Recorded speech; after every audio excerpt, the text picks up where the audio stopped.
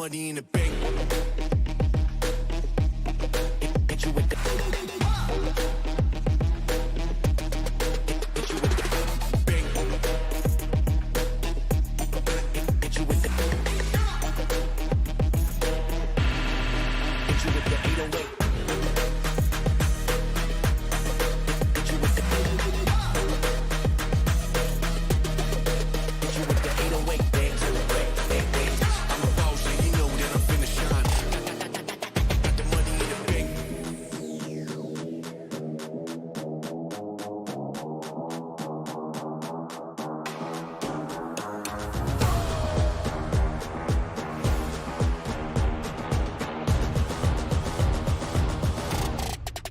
Got the money in the bank.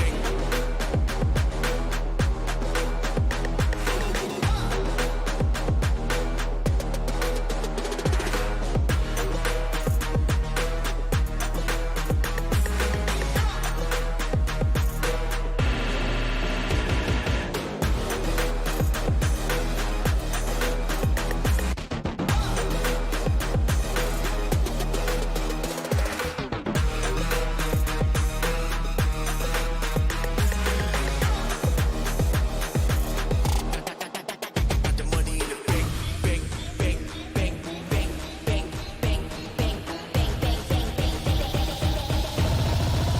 Got the money in the bank. Hit you with the 808. Hit you with the. Hit you with the bank. Hit you with the. Hit you with the 808. Hit you with the. Hit you with the 808. Bang to the bank. Bang to the bank. Bang to the bank. Bang, bang, bang, bang.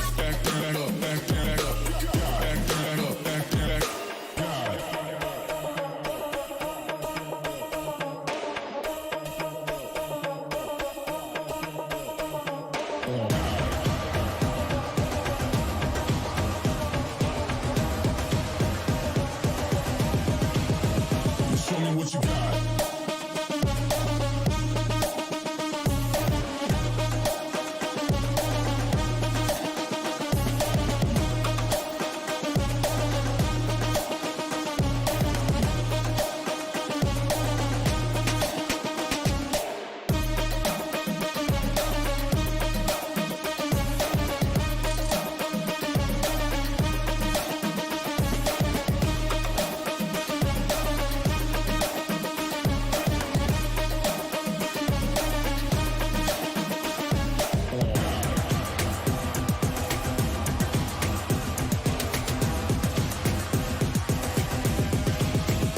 Show me what you got. Down, up, back, back, up, God, down, up, back, back, God, down, up, back, back, up, God, down, up, back, back, God, down, up, back, back, up, God, down, up, back, back, God, down, up, back, back, up, God. Ain't no reason to back down, so step it up. God, down, up, back, back, up, God, down, up, back, back, God, down, up, back, back, up, God, down, up, back, back, God, down, up, back, back, up, God, down, up, back, back, God, down, up, back, back, up,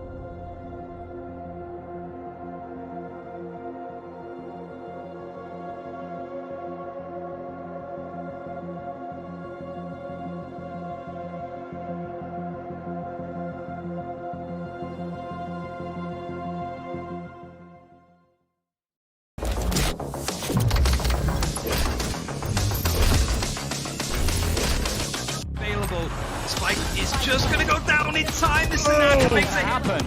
Great stop there. Oh, dicey. Oh my God, J-Mo, the champion of this one. Oh, Asano! He gets the triple off the rocket. It's the full.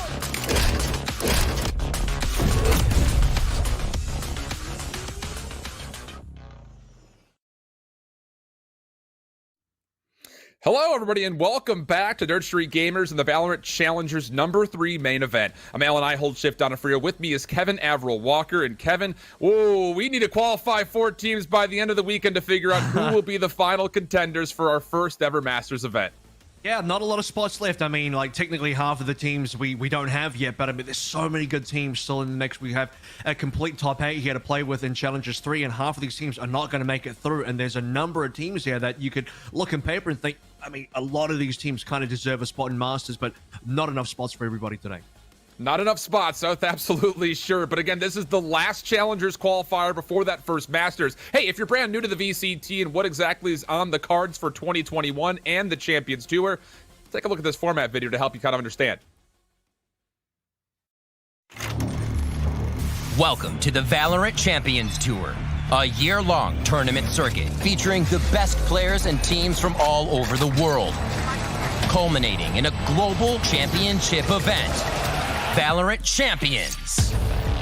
Each stage begins with Challengers, where teams compete in regional tournaments for a place at Masters. Teams who compete in Masters events will earn points that help them qualify for Champions. And Champions is where the best teams from around the world compete on a global stage, where the art of greatness is on full display. And one team will be crowned 2021 VALORANT Champions.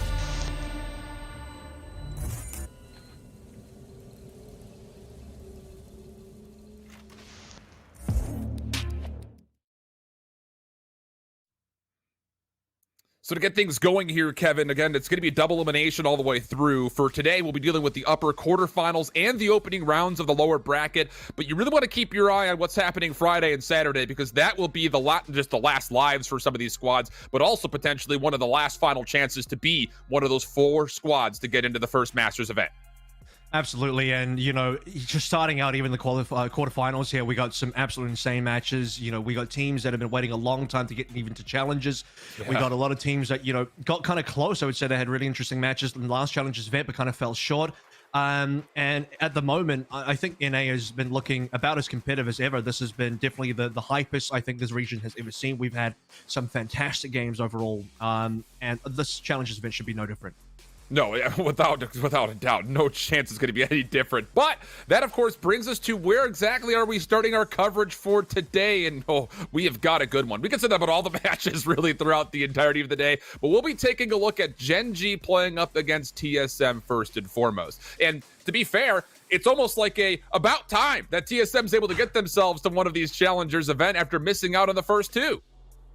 Yeah, I think TSM right now, my favorite tier 2 team in North American VALORANT. They're a good up-and-coming team that have, you know, first-time Challengers run ever, by the way. So the first time joining Challengers. Can't wait to see what this team can do. No, but all jokes aside, it's taken a long time. It's taken TSM a couple of runs to get here. I mean, it's been a pretty rough journey for them. They've lost to Exit before. They actually lost to Gen G in one of the quarterfinals in the qualifiers as well. So they get to play Gen G now in a rematch. And this is going to be a bloodthirsty one because Gen G is the reason that TSM did not qualify for Challengers 2. Gen G themselves did actually end up playing, you know, Challengers 1 and 2, I believe, where they, you know, they kind of bowed out fairly early. They lost to Immortals twice in both Challengers. They lost to Sentinels. They lost to 100 Thieves. The only team they really beat in Challengers was NRG, but the good news for them is they played them to Challengers events so far. This is still TSM's first run into an actual Challengers main event.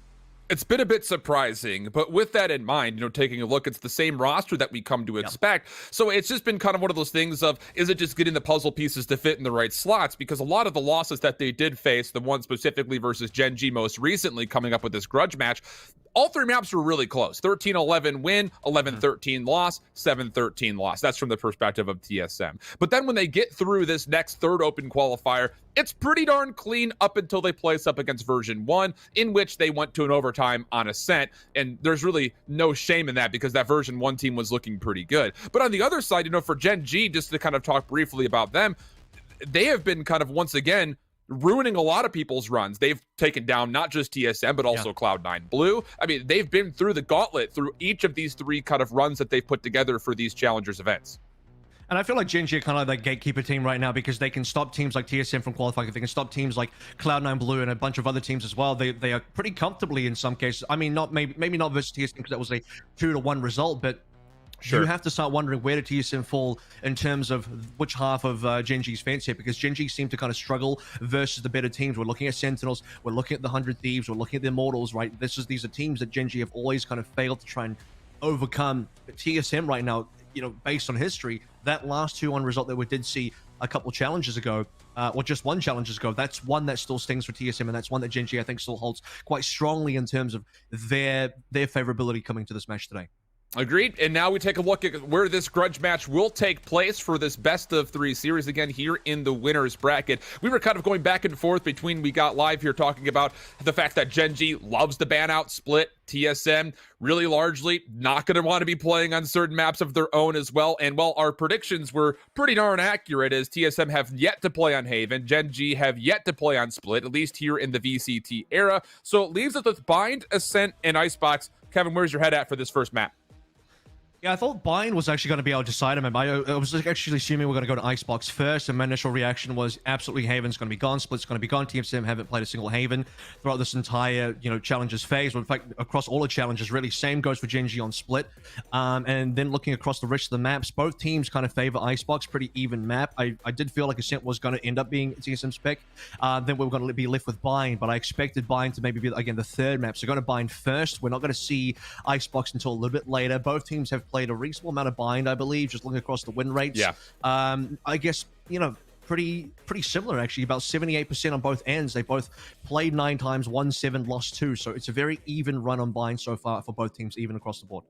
This is a repeat essentially of what the series set looked like when Gen G and TSM played up against each other in that open qualifier number 2 to try to get to that second main event for Challengers overall. The last time they played here, it was Gen G's favor, just a barely 13-11 win. Now, it's been kind of interesting because both of these teams, as we just mentioned, of course, playing with the same rosters that you would come to expect, but the compositions that they pull out are pretty unique and pretty different overall. Specifically, I'm kind of taking a look at TSM in recent memory, just kind of going back to the round of 128 and the round of 32 through their third qualifier. They're actually pulling out the Sky here.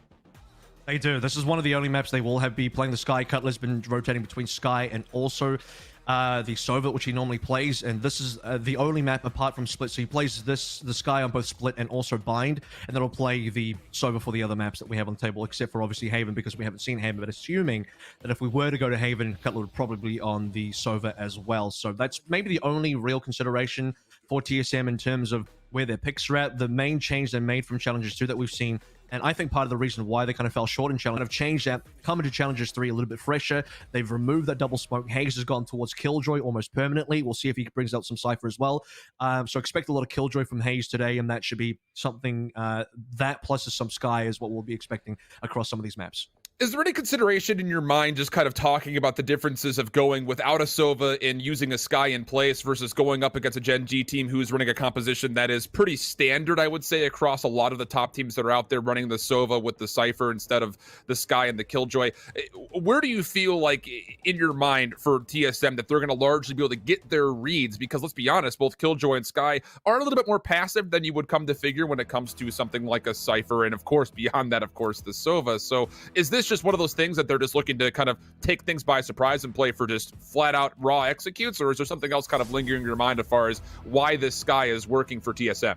I mean, look at Mikhail as well on the other side for, you know, Gen G. They also are going to be running the Sky here. And I think Sky's actually got pretty good unbind. This is one of the good maps, I think, for Sky, where you can throw the Trailblazer and the Guiding Lights through the teleporters. It's kind of the general play here. It's starting to take over Sova on this map. So I don't think I'm super surprised about the Sky for this particular map. I wouldn't be surprised if more teams were going to put Sky on this map instead of the comfortability of Sova. But the main concern for me, or the main talking point for me, is still going to be Hazed on the Killjoy, because that's, I think, where it's different. Most teams would be running the Cypher here, but I don't know that Hazed has a Cypher right now. He's just been hard spamming the Killjoy.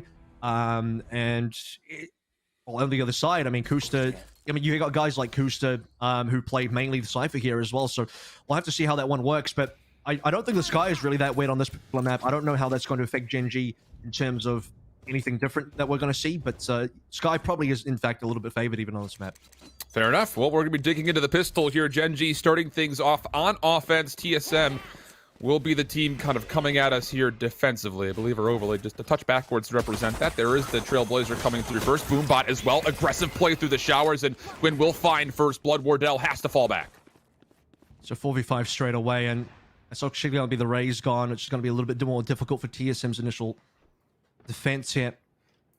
So you already see a rotation coming through from Cutlib. This is going to be a good response. A little bit of an extra utility being placed by Kuster as well, just kind of lurking, trying to maybe peel back a few members from TSM, and that is going to be some information to confirm members are still in the showers.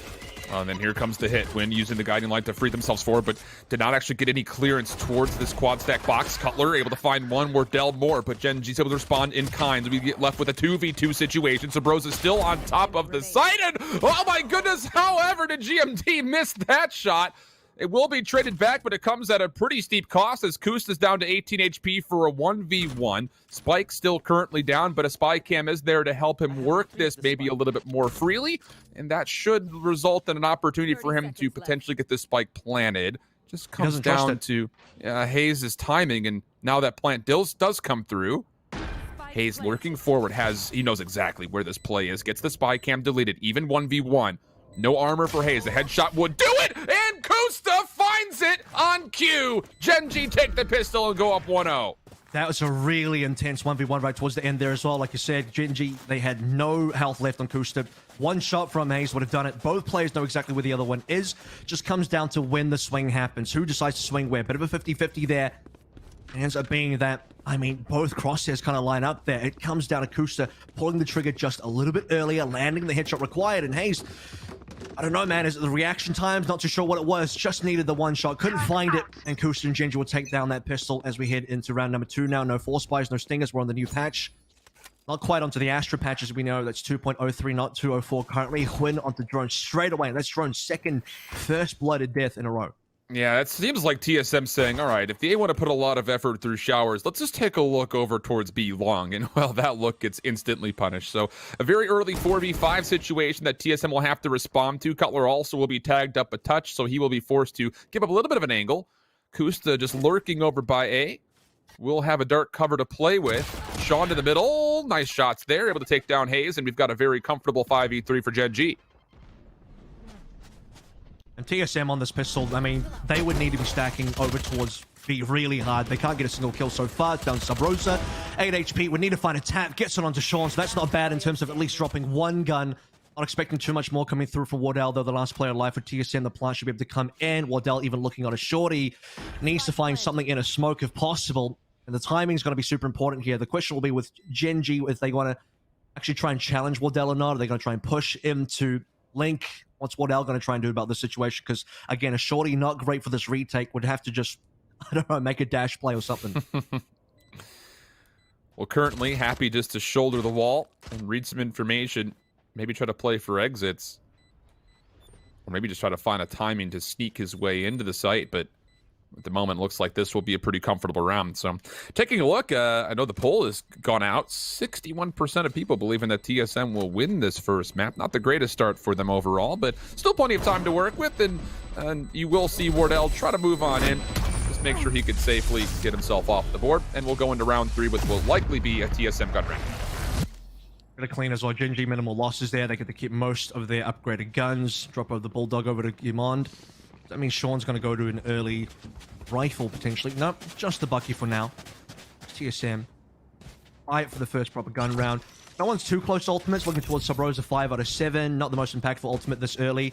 Ideally, you want it on, you know, someone like Drone to start with. Or Dell a little bit later on if they do lose this particular round. Looking to see what Gen G can maybe do about it. Nothing really too close either. If maybe Huan was a little bit closer, Blaze would have definitely been played here.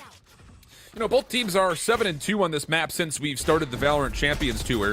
It's been a stronger defensive side, though, for TSM as they do get a bit more aggressive, trying to challenge over through showers. Sean tried to dive on in, and this broke down quickly. You also have Drone, who made the play to the teleporter to assist if necessary, but that would not be required, and now Gen G find themselves in a 2v5. TSM get the full heal up here as well, so everyone's going to be pretty healthy. It's going to come down to just the 2 more members. Maybe they can find a bit of a timing. Even through the wall, that's not too bad in terms of damage. Gimon finds Wardell. Spike is technically down. I don't know how much extra damage Gen.G can do here. Just Kusa with the Spectre. He's been surrounded as well. Knows he's in a lot of trouble. And TSM don't even have to really do too much here. They can just play for the time if they want to. It's Gen.G. They need to somehow recover the Spike and do something. And Kusta, I mean, 50 seconds of just checking cameras and trying to spam into this wall. Hoping, praying, seeing if the Valorant gods will favor him with the timing somewhere. And Kusta will be able to collect the Spike, actually exchange his Spectres for one that actually had less ammunition than the one he was holding. And then here is the peak, but Kusta, not bad, does find one more elimination. So TSM get aggressive defensively this time, and it pays off in a major way as they only drop 2. TSM, they make a really heads-up kind of play. You know, they just don't really wait for Gen.G. They had a really good read that Gen.G were maybe going to go for a very heavy showers sort of commit. So I see that again. I mean, you see the TPs coming on through. Drone is there. Trailblazer to follow. A lot of damage coming through from the rest of the defenders over towards showers. And only dropping 2 guns as well. So well and truly above expectations, or, you know, about expectations for TSM in terms of keeping weapons alive. Going to round number 4. This is going to be the first gun round properly for Gen.G, though.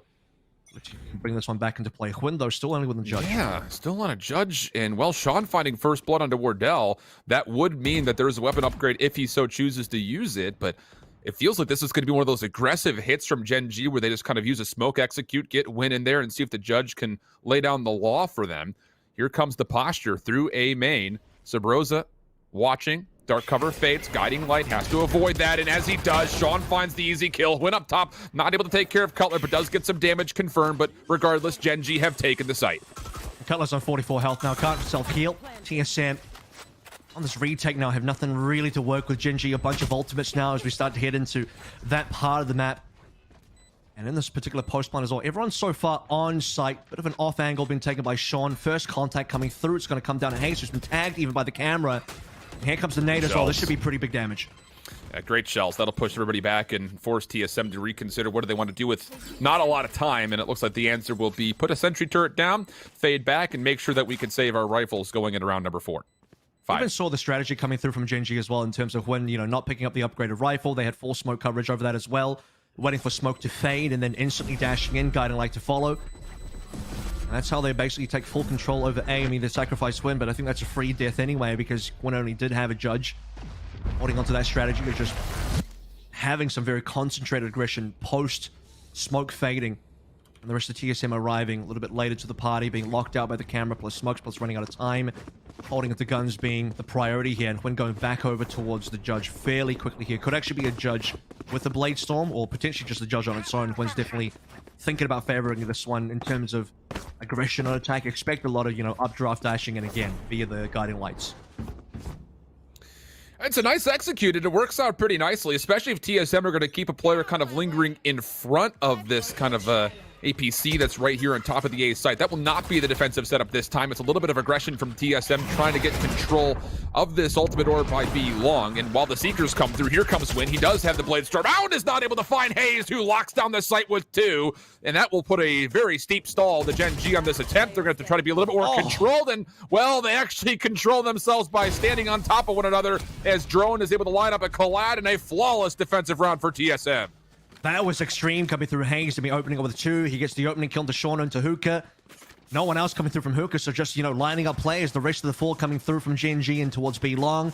Perfect for TSM to pick up all 5 kills. Flawless here as well. Getting that massive ult charge. Sabros, I believe, did ult onto the other side of the map, so he was coming over towards B if anything was going to, you know, if things were going to get worse. But aside from that, you look at TSM, big ultimates coming online fairly soon for both Hayes and Drone. Wardell's one away. Their money looks pretty good. And for Gen.G, nearly onto the broken buy if they lose a couple more rounds. So an important one here into round number 6. Showstopper, Neural Theft available for Gen.G.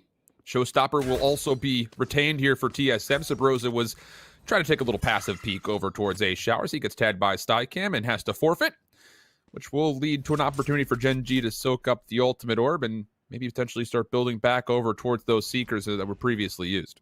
Slower round from Gen.G here as well, just defaulting, but playing very passively on this default. You can see that no one on the map is actually trying to take a bit of control just yet. Sean specifically isn't trying to push into Hookah. You don't have, you know, Yimon going over towards short and doing too much there either. Now they might start thinking about throwing a little bit more utility. Cutler's going to confirm people are down long, just shoulder peeking that one. As the Trailblazer does come up, we'll see if TSM want to respond with a little bit more, but yeah, it's still at around the 50-ish kind of second mark here, and TSM don't quite know what Gen G are going to do. You do see one rotation, the drone is coming over, and Kus is down. It's a big first blood for Wardell. The spike and all of this passive setup for Gen G is still over by Spice Mark, and the Sabrosa finds a second kill for the defense. Now Gen G is in a 3v5, and you have to really consider what exactly do you want to do. You don't want to just give up this round, but at the same point, how much do you spend trying to work your way in? Hayes, next one up, finds the kill. That's on the spike carrier. Nanostorm to keep it safe, and now you're all of a sudden for Gen G in a position where you're just trying to fight for a couple of kills and maybe keep Michael onto this, Mikhail onto this Vandal. Oh, rough timing. Yeah, Still get the kill into Cutlass. So, I mean, 2 kills is fine in terms of at least, you know, a bit of a silver lining here for Gen G, despite what was otherwise a pretty awkward round for them. Again, very slow, didn't really do much around the map. Took a little bit of early showers control. You eventually had the slow lurk up onto A from 2 members. Both got taken down. And then for TSM as well, I mean, easily held most of the locations. Yeah, they dropped 2 eventually at the end, but it was like 5v1 there, and they just kind of give 2 away. They still have enough money to buy over for the next, no issues. 4 ultimates online now, didn't have to spend anything there for TSM, so very comfortable in that last round, number 6, and moving into round number 7 now, when goes actually back towards the judge. Now let's see if they go back towards aggression. Forced by scenario, you have to figure that the showstopper will be queued up for this round. You also had win on the judge, as mentioned, probably the same kind of flash execute that you would figure is going to be there, but Wardell is playing a bit differently. On top of this double box, dark cover keeping him safe for the time being. In the timing of when this dissipates, can he find an elimination? Sure does, and is able to tailwind away. Wardell trying to keep his life. Paranoia just to try to see if they can find an elimination. Wynn's going to go forward, able to find the trade, and he gets a second. Are you kidding? This keeps the Gen G offense alive. Just comes down to, can they successfully fully clear out Sabrosa, who has been eluding all of this Gen G offense until he finally gets caught up by the neural theft, and that will be the end of him. And now TSM with the Seekers looking to retake into 2v4. And thankfully for that neural theft as well, otherwise Gen G would have a little bit more issues to deal with. Still a couple of ultimates available for TSM. Seekers are gone, locked down now. Potentially you're going to be initiated. Counter Seekers to be flown in as well. That's pretty quick coming through from side of Mikhail, who I think might even be his second Seeker so far. 2 versus 3 definitely still doable, especially with GMD down. The lockdown will be in play. Gen G has to make a move. Mikhail finds one, goes to 1v1, and Mikhail takes it. Eliminates TSM off the bat, and that will be good enough for Gen G on a forced buy round to go up 4-3. Super important round, right? Gen G could have been in a very tough position. They would potentially lose another round after that into an eco. TSM now, after banking up a ton of money, Wardell finally dying, was going to allow him now to buy the operator.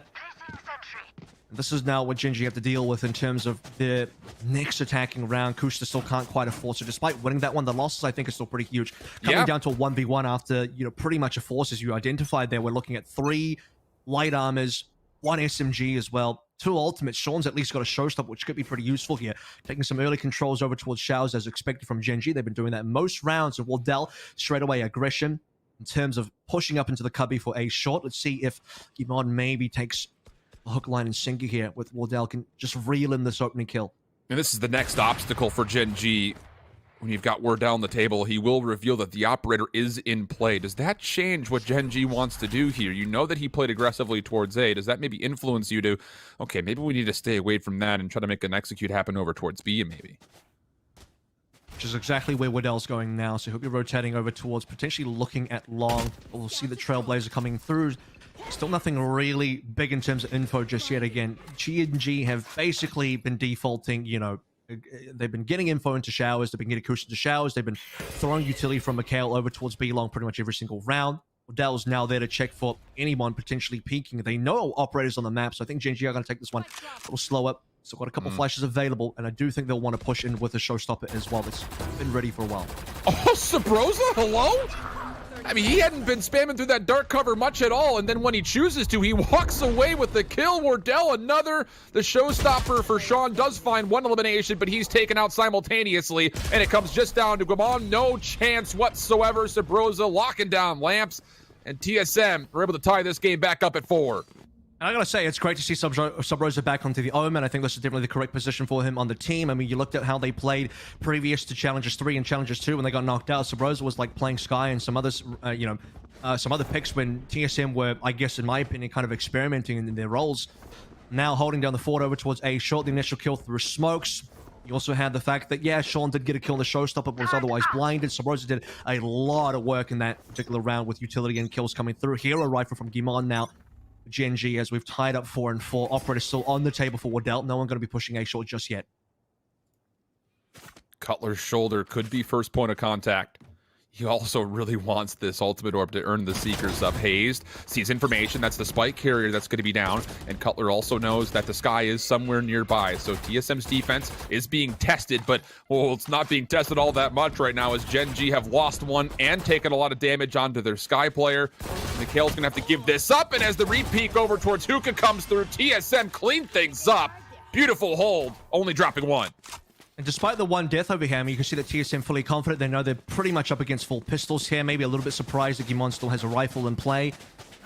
Didn't really get too much else out of Gen G, though. So now back into the actual buy. Gimon comes in with the same rifle but no armor. Hwin will be playing the Blaze Storm this round, saving that 2k. And we still have 8k in the bank here for Wardell, who didn't get to see too much action in the particular last round. He's hanging out over towards A, no one pushing him.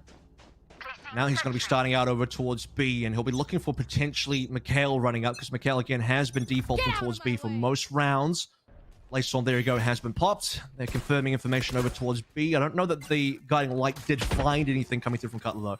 Oh, Paranoia push through for TSM, but the Trailblazer does connect, so that'll stop Sub-Rosa just a touch, and beyond that, Gen G never fully committed to getting into the showers. So a bit of early utility exchange between both squads, but no first bloods, no point of contacts beyond it. And this kind of slow playstyle does get punished by Waddell pretty hard. So now you've got him looking over towards B Hookah, just destroying the the tripwire and stuff like that. But Gen G are definitely kind of faking towards B, and eventually, yeah, here we go. Waddell kind of just gets bored of B. Move over towards A. Probably first eyes towards shower as well. That would be huge. Drone's already got the off angle covered, so this could be potentially pretty tough for Gen G as Seekers do roll out. Seekers start cover. There goes the tailwind, and Finn nearly comes up empty with the Blaze Storm, but does find one, instantly traded. Sub-Rosa, could he be tested? He's found himself a double thus far and has kept his life. Wardell trying to keep him safe just beyond the quad box. And so far, that actually puts Gen G in a bit of a corner. Mikhail is considering the plant, but as he wide swings, we'll find a couple more kills, and that will be a much more secured plant in the mix for Gen G. 2v3 in the retake. Seekers are out immediately. Cutler trying to get some information, but Hayes has to deal with a tracking dart. Now point of contact on the outer. Cutler good for one. Kusta responds, and Kusta gets two at the end. A dicey take, a dicier retake attempt, and at the end of it, we go tied 5-5 through 10. And picked up the operator here as well, so they're going to be giving that one over to Hwin. Interesting that, we don't see a lot of offensive operators anymore on a lot of maps. This will be one that Hwin wants to be able to challenge Waddell with, who's going to go straight back over to the operator again. He banked up a lot of money over the past few rounds. And TSM, unfortunately for Drone, I think he might have been flashed up, so you did see an opportunity there where Hwin was maybe going to go down. Yeah, you notice the Blaze Storm kind of goes wide for a few shots before he lands on Drone. But Drone couldn't respond at all, so Gen G still get a pretty decent entry over onto A, which gets them the site, gets them the plant, gets them that round win as well. Waddell starting out in the cubby once more. No one's going to peek him. It's been like multiple rounds now where, unfortunately for Waddell, just can't quite catch a break. No one peeks him early. No matter where he starts, it's just not where Gen G are. I just kind of wonder if TSM are fine with that to a certain extent, because now they know that all of this middle towards A is completely covered, and it gives you the ability for your defense to kind of focus on other things because you put so much trust that Wardell, if there is a late rotation, he will find maybe one pick or at least see numbers before he has to tailwind away, and he very well could get first point of contact here, finds the kill, and then off screen, Hayes finds Hwin. That's over towards the B site. And that will be enough for TSM to be in a very comfortable position here in round 11 at a 5v3. That's Hwin with an operator as well. So Hayes actually beats Hwin in that 1v1, which is absolutely massive for TSM. So with 4 ultimates available, as the time starts running out here, Gen G, yeah, they're going to go for it because there's only 2 rounds left. You want to play for every single round. But I mean, this is not looking great. 5 versus 3, showstopper here from Drone. And this is just going to slow things down even further. In fact, he gets a kill. Hayes gets another one as well. And we're just down to Gimon, and I don't think he's going to do much more. He's stuck in a corner, does find a second elimination. Not bad, but it's not really going to amount to much as we get into the last round of the half, and the only thing spent for TSM was the showstopper. And as we get into this final round, how about it? you have no ultimates available for Gen G, so a steep advantage here for TSM to try to close out this half. And that's actually, you know, I think a decent kind of change for Gen G. You know, previously when I was watching the Gen G games, one of the criticisms I had of this team was that they were very, very much holding on to ultimates. They weren't willing to use ultimates. They were just kind of banking the ultimates forever. So maybe they've overcorrected. Maybe they started to just use them way too liberally. So somewhere in the middle will be probably good. TSM haven't really been forced to. They're pretty well stocked for this final round of the half. Could still go 6-6 depending on heroics from Gen G. But a lot of these early round kills coming through TSM have just been shutting down Gen G entirely. Well, Mikhail will be freed up with a lot of help to get his Seekers earned off of this ultimate orb in A showers. So at least there's one tool to use. It just comes down to how do you want to try to get the Seekers in play and follow up behind it, because you have Hwin, who again has this judge. You figured that it's going to be Seekers with a guiding light and then a tailwind play for Hwin to try to find first blood again.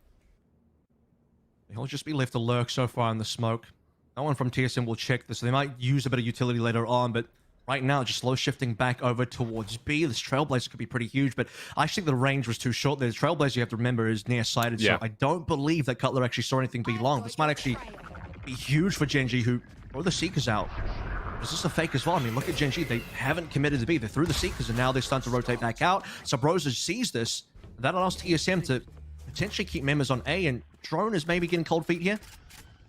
Seems to be rotating over to B. Lockdown was also spent defensively just in case. There's the guiding light play. Hwin on the way forward. Wardell is going to be able to respond to this. He's actually avoided it so far. Subroza has helped for first elimination. The quickscope not going to be there, but Subroza through lamps is good for not just 2, but 3. Still holding his life. The defense rotating over, and Gen G are just down to 2. Kusta lingering over by B will fall, and now time becoming a problem. 10 seconds. Win what would be a 1v4 situation. Has to try to stick for a plant, and as he does, Hayes makes the wrap, finds the 7th round for TSM, and we go to our halftime break. TSM in a very strong spot as they'll rotate back over and be on the offense. We come back after this.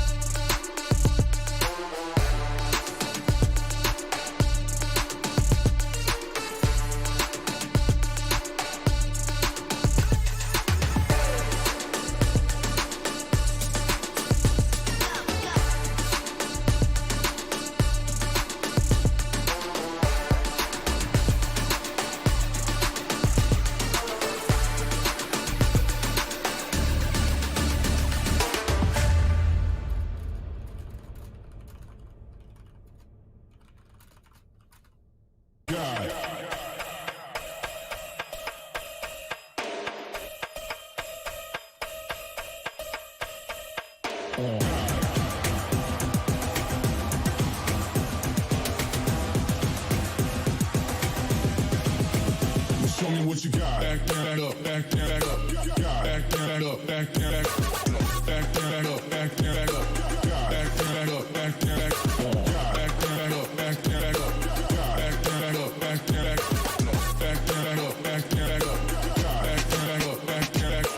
Back that up, back that up. Back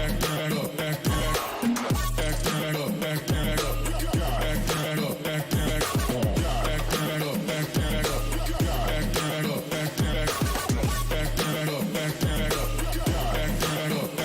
up.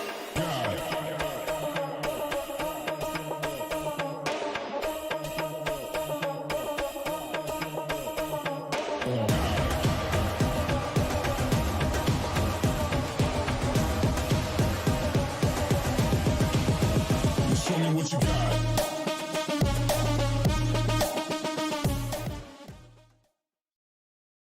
7-5 after the half in favor of TSM. Avril, give me your initial reactions.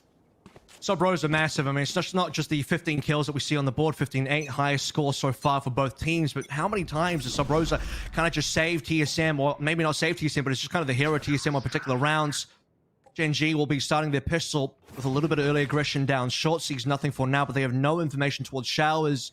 So let's see what Gen G can do with this type of information. Contact should be found pretty quickly onto market. It's Jet on Jet, and Wardell wins the 1v1. I mean, talk about clutch timing. Wardell lingering near Spices. It's the sentry turret that makes him heads up. But Sean, speaking of heads, able to find himself a first headshot to keep things in a 4v4. Guimond is also here to try to assist on this hold. And as we get a little dicey, goodness gracious. Thought for a second Sean got both with the snapper, but it's Guimond for one. And we've got ourselves a 4v2 early. Kusta able to make it now just down to one. Good luck, have fun if you're Cutler. Not going to get anything going, and Gen G take the second pistol. I'll respond to there. Sean coming through with 3 as well, and that's despite TSM getting the initial pick via Wardell, who was really low, coming back through showers. So TSM going to drop both pistols so far. A blind Gen G should be looking forward to a fairly comfortable anti-eco here again, not expecting anyone to go towards any force buys anymore. We're way past the Stinger meta now. So it should be 9 on the... Sorry, should be 7 on the board coming through for Gen G in just a minute. Interested to see what TSM try to do here. I mean, if you talk back to after they had lost the initial pistol from their offensive side, they were, or pardon me, their defensive side, they tried to play a bit more stack heavy and aggressive. That looks to be somewhat similar here as they are trying to get themselves some action towards B long, but it's Sean inside who could have find first blood. Guiding light comes out. Mikhail looking for information, and boy, did he find it. Cost him a bit of his health pool. Also seeing the wrist of Hazed was Sean. Will find a second elimination, and Gen G, a very comfortable spot so far. Is how many can Sean get is the question. Finds himself 4. Trailblazer will give him the information. Do you give him the ace? Apparently not, says Win. But a very clean second round for Gen G. Flawless as they tie it up at 7. Yeah, massive from Sean coming over through the Hookah side of things as well. To be fair, though, not getting the flawless actually kind of helps out the team. I think, sorry, not getting the X helps out the team. Getting the X would have been nice for the highlight reel for Sean indeed, but allowing the last kill to go to Huyn means slightly closer in terms of ultimate charge here. They kind of share the ultimates a little bit more evenly. Sean now has the ultimate available entirely, so this round 3 timing is actually huge. I do think Sean coming in with the showstopper for this gun round of TSM could be a pretty big game changer. They have not a lot of great weapons to play with here in Ares, even for Guimond. They don't have any bulldogs. Not a single player has gone towards the rifle. Obviously, no one died in the last round either. So let's see what we can find out of Gen G early. No one's coming through B, realistically speaking, so that might mean Gen G will just rotate somebody off, and already you can see Sean start to make moves over. 3 players for TSM still playing inside showers for now. That does include the spike carrier. Ultimate orb will be collected by drone.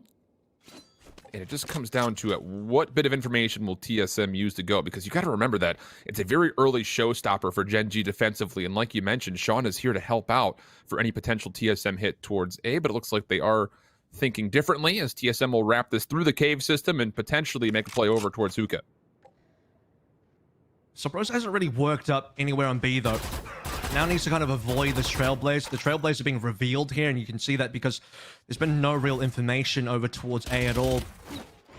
Is Sean kind of already thinking of rotating backwards? Yep. He's going to do that right now, especially with the paint shells being confirmed. But TSM, they know that information was gained on them. They will quickly wrap back, and Wardell will be the first one forward on this execute through mid. And there's only one player here defensively. It's only Kusta who's here. The spy cam will reveal.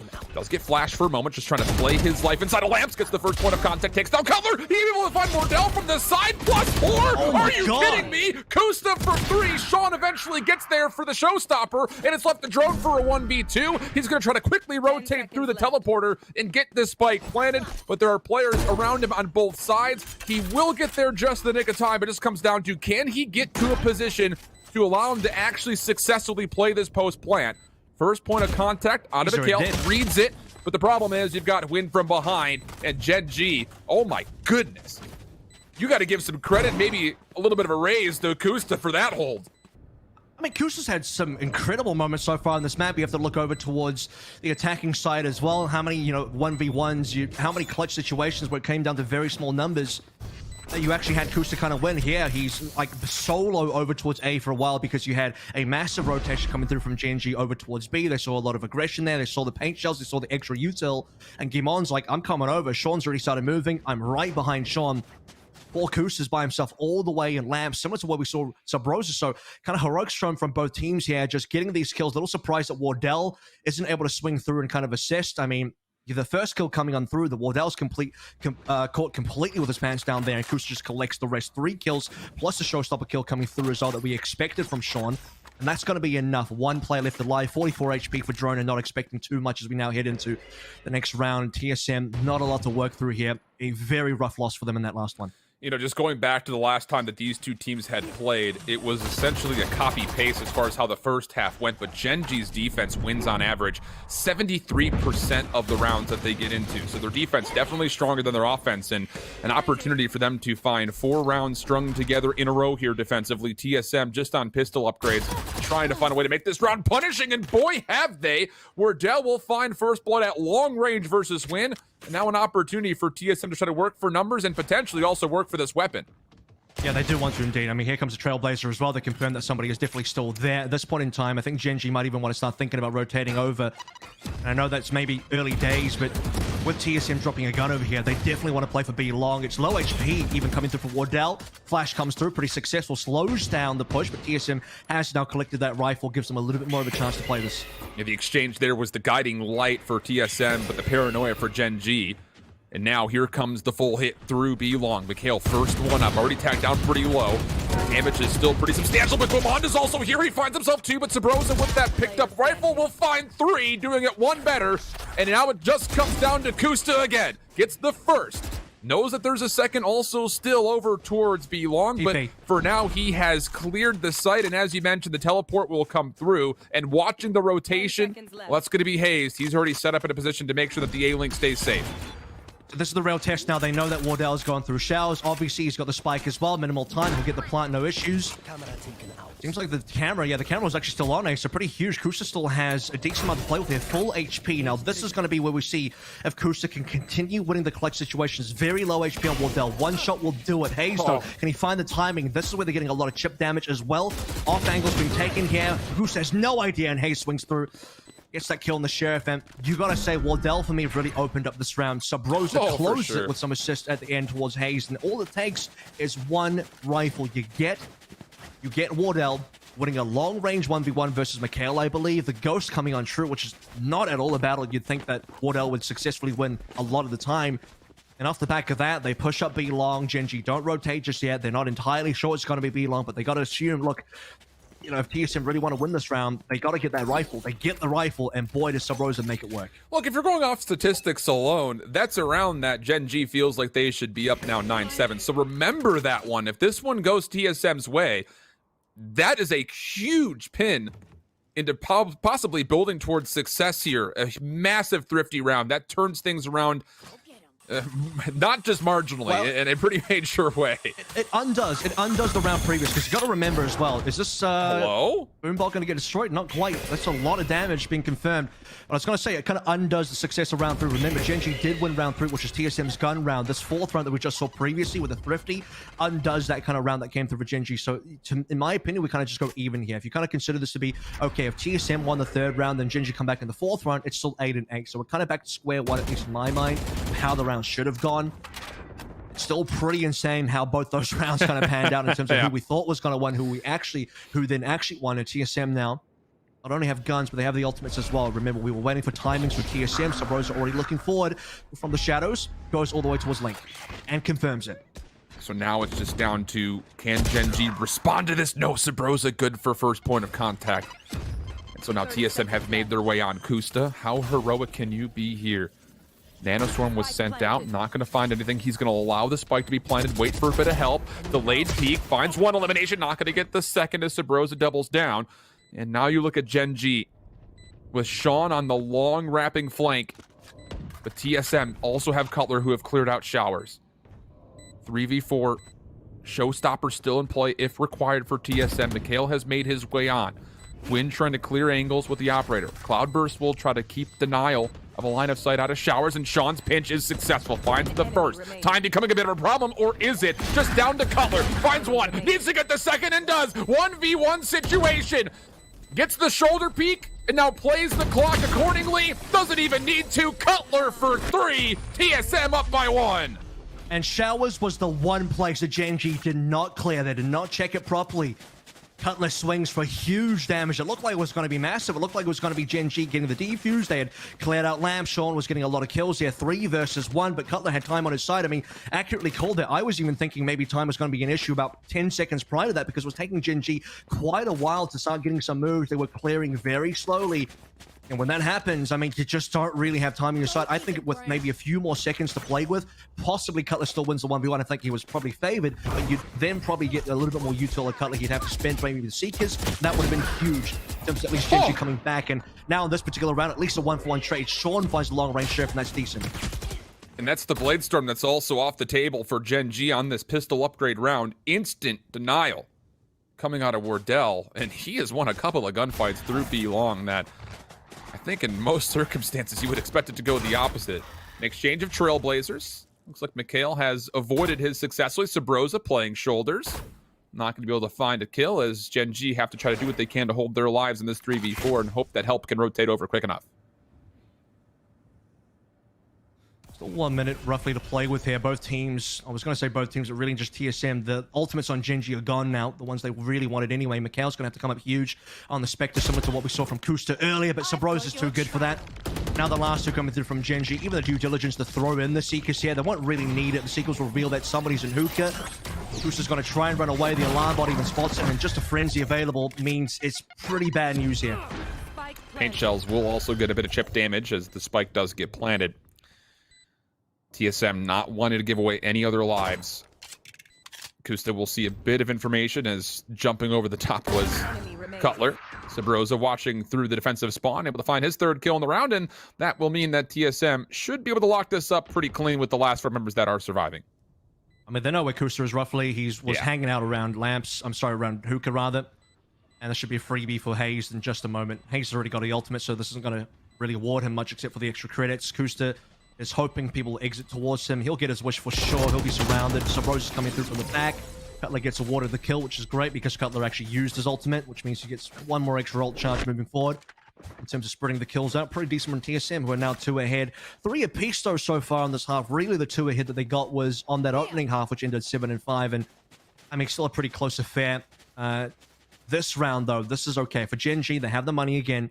Wynn's going over towards the Operator, light armor, but they have a bunch of ultimates coming through, especially looking over towards Showstopper for Sean, which has been finding some decent value.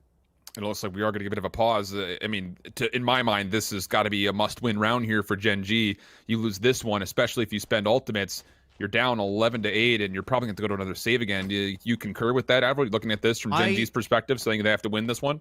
I actually think if Gen G, definitely they would have to kind of need this to bounce back, at least in terms of economy. But if they start losing members here, I wouldn't be surprised Gen G start thinking about saving guns, especially thinking about saving the Operator as well. When this is a massive purchase, they're down quite a lot of money. To be fair, though, you wouldn't have a lot more rounds to play with after this. What they really need is to prevent TSM from reaching 12. So giving away TSM to 11 is still kind of okay at this point in time. It's not going to be comfortable. Saving the Operator would be pretty huge, but what would be worse would be playing an unwinnable round, trying to force these guns into a round where realistically they can't come back, giving TSM the 11 anyway, and then not having the equipment to stop TSM from getting the 12.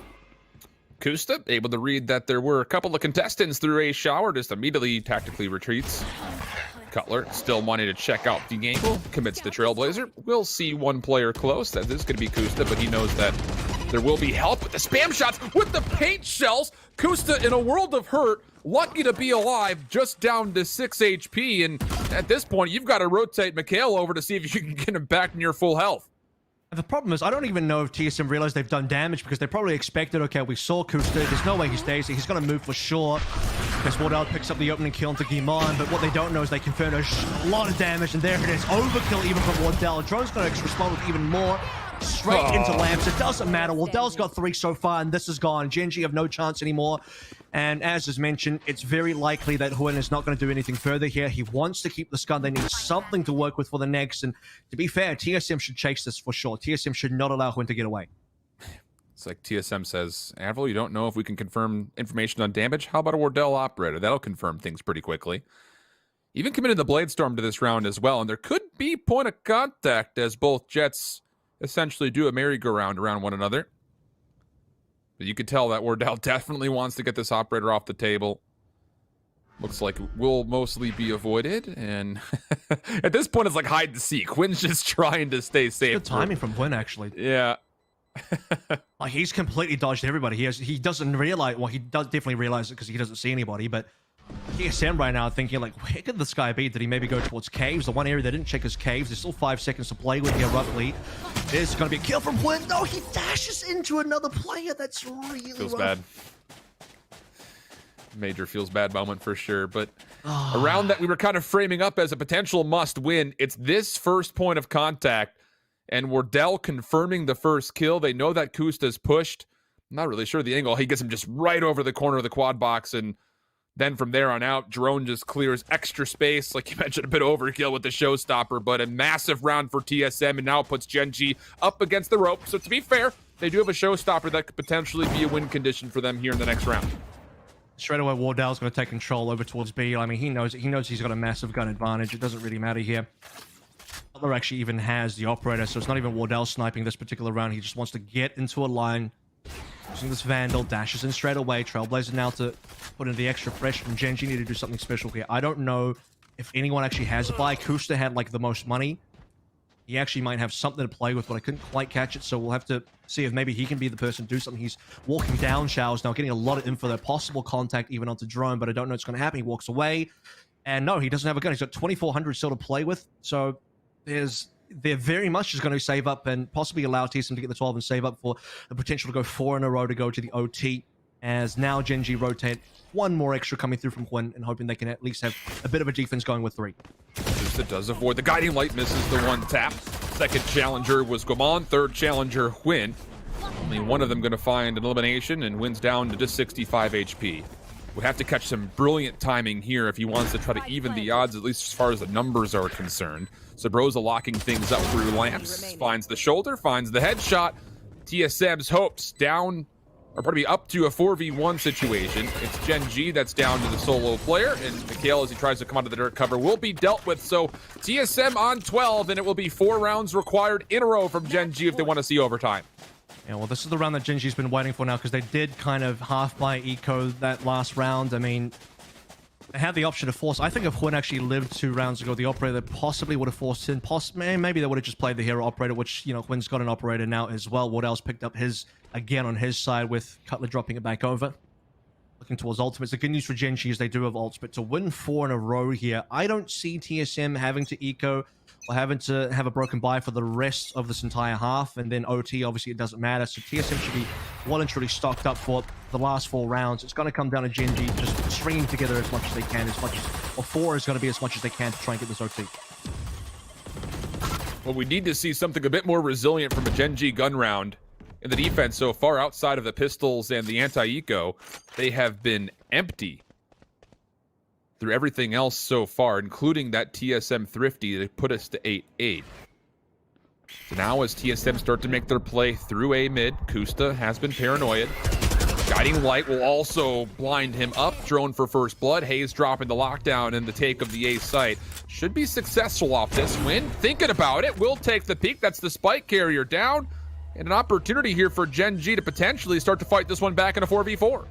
So Broza has a potential timing here. There's no way. Yeah, Huyn doesn't know. Huyn is not going to check that angle either. Scoped in to look over towards Showers. Going to confirm that no one else is in Showers now either. 3 versus 4. At least the showstopper is available, but not if the pick comes through. Sean's down. That's the only big ultimate Gen G had. Gone 4 versus 1, and this is at TSM. Are going to take map number 1. There is no way Gimon does any more here. Sub Rosa shuts it down. 3 kills, and by far, in my opinion, the MVP of this opening map. Oh, I mean, so many clutch moments across the board, but yeah, I 100% agree. Sabrosa came in massively. You got to even think back, it kind of lingers in my mind, you know, that Thrifty round where Sabrosa is able to pick up that dropped AR over towards B long thanks to Wardell and his opening ghost shots, and then he finds 3 kills with it.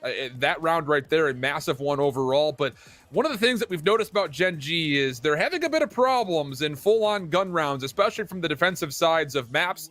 That one absolutely included, as they only take 3 rounds defensively. 2, like we mentioned, came off the pistol and the anti-eco. That was the 3rd overall. So not exactly the greatest situation for Gen G, especially considering that, hey, Avril, that was their map pick.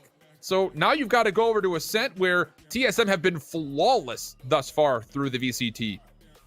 Yeah, and I think Ascent's going to be a really difficult one for Gen G as well. This was going to be a tough... I think they maybe should have started on Icebox. Now they're probably shaking their heads as well, thinking, maybe we should have started on Icebox. They know they've beaten TSM on Icebox before, but we also know TSM's a pretty darn good Icebox team.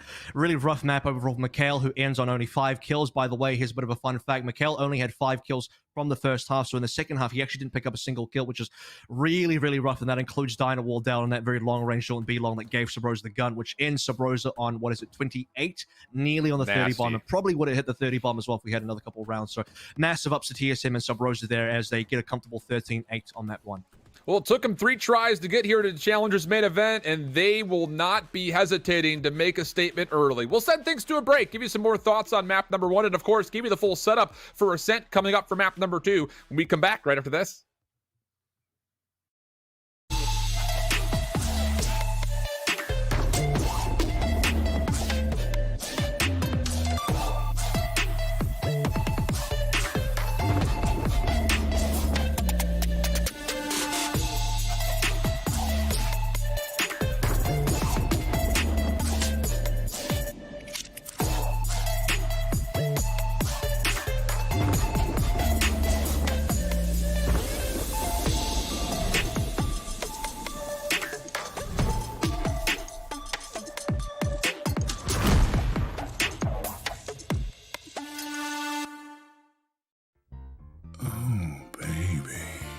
Contrast stitching, curves that'll hug your body, adjustable arms, custom embroidery, memory foam pillows, changeable color inserts, lay flat recline, removable logos, soft durable material.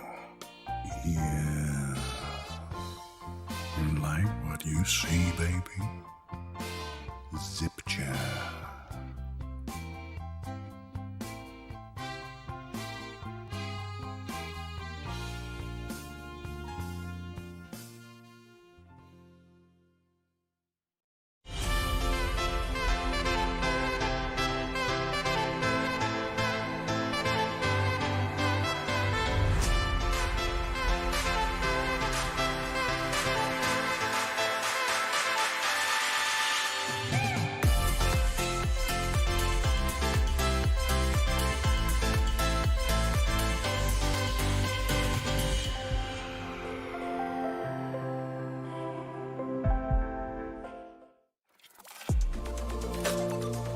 I feel like I need to defend my scene's honor here, because this is just turning into a bit of a dog battle.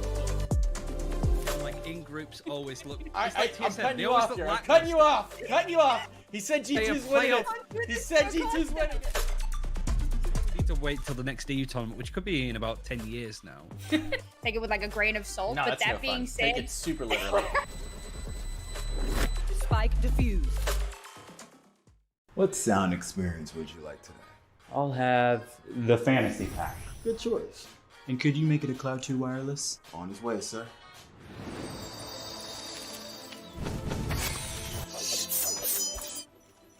Sounds amazing!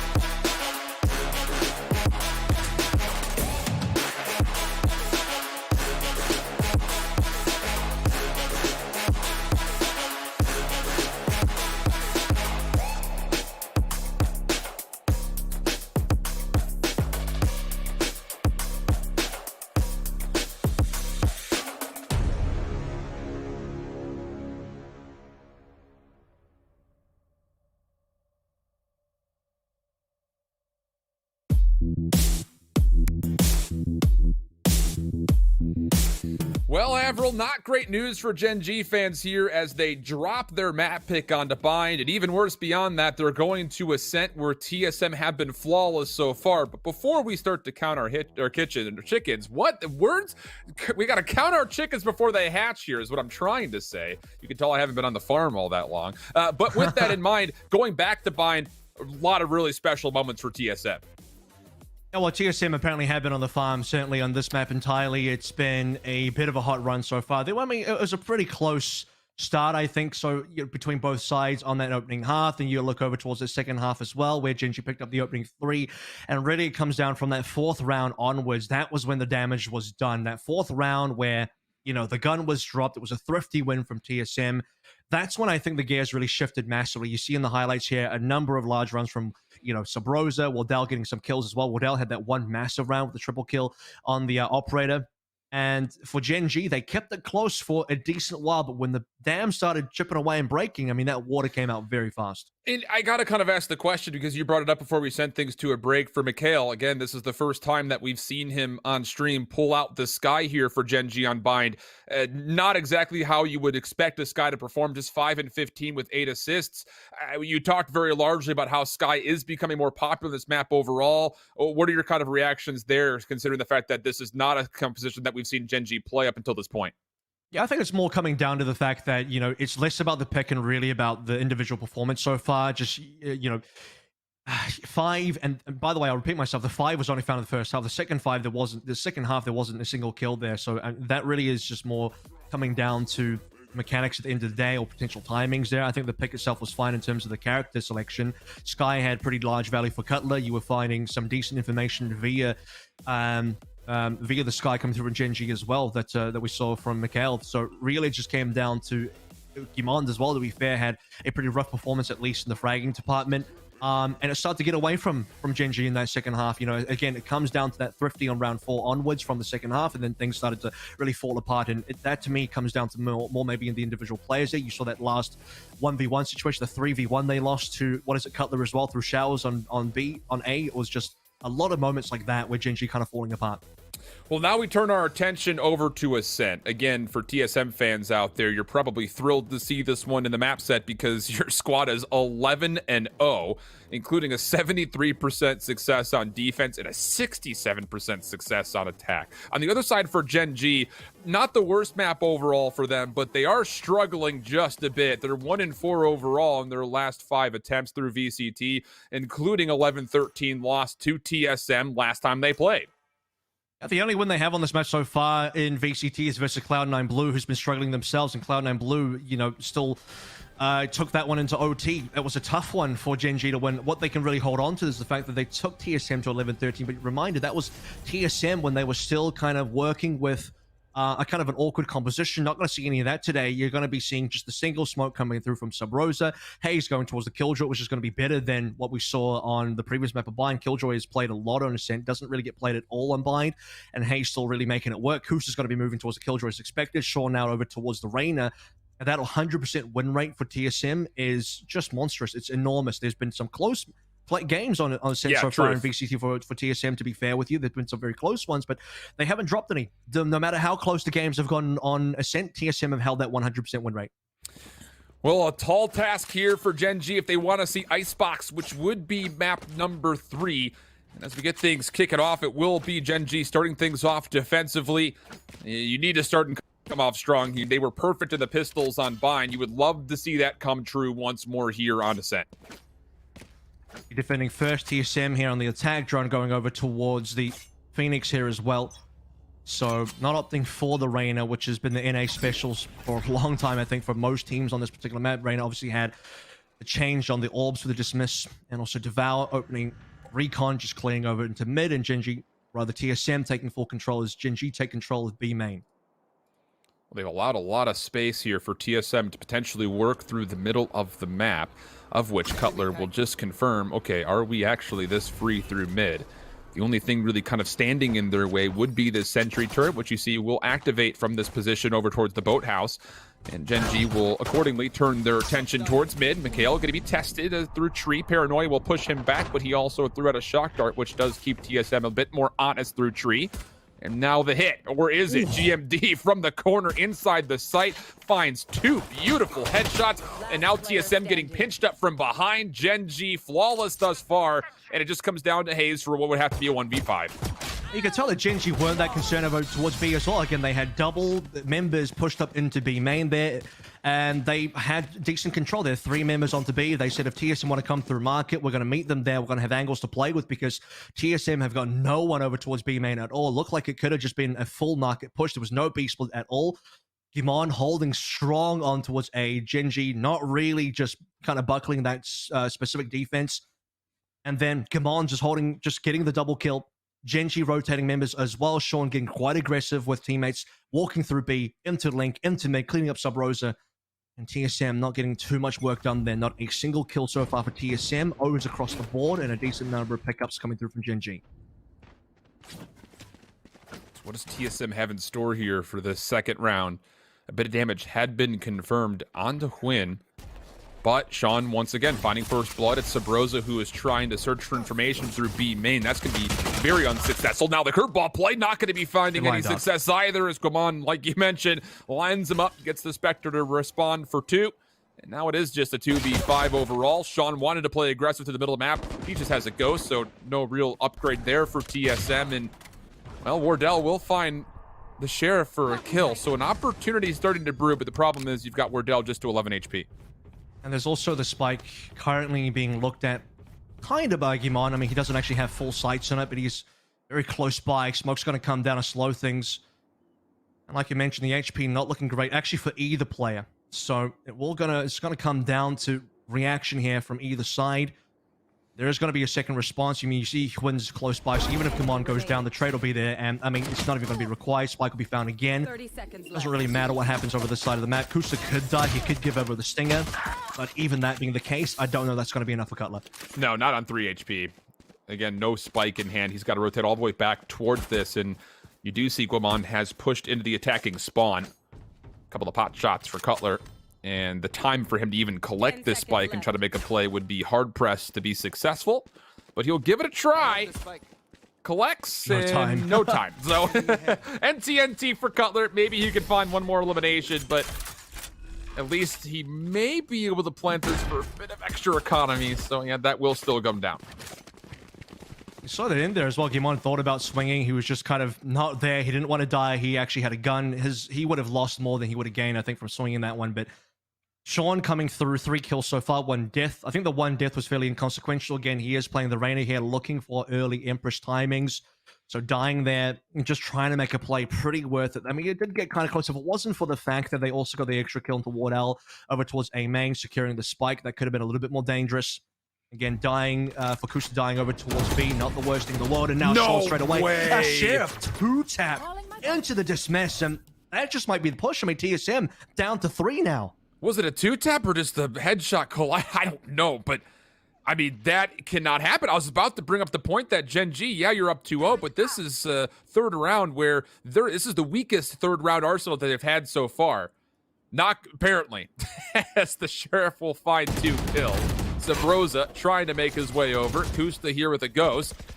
And there will still be a lot of pressure for TSM, but the problem is, can you get through Sean? There's already been rotations. Like, I mean, look at this. Gen G are here to play. Now they got 4 members roughly nearby. Hwin still hanging out over towards potentially into Pizza Market, into Spawn. We're under a minute. TSM, they don't have a lot of great control elsewhere. You do have Hayes kind of checking out mid. There could still be TSM rotating off. You can see the TSM are potentially getting cold feet here, just trying to fire some shots in, maybe find something through the smoke, hoping they don't get swung and killed by Sean. This Ferrari Reyna just getting these taps. The good news for TSM is that Gen G actually haven't picked up any guns. Of course, both guns are still waiting in B main. And the difficulty with TSM is if they leave B main, then they do give the guns over. So they kind of want to keep control here and maybe commit to B anyway. Kusta thinking about it, changing the angle. Does he want to try to push through this dark cover, though, is the question. Again, like you mentioned, those weapons would be huge, and TSM is going to back up to try to save. That does allow those ARs to be collected for free, though, so that is an expensive round for TSM in more ways than one. I thought they would at least try and hold control of the B main. I mean, the 3 rifles there would still be hard for Gen G to push in. Gen G would really want those guns, and in this sort of case, yeah, TSM get to walk away 3 alive, but They also give the 2 guns over. I thought if they're going to save, they wouldn't go back to spawn. They would attempt to try and save into B main with, you know, the fact that they've cleared most of the flanks. Hayes having mid control is actually really important there, knowing that the rest of Gen G weren't just going to flank from behind and maybe squeeze them in. And that would allow them to at least have some ability to hold on to 2 extra guns in terms of stopping Gen G from having them. As what a huge round. Sean getting that either 1 tap or 2 tap, not exactly sure what happened, like you sort of mentioned, but it's big enough that the round straight there was going to be too hard for TSM to continue with. Early Nanostorm coming out, a curveball sent forward from TSM as they want to get control of B main. In a very important round here, if we're being completely honest, because TSM, as mentioned, still held on to a couple of rifles, but Gen G similarly have saved up their economy as much as humanly possible. Recon Bolt dealt with. Lear gets tossed out, but instantly canceled. Then it will be a dark cover that results in kind of stalling this push for TSM. Couple of shots being fired by Huen over towards mid, doing a little bit of damage as well. You'll notice, by the way, that there's only 1 ultimate on board for both teams, and that comes through from Sean. So when the timing is right, the Empress could be popped. Gimon notices a bunch of players in mid, has it smoked out. Now still an alarm bot to cover the tracks. As TSM is starting to move over towards the A side of things. Huen is watching this one. Could be a 1 tap and a dash out. Shot could be pretty big as well. Shot gets massive damage. Not just onto 1, but onto 2 different players now put into the yellow.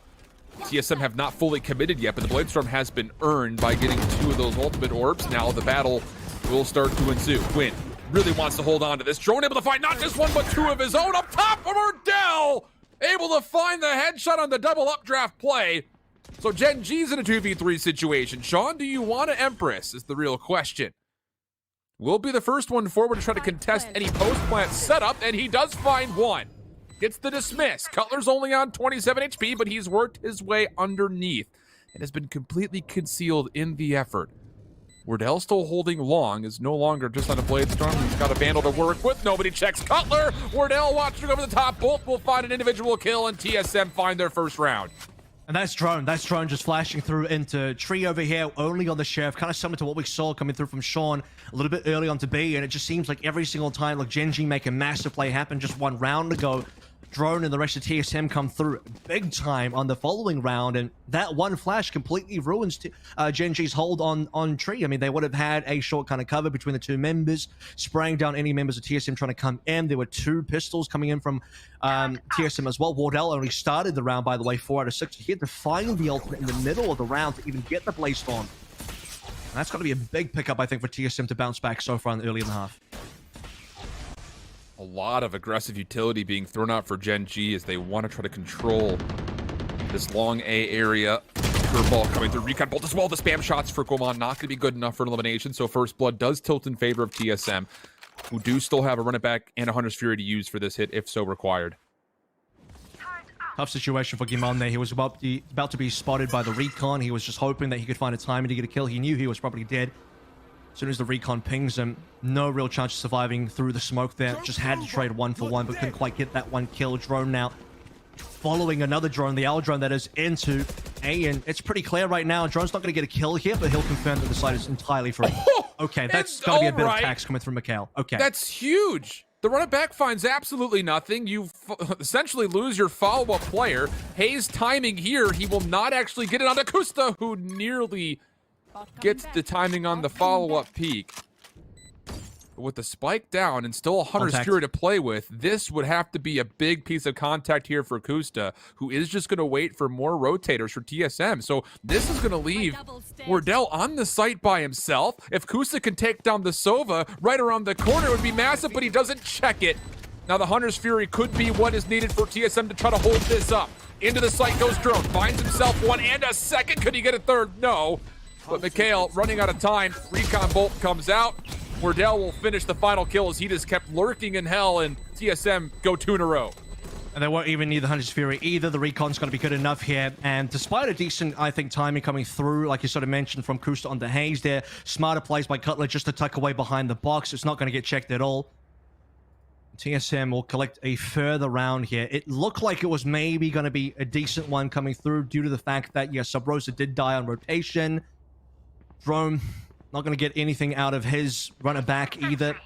But It's the A retake. I think it's been pretty unfortunate from Gen G so far. They've really struggled there. Empress has been held on to for a couple rounds in a row. So we talked about potential timing for Sean. Timing's gone for Sean now as they try and rush their way through A main and get destroyed by Drone. Easy peasy, no problems for Drone. Yeah. Clean it up, put it away. Go to round number 7, tied 3 apiece. But the more important thing here with those 3 kills from Drone is he's already earned another run it back, Kevin. Yeah. Like, what is that? 2 run it backs in like 3 rounds? 3 something rounds, like that. yeah, it's 3 rounds. It's pretty ridiculous. So I'll be looking forward to that again. A triple kill being given over. See the patience here from TSM. They're just waiting to see if Gen G are going to do something crazy here. They do. Just chill out. Let Gen G run into you. Let them run into your rifles, and Wardell's operator over towards B as well, and they'll get all the kills they need. Hunter's Fury still held on to as well, so we look towards the defensive operator for Hwin. On away from Bladestorm. Opening shot's going to reveal the positioning and reveal the fact there's an operator there. But again, aggressive take for TSM through A main. Wardell with the operator up top. Will there be any timing on this peak? All drones will be exchanged. Drone tries to make his way forward with run it back, but does get instantly denied. Mikhail from the side, able to find one, not a second. Sabrosa again. How many times is he going to be able to find the counter trade? Wimon into the site, not going to get to Sabrosa either. And TSM once more successfully take the A site. And it's down to Hwin and his 2 comrades to see if they can find a way to try to retake. TSM have landed a lot of shots through smoke here, specifically onto Giman. They also saw the shot through the floorboards over to Hwin, and now the real shot from Wardell into Hwin that actually takes him down. Sabrosa has full control so far in towards the smoke and the... Well, I was going to say he was going to push on to Sean and maybe get that kill, but Sean responds, and this is where Sean might want to go here. He's got 3 kills. Still got the impulse available, 6 shots available. Can't quite get into Cutler now for the 1v1. Clutchler, maybe holding it. Sentry turret still there. And oh no, Kusta jumps off the defusal, finds the headshot, and Gen G are able to clutch up the round and go up by 1. That's a turret MVP right there. The turret did a lot of damage. The turret was confirming when the peak was happening as well. So if you're Kusa, you can kind of just rely on the turret info to see when Cutler was going to peek you. And just playing off that info plus the damage is so big. He had it was like a 2v1 right towards the end there. You gotta feel bad for Cutler. And Kusa's gonna get it all done there. Kill plus the defuse. And Sean coming up massive. If it wasn't for Sean, I thought for sure that Sabrosa was going to find a timing through the smoke. They've had some pretty good luck in terms of damage through the smoke so far. You saw that Gimon couldn't quite get anything done through the smoke, and he was nearly about to kill the spike planter, but it was actually going to be Sean. Takes down Sabrosa, swings for a couple more. That's what allowed Kusta's... What's going to allow Kusta, rather, to have the opportunity to get a clutch. Now both operator players, both looking towards B main, but I don't know that either player will be actually pushing into another. Yeah, a lot of SMGs still on the table as well for Gen G, so maybe you look towards these ultimates to be potential win condition here for Gen G's defense. But on the other side, a lot of utility for TSM again. Early Nano Swarm will be sent through the middle of the map, where TSM, to be fair, are pretty stacked. Dark cover will allow the swing. Kusta's able to read 1 rifle. Paranoia comes out. There's the challenge. Hunter's Fury also going to be committed for this. Win will take a bit of friendly fire, but at the end of it all, Gen G walk away with first blood, and they denied the spike planter for now. Sabrosa will collect the spike, but he's kind of stuck at the moment, and we'll have to use the teleport onto the site. Operator be operator. Now to the Bladestorm. Now it's a knife fight between both. Oh boy, it's going back and forth. What weapon do you want? Respect the 1v1, please. Cloudburst being exchanged. Hwin misses the right click. Has to try to get a quick scope. And oh my goodness. Dancing with the devil were both of our Jet players. But it will be TSM who gained control of the B site with a 2v2 to play. Yeah, dancing with maybe 2 left feet there. How do you miss that right click? Oh, that really hurts. That could have been such a massive play from Hwin. And Gen G, they could have had a 3v1 in the situation. I mean, thankfully for there, Gimon picks up an extra. Sabrosa now 1 versus 2. Gen G, I mean, a double peek will do it. There's not a lot of health. Sabrosa's on 63, so as long as they don't line up, I mean, this should be it. Lea's going to come through. Sabrosa tucking in very close to the boxes now. And as long as there's no timing or lineup again, it should be a trade. It won't even be required. Sean will just get the swing and the kill. And into the defuse as well. And deliver that one over to Gimon for an extra ult charge. And for Gen G, 5 and 3 now. Hilarity ensues in B main, but the business end of the round will go to Gen G over towards the actual defuse. That may have been one of the funniest Jet 1v1s I think that we've seen. Or maybe not funny, but most entertaining 1v1 Jets that we've ever seen. 1v1 rules. He came in and that was just not fair, was it? No, truly not. I mean, think of a world where Wind is able to keep his Bladestone. We just keep going back and forth between Knives and Operators. Maybe a nod to Riot. Maybe that could be our next game mode to come into play. Knives and Ops. That's it. That's all you get. Everyone plays Jet. You got Knives or Operators. You choose. Both Jets just spent all the util, didn't they? And they just miss each other again. I mean, this 1v1 has been a flurry of fumbles. Unfortunately, both players unfortunately not able to find their mark in a number of different ways. Drones are going to walk past each other in terms of the L drones being played by the Sovers. For once, Drone, the player, doesn't actually have the runner back, because otherwise he would have been following the L drone in towards A again. 3 away though, so he's been fed a lot of ultimate orbs. In case people are wondering, he's just been getting triple kills, a bunch of kills plus ultimate orbs, and that's what we're talking about in terms of getting these duelist ultimates online. Mid control's been found though, at least in some ways, not very deep from Sub Rosa. Still has to get past this alarm, but otherwise looking for a potential B split here. Gimon will check over towards potential B split. Otherwise, it's going to come down to Kusta, though, to hold on. Does have a lockdown. Attacking lockdown will be spent first. Defensively, Kusta still holding on to his. Will he immediately use this to counter? Maybe it's just going to be an off the informational read. Wind will be blocked out by the dirt cover. Up and over. Nice shots from Kusta, but he does fall. So no more defensive lockdown available. More spam shots to the dark cover. None will connect, and we go 4v4 from here. TSM will be allowed to get onto the B site and plan. And keep in mind that Sabrosa is still lurking mid-map. That's so strange. Kusta held on to that. He could have just played counter lockdown, you know, pretty quickly there as well. He holds on to it, dies. I think maybe Ginger were thinking they'll just play for the retake instead, play the lockdown for the actual retake, but now it's gone. And that's going to take this a lot of effort now for Genji to do this. We still have the same Empress from round 3, by the way, for Sean. If he wants to go for it this round, it would be a good round for it. Hunter's Fury available from Cutler, but he's backside, so won't be able to use it offside. And a huge recon that reveals a couple members. And Drone is able to convert onto one. Cutler, beautiful shock dart for a second. Sabrosa will give away his position in mid-market, but I just don't know if it's going to make too much of a difference. Win has missed a handful of operator shots, and fortunately Sean's able to kind of make this a bit more respectable, but there was no world that TSM dropped that retake. And that will be just barely Sabrosa in the corner, and TSM find another round of the board to take the deficit down just to 1. Yeah, I think he was looking at his minimap like, okay, am I just barely out of the way?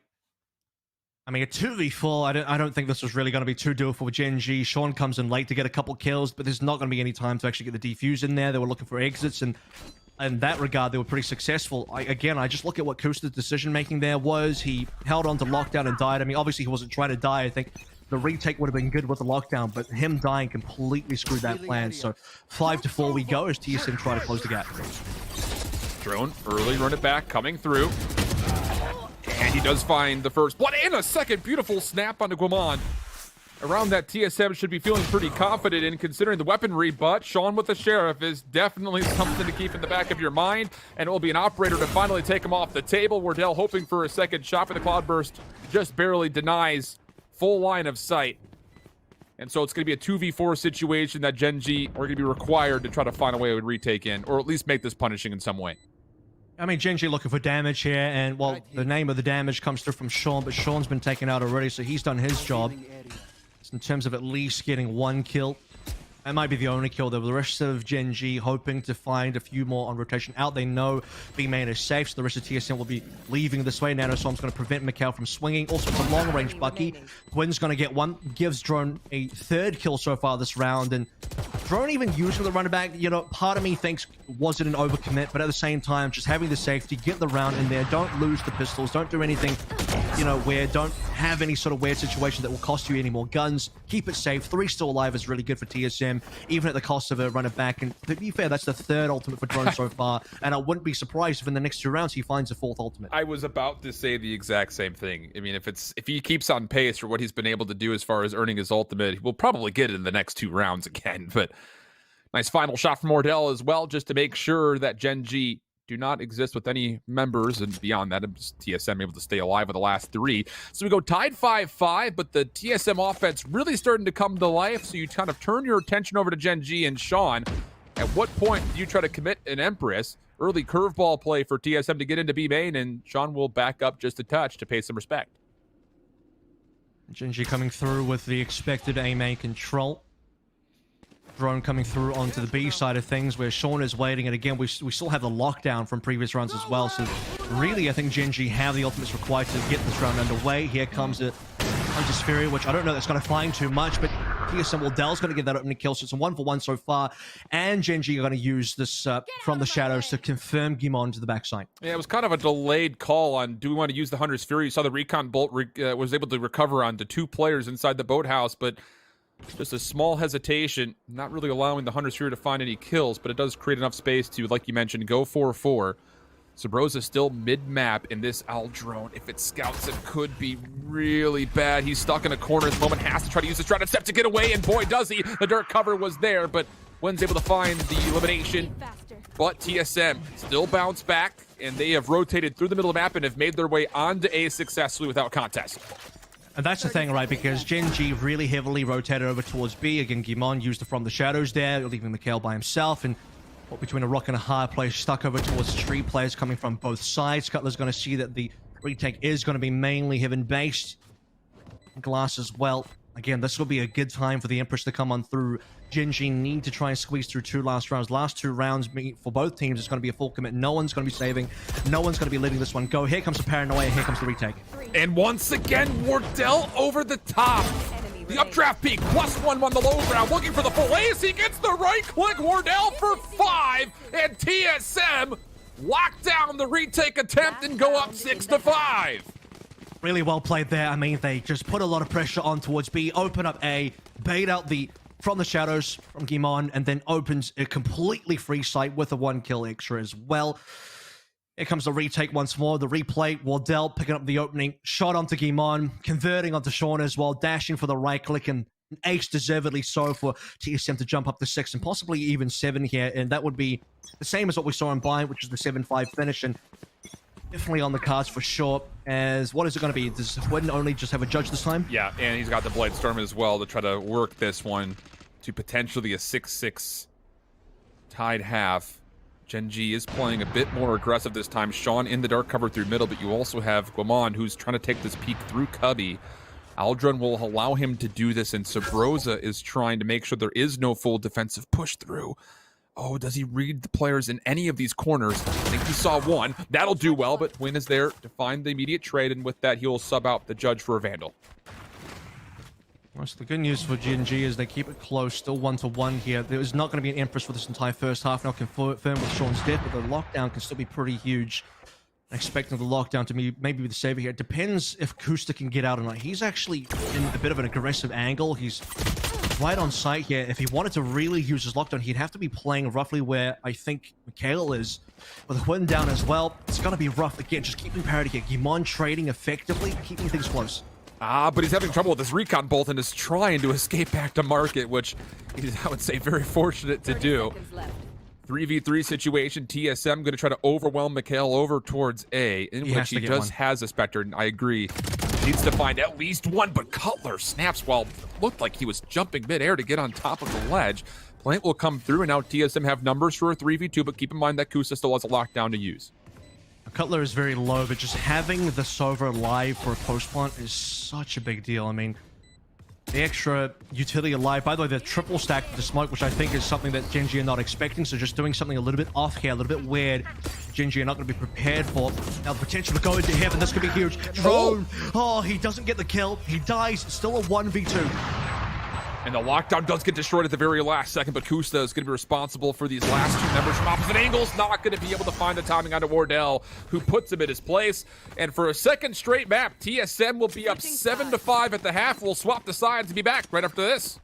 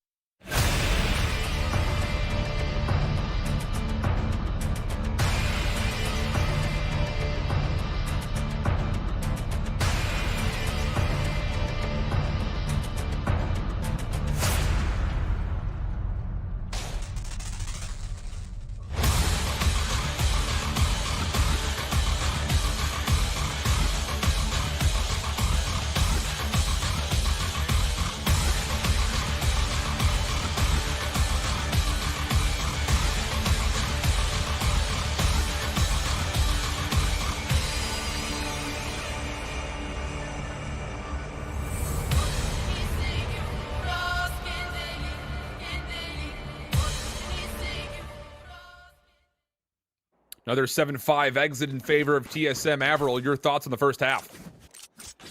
I mean, it's a kind of half where I think Gen.G should have had more. They had rounds where, look at that fourth round again, that was really upsetting. You have other rounds where, you know, Sean not using the Empress, it's one thing, but Kusa kind of hold on to Lockdown at one pivotal round as well. I think Lockdown versus Lockdown. A lot of teams now would just use their Lockdown defensively to counter the offensive one, or even vice versa.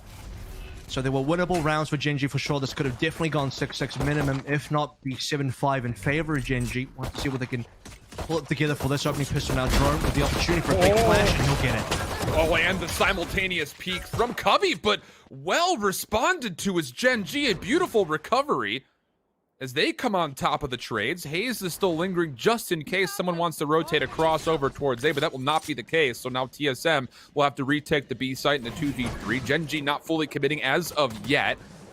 Hayes is considering this cloud burst, but as he waits, it'll dissipate. He's going to find one kill for free. Gen.G not even paying attention to mid-market whatsoever. We've got ourselves a 2v2. Yeah, but Huin's on 3 here. Would have to find an excellent timing if one shot lands. And oh my goodness, speaking of one shot there, that was brilliant from Huin. Dashes away as well. Now Cutler's got it all to do. 59 as well. And Kusa finding the headshot. Yeah, it's too easy.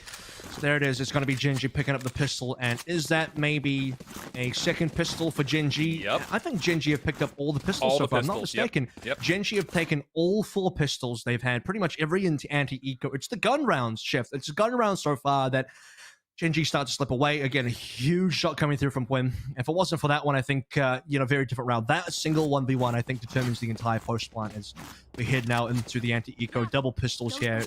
Previously here that we saw in the round through, Sean got a large number of kills. He had a massive timing walking into the 3rd round.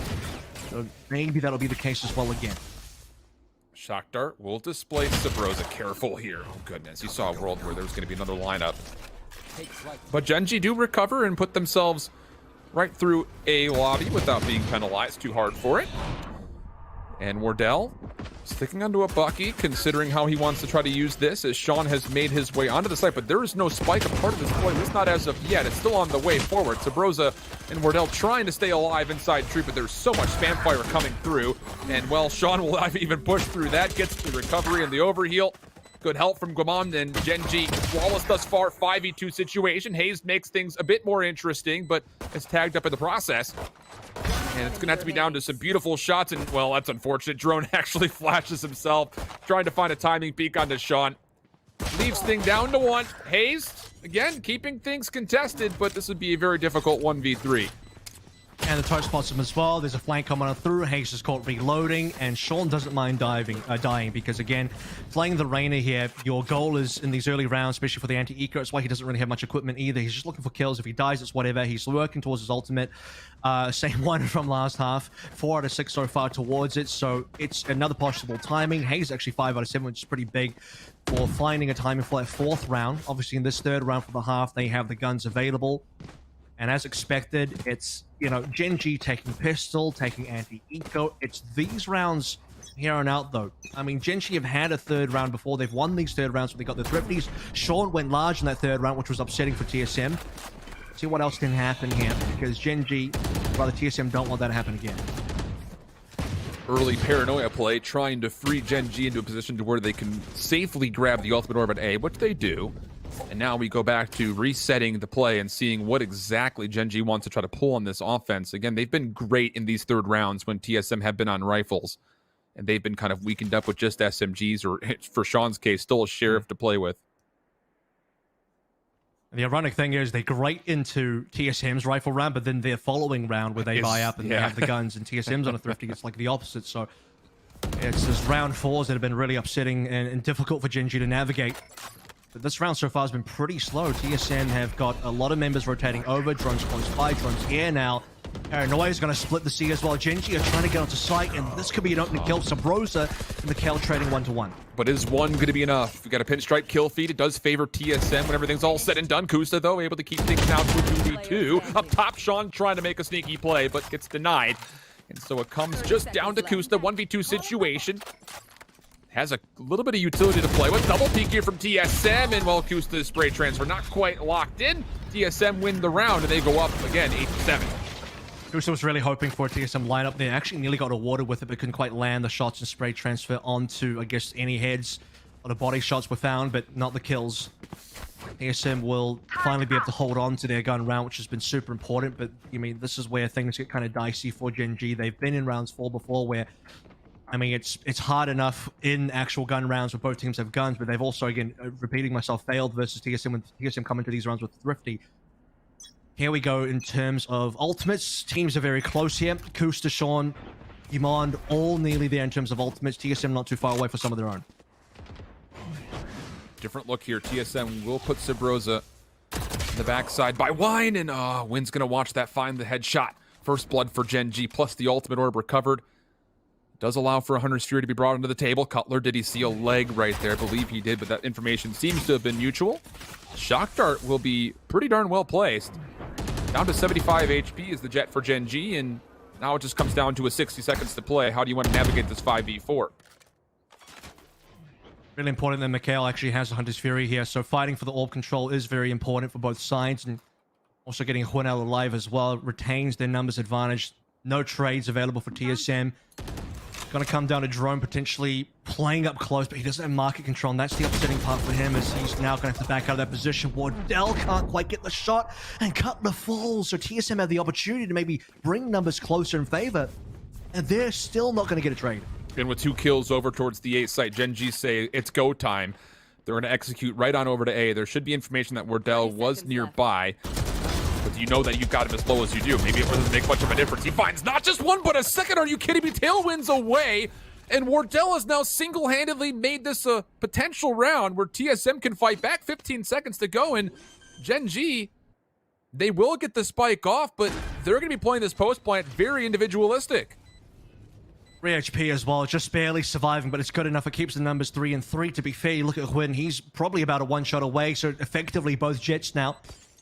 Just a 1-tap, and that's going to be potentially quite a tough retake here as well. Kusta hanging out over towards short. Are they going to check him?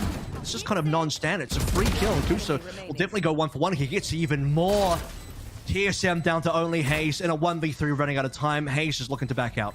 Yeah, and then they, of course, know exactly where Hayes is positioned. No chance for a successful retake nor defuse, so Hayes will save the weapon and hopefully just get out without too much contest, which it looks like that will be the case. So what a play from Wardell initially. You thought was going to maybe be enough, but unfortunately he gets called over by Tree, and Gen G do secure the round.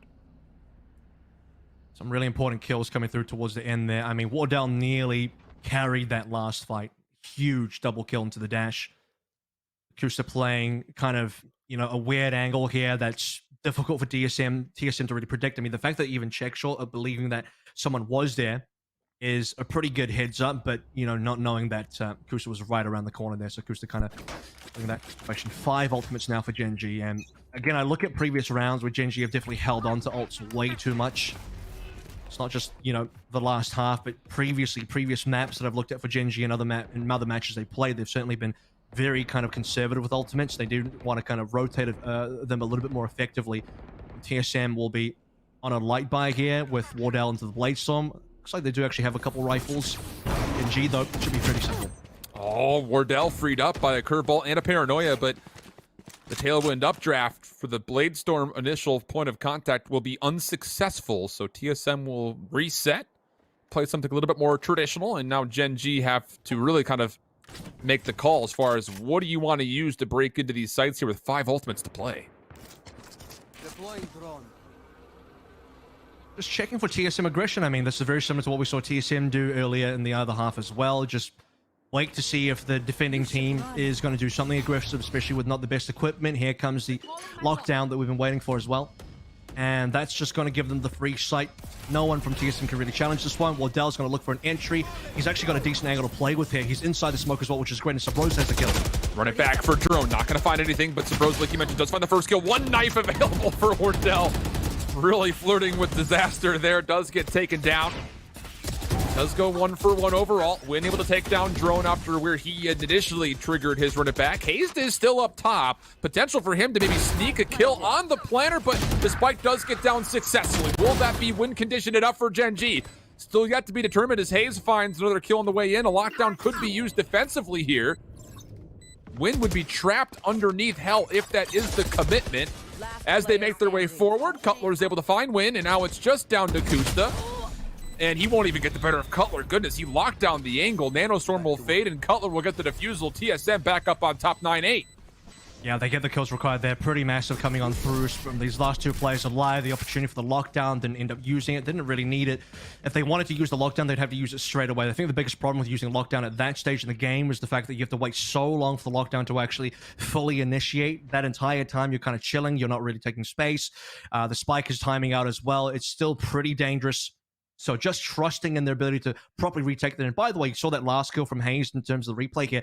If Hayes actually gets the spike planted down before the spike comes through, they would have just won right then and there.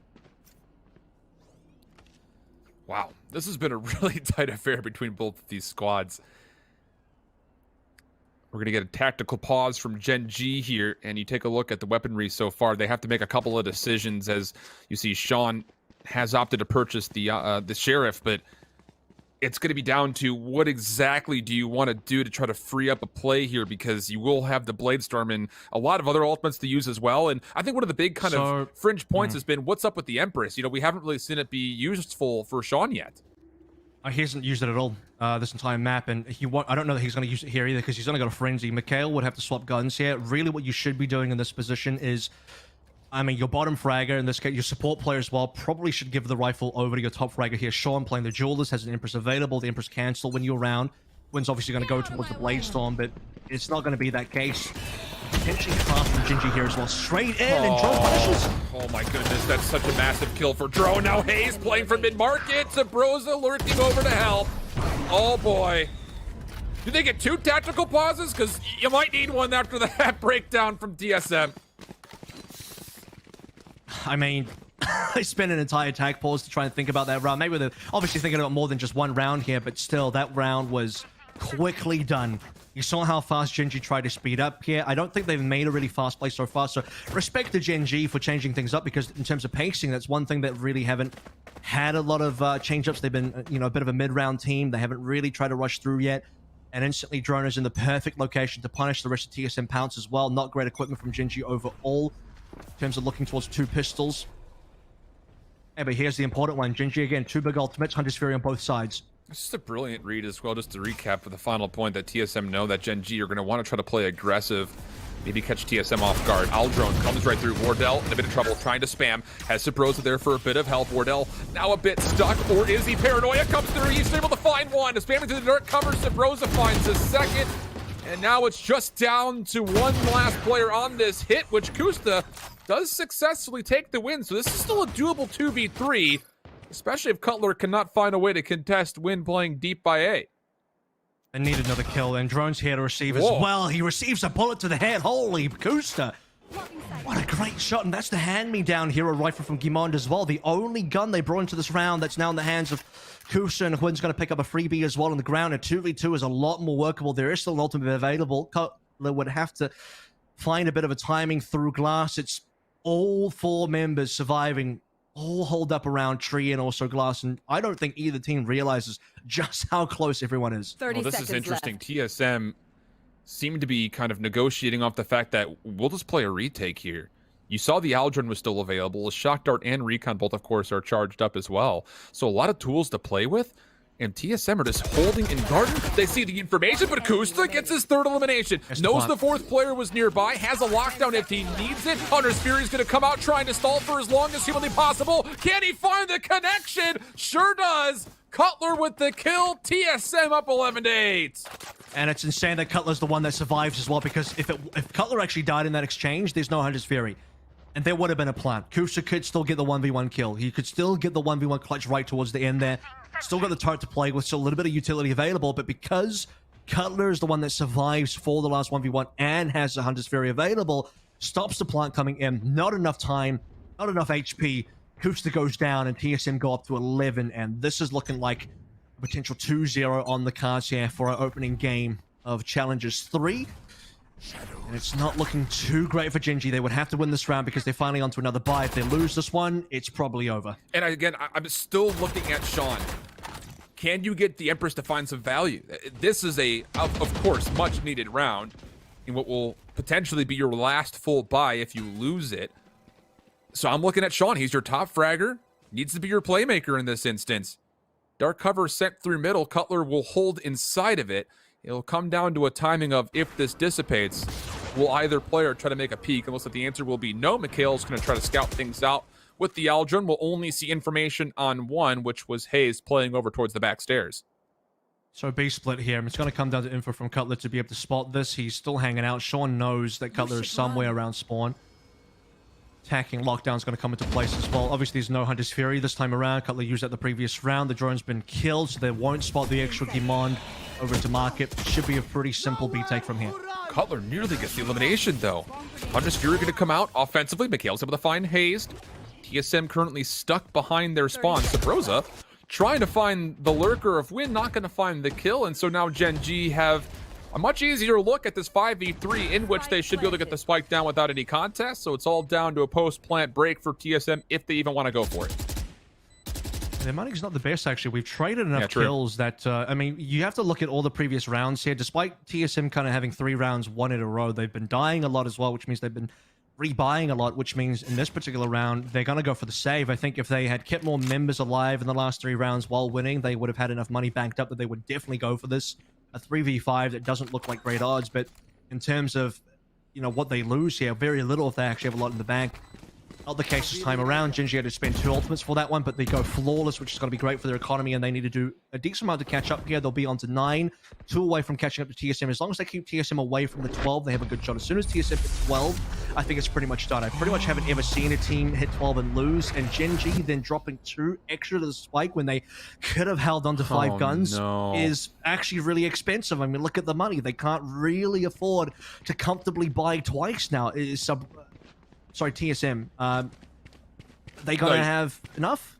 Yeah, no, you're right. The scoreboard here a bit backwards. It's Gen G that loses those 2. Yeah, it's Gen G. So they're gonna have. Yeah, they are gonna have enough. Sorry, yeah, the scoreboard colors are still work in progress here, but losing 2 extra right towards the spike is not great. I mean, Kusta's completely zeroed out. I believe it's Mikhail who actually has to purchase for Sean, and Wardell has brought another operator to the field. Still waiting for Sean to hit the triggers on this Empress at some point in time. We have yet to see it. And another gun v gun round here for both of these squads as Gen G take the middle of the map, but this time it's actually Hayes who's playing a little bit tighter in mid-market. Could be first point of contact here between Sean and him. Aldrone is also being used to try to scout things out. Sean's position should be revealed.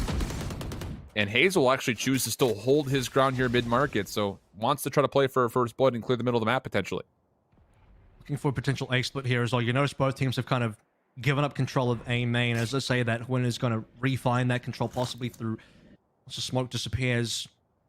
And Cutler and Hayes have a bit of a crossfire, or did have a bit of a crossfire set up over towards mid. Drone playing a close angle over towards B. They haven't heard anything on B for a while. There should be a bit of info coming on through, and there it is. They should know now for sure it's A. Pixel peek not successful. Sabrosa caught out inside the garden, has to back up by the recon bolt that forces him away. Now as it fades away, Sabrosa through the dark cover. How does he find one? Wardell gets one more, and now he's got the angle locked up. Him and Hayes combining. Last player left alive is Mikhail, and no chance to get away from the sights of Wardell for 3. And TSM put themselves on match point. Huge kills coming through. Wardell stepping up big time, 24 and 11. Massive operator map here as well. Has been holding on to this one, getting a number of kills, and Gen G now in a lot of trouble. Money doesn't look great. They barely walk away with a previous round, and even then they lost 2 to the spike, which is just a bit of a blunder, an extra blunder. Gen G backs against the wall. Match point for sure, and Gen G will be going to the losers bracket here if they drop this. Kusa, no gun, just the Sheriff. Spectre for Win as well, and guns for everybody else, including Sean. As you said, the top fragger needs to step up. Wardell isn't going to hit the opening shot, and Gen G are going to confirm Wardell's location. TSM quick to displace and set something different up. Little plan B. Sean again mid-map. This time the resistance would be Wardell, depending on if he wants to play this aggressively, and he has. He's on the outside of this dark cover. Just comes down to timing of when this dissipates, and he sees nothing. Gen G have gotten into mid-market. The door will be broken. Wardell's making sure no reinforcements can cross. Drone is the one responsible, though, for making sure that B stays safe, and boy, has he. Finds first blood. Hot Hands also in the mix. Cutler trying to work this with him, but not even going to be required. Wardell from the backside of the defensive spawn, able to use the Blade Storm for another elimination. We've got a 4v2. Make it down to just a 1v4. Last player left is Wint. Sees one. ADS taps are good. Still has some room to work with. No spike in hand. Still lingering over towards the defensive spawn alley. But timing here could still be good for him. Depends on how he clears this. Will be traded. Should be traded. There's the first. Tailwinds away. Still an opportunity here with 20 seconds to go. The problem is that Hayes knows that the spike is down to the defensive spawn and there are no cloud bursts available for win. So you'd have to win one more full-fledged kill. Gets the spike into hand. Tries to bait out the peak. And he finds the shoulder, but no drone. Locks the shots down, and TSM, they take the series 2-0 as they advance in the winner's bracket. Massive from TSM, and TSM on the massive comeback now. They haven't been able to qualify into challenges for 2 challenges runs in a row. 3 is the lucky number here for TSM as they break past Gen G, and this was going to be potentially one of the major hurdles for them. They got one of the more difficult games, I think, heading into the quarterfinals, heading into the opening match of Challengers 3 here, and they get past, and I'm not going to say with flying colors, but certainly in at least some style, in some comfort. 2 maps here where, you know, you have a huge map for Sub Rosa, a huge map for Wardell, as you'd expect. Even the last time that TSM actually lost to Gen G in the qualifiers, Wardell still came up huge, so no questions about Wardell's ability here. Gen G, though, they another team where, you know, I think Gen G was starting to make some good moves in the scene. They started to look like a very comfortable team, very consistent team. But the real consistency, however, is that they're still kind of just this gatekeeper team. They're able to stop a lot of teams from progressing, but that team is not going to be TSM today. They're not going to stop TSM a second time. And TSM on both maps here looking great. And I think I agree with you on an earlier point. Gen G definitely needed to take bind. They couldn't do that. TSM maintained 100% win rate now on Ascent still. And we don't get to see the icebox. I think the big factors as we look through the replay package here, you have to remember that Gen G take all 4 pistols. So definitely some work to be done there for TSM. But at the flip side, a lot of these clips are Wardell. And I think that is not just talking onto him specifically, but just the 1v1, the Jet v Jet battle. How often did Wardell come out on top over the head of Win all the way throughout, including that little dicey 1v1 inside B main? And when it ends on not the greatest scoreline, but I think, you know, that's kind of just true for most of Gen G here. I think Gen G really failed in the gun rounds. That's what we're talking about, right? Because you say that the pistols have been going Gen G's way. They win 4 of them, which is great. They'll get anti-ecos. They get basically 4 rounds every single time. In fact, sometimes they get their 3rd round as well, but then they kind of falter on that 4th one. And then beyond that as well, the rest of the rounds and the guns just don't really go their way. We've had back-to-back 5 and 7 finishes in the opening half, and back-to-back, you know, opening pistols as well. So part of the 5 rounds that they get in their opening half comes through from pistol anti-eco. It's, again, into the gun rounds where Gen G are not really consistent enough to really take one over TSM, and that's where the game is made. That's where the game is really won and lost here for the most part between teams, and TSM far more consistent there. And players stepping up huge. A drone in that first half. How many running backs did he get again? Like 3, At almost least. 4. So it's insane. I mean, you got just TSM making plays all over. And with that in mind, as TSM gets past Gen G, we take a look over at our bracket as the other upper quarterfinal has also come to a conclusion. Luminosity was able to take a 2-0 versus the Kooky Koalas, who had a bit of a run getting through this 3rd qualifier just to make it to this main event. So that means that TSM will face up against Luminosity in their upper semifinals matchup. But coming up next here, Avril, we'll be dealing with 100 Thieves playing up against NRG on this broadcast. And on the other one, it'll be FaZe Clan playing up against T1 on Nerd Street Gamers 2. And this is what the lower bracket also looks like for now, where Gen G will have a test versus the Kooky Koalas. That will be coming up later on this evening. I can't wait for the next game. I think everyone's been waiting for the 100 Thieves debut of Ethan coming in. That has been a talked about subject in the community for, you know, the past between now and Challengers 2, really. So this is going to be a huge debut for 100 Thieves. Let's see how deep they can make a run again. Top 4 is what we're looking for here. Top 4 teams from this event go into Masters, and you got a lot of teams eyeing that spot. TSM get to walk through for the initial win, and now it's 100 Thieves' turn to maybe prove that they can do that as well. Well, before we send things off to a break and get our things set up here for that 100 Thieves and NRG matchup, remember that HyperX, we wouldn't be able to do this event without them. And, well, Legendary Comfort has now gone wireless with the HyperX Cloud 2 wireless headset. Built to be an ultra comfortable gaming headset with amazing sound, it's really no wonder that it's become the preferred gaming headset for millions of gamers, including myself, and Avril, which I'm actually not wearing mine right now, but I do have mine on deck. I know that you do as well. Also rocking the HyperX Quadcast. We're big HyperX stands here in these parts, so definitely check it out at HyperX. And if you're looking for any gaming peripheral, that should be your go-to spot. But we'll throw things to just a quick commercial break. When we come back, it's 100 Thieves versus NRG for our second upper quarterfinal here in the mainstream. Don't go too far. More VALORANT Challengers number 3 coming up right after this. What sound experience would you like today? I'll have the fantasy pack. Good choice. And could you make it a Cloud 2 wireless? On his way, sir.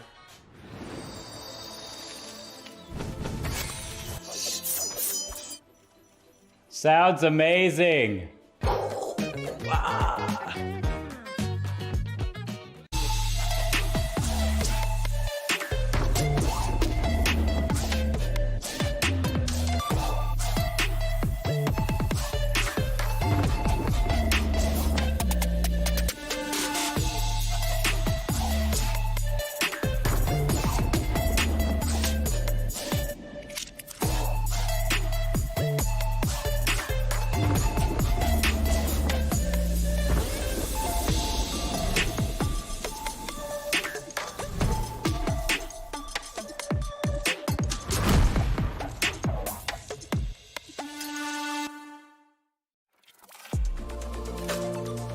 I feel like I need to defend my scene's honor here, because this is just turning into a bit of a dog battle. Like in groups always look. I'm cutting you off here. I'm cutting you off. Cutting you off. He said G2's winning it. He said G2's winning it. We need to wait till the next EU tournament, which could be in about 10 years now. Take it with like a grain of salt. No, but that's that no being fun. said, Take it super literally. Spike defused. Oh, baby. Contrast stitching. Curves that'll hug your body. Adjustable arms. Custom embroidery. Memory foam pillows. Changeable color inserts. Lay flat, recline. Removable logos. Soft, durable material. Yeah. You like what you see, baby? Zip chair.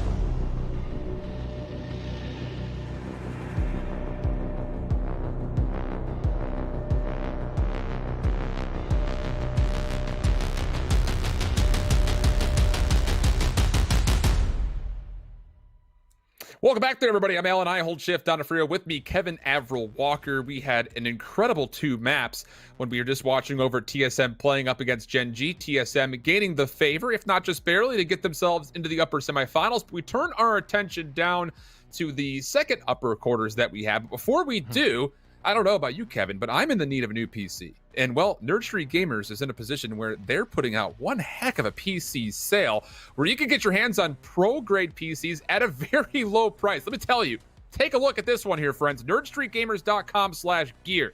I mean, we're looking at an i7 in that, an RTX 2070. I mean, what else could you possibly want? This is a fully loaded PC, so definitely go over and take a look. And while everyone's in the market for a new PC, I think these two teams are in the market for a new play between Challengers 2 and 3. Both NRG and 100 Thieves come in with a fresh-looking face. So one of the sides is a full debut. I'm talking about 100 Thieves. It's a full debut for a new player. NRG, so a little bit of Android coming in already, but this is going to be a massive game because it's two organizations, two teams that have, maybe some cases similar to TSM, but they haven't quite had the success yet. They've actually made more Challengers events, and TSM's on a bit of a tear this time around, which just goes to show, by the way, how competitive Challengers 3 really is, because you still got LG in the mix. 100T versus NRG is going to be a big game here. Really excited to see how Ethan does, and for 100 Thieves, I think a lot of their fans have been waiting for this moment.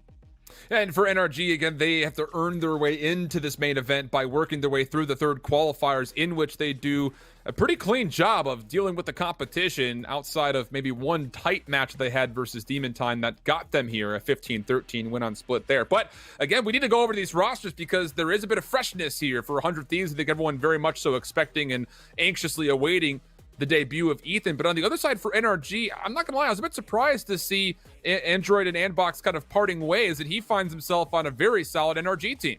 Yeah, I think Andbox are going to be doing a bit of a rebuild after this one. Android was, I think, by far, and this is not a hot take at all, most people would agree, by far the best player on Andbox. So Energy, in a way, have made a huge upgrade here. Som moves from the duelist position over onto Smokes, and he'll be taken over for Infinite, who's not on the roster now. He might be benched, he might be off, no one really knows for now.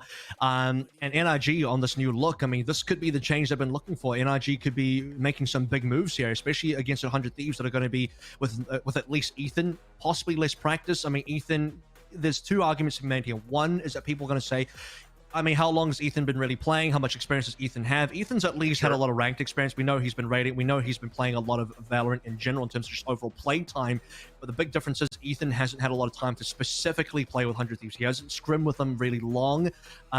This is going to be maybe a different experience. I don't have any concerns about Ethan's individual ability here. We know he's one of the most accomplished players in North America for Counter-Strike. We know coming into this game, he's going to be a fantastic individual player. The question mark will be how quickly does Ethan gel with the rest of the 100 Thieves roster? And it's not just Ethan, by the way. Nitro is changing positions. He's moving off Smokes, giving his position over to Ethan. And now Nitro is kind of filling into what is called apparently a flex position. So it's, I don't know that he'll quite be playing Dicey's, duelist position. You could even have Asuna moving over to Jet. I don't know who's going to be playing Jet yet on the team, whether it's Asuna or Nitro. It's going to be one of those two. I don't know they'll be playing Jet at all. It could just be they don't do Jet. They do one duelist, no Jet. They do Nitro on a Sage, on a Breach, on something else supportive, and it could be one duelist plus 4 supports.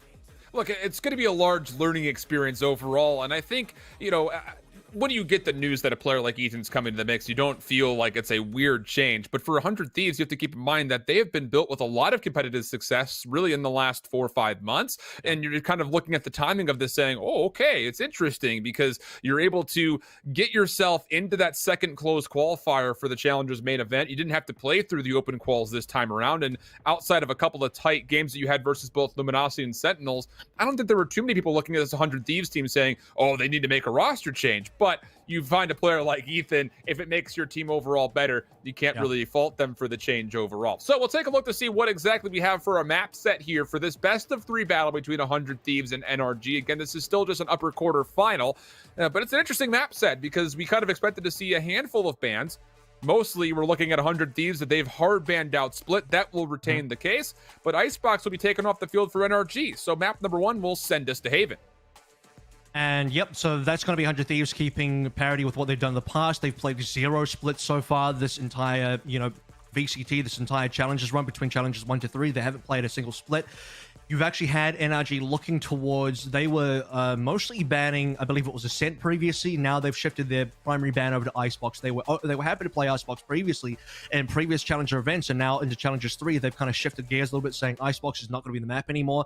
We're going to be going to Ascent a little bit later on. So the good news for NRG is if they don't actually really want to play Ascent, the good news is they don't have to play until map 3, but they would have to kind of 2-0 here. Otherwise, it's kind of an issue. We know that 100 Thieves have been a very Ascent favored team for a while. They have 88% win rate there, 7-1 so far over the course of challenges. Looking at Haven, we got a 6-2, 75% win rate here for 100 Thieves. They've only lost to Sentinels, and obviously that one loss to Carpe Noctem, that was where Nitro was away, but that's a while ago now, and that's kind of one loss you kind of write off 100 Thieves because they didn't have their full roster. Now that they do have their full roster, plus a potential upgrade, you could argue, I think, you know, like you sort of said here, look, if Ethan's available, someone's going to get Ethan. And whoever gets Ethan on paper, it should be a massive upgrade to your team. And 100 Thieves at this point are just looking to stack as much CS royalty as they can on their team. I mean, hey, if it works, it works. And, well, you can't really argue with the results, at least from First Strike, obviously, past that point. But for Energy on the other side, I mean, this is a team that when they initially got onto the scene, you know, players and community members alike were kind of looking at it with weary eyes saying, did they get the best roster available? And the results did obviously not speak for themselves early on through at least the First Strike. But here, since they've been a part of the VCT, they've been playing really, really well. And that's a really big key overall. Outside of the 0-2 loss they had to Andbox in the open qualifier number 2 for the Challengers main event, they've been finding a ton of success. The big problem for this team, and not just recently, but kind of historically, is how do they get past those big name squads? How can they be potentially a championship contender? Do you feel like the Android move is the missing piece that this NRG team really largely needed? I mean, they need to hope it is, because the problem for NRG is I kind of look at this team in a similar light, at least narrative-wise, to a team like Gen G, for example, except Gen G have had more recent success. Gen G have made further moves. Gen G have, you know, kind of been on the up and up, and NRG are kind of potentially another gatekeeper team. I mean, you look at NRG's results, and this is the kind of team that has, you know, like I sort of mentioned, they've been having some reasonable results, but then they, you know, they can't quite get past Xset, they can't quite get past even Andbox, and they go pretty even with Gen G. A lot of teams are losing to Luminosity, so I guess that's not really the biggest loss, but they feel like they're kind of middle of the pack team right now. So you look at this kind of lineup, and I'm concerned about NRG because only the top 4 get to make it into Masters. My biggest question becomes, do NRG look like a top 4 team going into this challenge number 3? Because on paper, 100 Thieves, yeah, they are. TSM, you just saw them beat Gen G, so they are. Gen G I had as a potential favorite for this because they had been on the up and up, but then losing to TSM, especially in the fashion they did, maybe put Span in the works. Luminosity, I think, are a heavy favorite to make Masters as well. Agreed. So, I mean, I've just named like 5 teams, so someone's not going to make it. And is that someone that doesn't make it going to be NRG? Did they miss out because they are just not quite at the level of being able to take down teams like 100 Thieves yet? And they're going to need to be, because if they lose to 100 Thieves, there's still a lot of other teams they have to get past to make top 4. 100%. And again, this is not necessarily an expectation that you immediately, you know, in this specific Challengers 3 event, you're making that roster substitution, you're bringing Android in. Do you think that he instantly gets inserted and makes this team a top level contender? Maybe, maybe not. There's still some familiarity to be gained, you would feel like, but we are just waiting on a couple of players to get ready to go with the lobby. But while we are, we were talking while we were going over Ethan being brought into the mix, 100 Thieves having a lot of role swaps because of this overall. One of the things that we should have come to known from 100 Thieves on a map like Haven is that they would run the double duelist, but you yourself kind of insinuated that, wait, that might not be the case because who would play the Jet? We're still kind of lost on who that very well may be, confirmed at least, as we get into this main event. And I'm thinking 100 Thieves, you know, they might be the type of team to just say, you know what, we're not going to do the Jet anymore. They could absolutely make that decision if they want to. I think there's a possibility that Asuna maybe plays the Jet. We know that Steel has been like a secondary operator for the team previously when Dicey was on main op. Sure, right. So, I mean, there's a few question marks. We know that Steel's not changing up. One change that Steel has been making is he's moved away from the Killjoy quite a lot to play a lot more Cypher. I've been looking at his streams. He's been practicing Cypher on every single map, and I actually think his Cypher looks extremely solid. So, 100 Thieves still overall on paper look like a good team. It just comes down to question marks on how do they actually handle their new roster in terms of roles and what they're going to be playing. How does Ethan integrate into the team with not a lot of time here? And that's probably going to be NRG's biggest weapon, is because NRG, they look like they have a little bit more time and gameplay into the battle with Android. And you're looking over NRG's previous games as well. If you actually look at the games in the Challenger 3 qualifiers, it's like Android top fragging every single game. He goes, you know, plus 12, plus 14. His weakest game is at like a plus 7 overall, and that's still like really good. He's got his plus 24 game in there.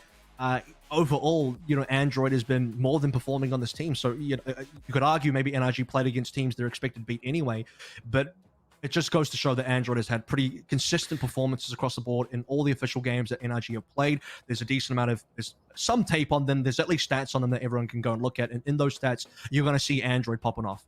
And the thing about it is Android just gets inserted as essentially a duelist swap in, and you know he's going to be able to just do Android things at the end of the day.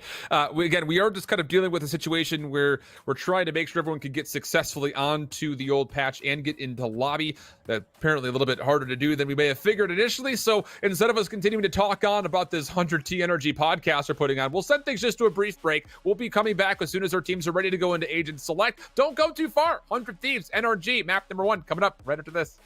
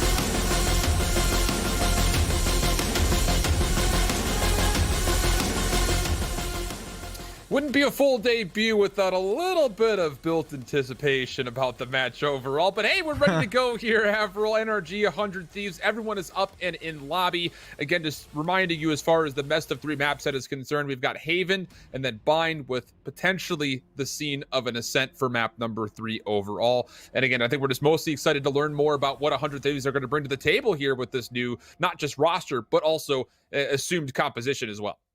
Exactly, and I think, looking towards the center, it should still be 100 Thieves' favored map, but you start to throw some of the old results out of the window because it's a very new team. It's not very new in the case, like they've changed everything. They've changed one member, but they've also changed 2 roles here in terms of adding Ethan into the team. I just wonder if 100 Thieves are going to be shifting their style a little bit now with Nitro on a potential duelist, possibly Flex here. It is going to be a different play style for 100 Thieves, and I think we're going to get a good look at now at the new 100 Thieves. And it sounds weird to say that they're quite new because it is just one player different, but I think adding just this one player has changed up enough on the team that 100 Thieves should have a pretty new look to the squad.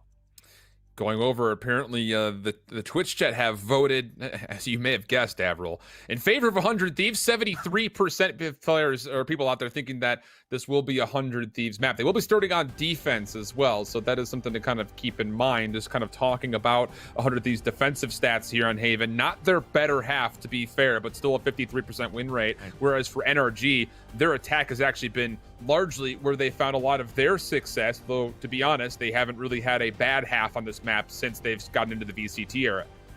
So, 73% from the fan voting is nearly as good as the 75% win rate for 100 Thieves. So we're nearly matching parity there. The fans are about as accurate as the win rate for 100 Thieves, which is pretty good. 75%, 6 out of 8 total maps on Haven won. They've only lost, again, as a reminder, they lost to Carpe Noctem, which is one result you might want to be writing off a little bit. They've also lost to Sentinels, where, Sentinels are dominating right now. It's not a huge surprise, and that was actually the game versus Sentinels in the last challenges that kind of knocked 100 Thieves out from contention and making Masters in the last event. So Sentinels obviously claiming victory there, getting second overall, where Envy won. That got Sentinels into Masters, and now 100 Thieves looking to make their run happen now in Challengers 3 today. And while Haven overall has been pretty good outside of that, they've had some very one-sided games on Haven in their favor. They've had some close ones as well, 13-10 versus Ghost, 15-13 versus Gen G, but also, we know that Gen G has been fairly decent coming up. They did get bested by TSM, and, the loser of this potentially goes into the lower bracket where they'll probably have to eventually face Gen G, as I imagine Gen G probably make it through the lower bracket up to a stage where they can challenge for top 4 again. Remember, it's all we're looking for really here is top 4, but you will be playing all the way through the grand finals. Bit of a prize pool differential. And here we go. We've got Agent Select on screen. 100 Thieves will be starting things off defensively. NRG on the attack have already fully locked, and that's about what we expect. Again, with Android in the mix, you figure he's going to be playing a duelist, and why not just go ahead and put him right back where he's comfortable on the Phoenix. So straight away, Steel locking in the Cypher as expected. Again, he's moved towards the Cypher now. Ethan going to Omen as expected. Nitro hovering over the breach. Now, that could be a real pick. Hiko's obviously going over the Sova, so don't get baited by the Reyna, Yoru hovers, nothing like that. And straight away, here it is. The no jet composition as teased, as potentially expected. Hiko will 100% lock in Sova. Don't worry about it. I know he's teasing a lot, but what my biggest question mark was going to be is, what does Asuna play? What does Nitro play? Maybe less so for Asuna because we know he's already going to be on a duelist. Raze is very much a comfort pick for him. Nitro was the bigger question mark. Was Nitro thinking about possibly going towards the Jet? The question gets answered, no. He's playing Flex. He's playing more supportive. He's playing more of a Nitro-based role, which probably isn't going to be the duelist. He's going to lock in the breach. If it wasn't the breach, you could be looking at something more like, a Sage. You could be looking at something, more moving towards another supportive role, like something that we don't even expect. Could it be a second Sentinel? Could it be something else? But it is going to be the breach. I think a pretty smart pick here for 100 Thieves, and now finally getting into the game. All right, well, we'll take a look here, and I got the question I think this kind of will have to come back to answer is, will there be any disadvantage to not having a Jet on this map against the obvious Shanks pick that has come through? Will that operator maybe be a difference? Yeah, that's what I was going to say, was what's going to happen with that operator if there is one picked up for 100 Thieves here. So a lot of questions to consider, but we'll hold our tongues for now as we look forward to the pistol. I think this is going to be 100 Thieves once they get into the gun rounds, not really thinking too hard about the operators right now. They are going to be playing more of full rifles, using a lot of utility. They got a lot of extra utility. NRG straight away on towards B. Camera from Steel should spot this one out. You already see the smokes coming in, and nearby is the rest of 100 Thieves with the aftershock as well. That actually does force the spike to have to fade away, taken down very low with Shanks, down to red HP. And so the initial attempt for NRG's quick play through B has been denied. Not penalized as of yet, but Steel is considering that as he was maybe thinking about trying to get behind this play. Ethan, new guy in the block here, seeing what he could do, and it looks like 100 Thieves will allow this plant to happen at C and try to play for a retake. It's going to have to come through the defensive spawn or through garage, depending on what they are able to find with the Aldrum, which they do get a tag out of one. Ethan for his first official kill here in the VCT, but it is an even 4v4. And now it comes down to Steel. His timing, could it be good? No, not the case. Sam and EU able to find one. And, well, that might be enough. 3v2 situation. Still trying to work their way through the dirt cover. Will be denied. Ethan, last player left alive, and NRG lock things down, denying the retake, and they win the pistol. Low HP for EU, but he survives, and Dap drops the tag and on towards Ethan as well. Yeah, here we go. Welcome to VCT, fella. This is what we're talking about. And NRG picking up the early pistol. I'm sure 100 Thieves will respond in kind at some point as we head towards the eventual gun rounds. EU is going to go for an instant Phantom by Android. Just sticking on towards the Sheriff for now, and I wouldn't be surprised if Android is going to look to play a little bit more aggressively this particular round. He's only got no kills and one ult charge after dying early, so slow start for Android so far. It's just the one round, so nothing to write home about. 3 Spectres, 1 Phantom, looking pretty good for NRG. 100 Thieves not going to force anything here. Obviously, we're out of this thing of meta. Walk down C as well. Yeah, aggression from both sides. C-Long and A-Long have gotten a lot of pressure from 100 Thieves. The initial engagement through C-Long, well, it was an even exchange. Android having to respond to Hiko, who was pushing up over towards the A lobby, will also fall. So an opportunity here for NRG to be up in a 4v3, but you also have to keep in mind that 2 players for 100 Thieves are down to 1 bullet. Really good from Daps as well, just to keep people interested from 100 Thieves over towards A. In fact, they're so interested. Nitro's going to be rotating over. He was thinking about it, but after 100 Thieves have maybe confirmed that lobby is clear, hearing some footsteps now as well, Nitro's got to say, you got to come over. Daps would potentially come up for a large number of picks. He's got 150 HP. I don't think he should lose this one. He won't. Double kill here. Nitro on 1 HP. He'll get cleaned up, and the NRG should be able to walk away with 4 alive. Got to admire the creativity from 100 Thieves, though. Double outer pushes coming through both C and A long. Initial success, at least, kind of tempered from 100 Thieves through their push through C. It never really got off the ground, as you see, though, over by A, all 3 members falling pretty quickly. So Nitro on 7 health. He has collected a Spectre.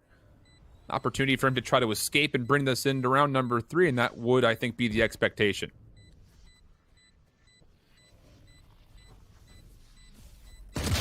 He's trying to save the Spectre. No, going for an exit here. Just looking for timing, timing to see if someone from NRG was going to walk away and not check as they run out, maybe with their knife out or something like that.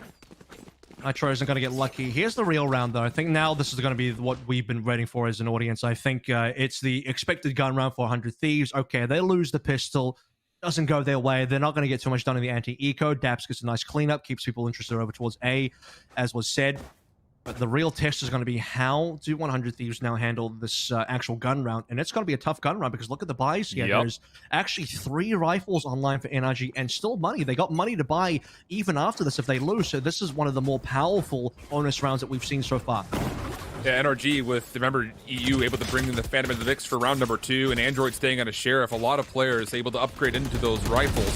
Nitro, I think he actually missed Q's on the aftershock. It does get an elimination, but the spike is planted. So NRG's post-plant will start to get set up largely through the B window, but there is 1 player lurking inside the site by the gong. That will be Shanks.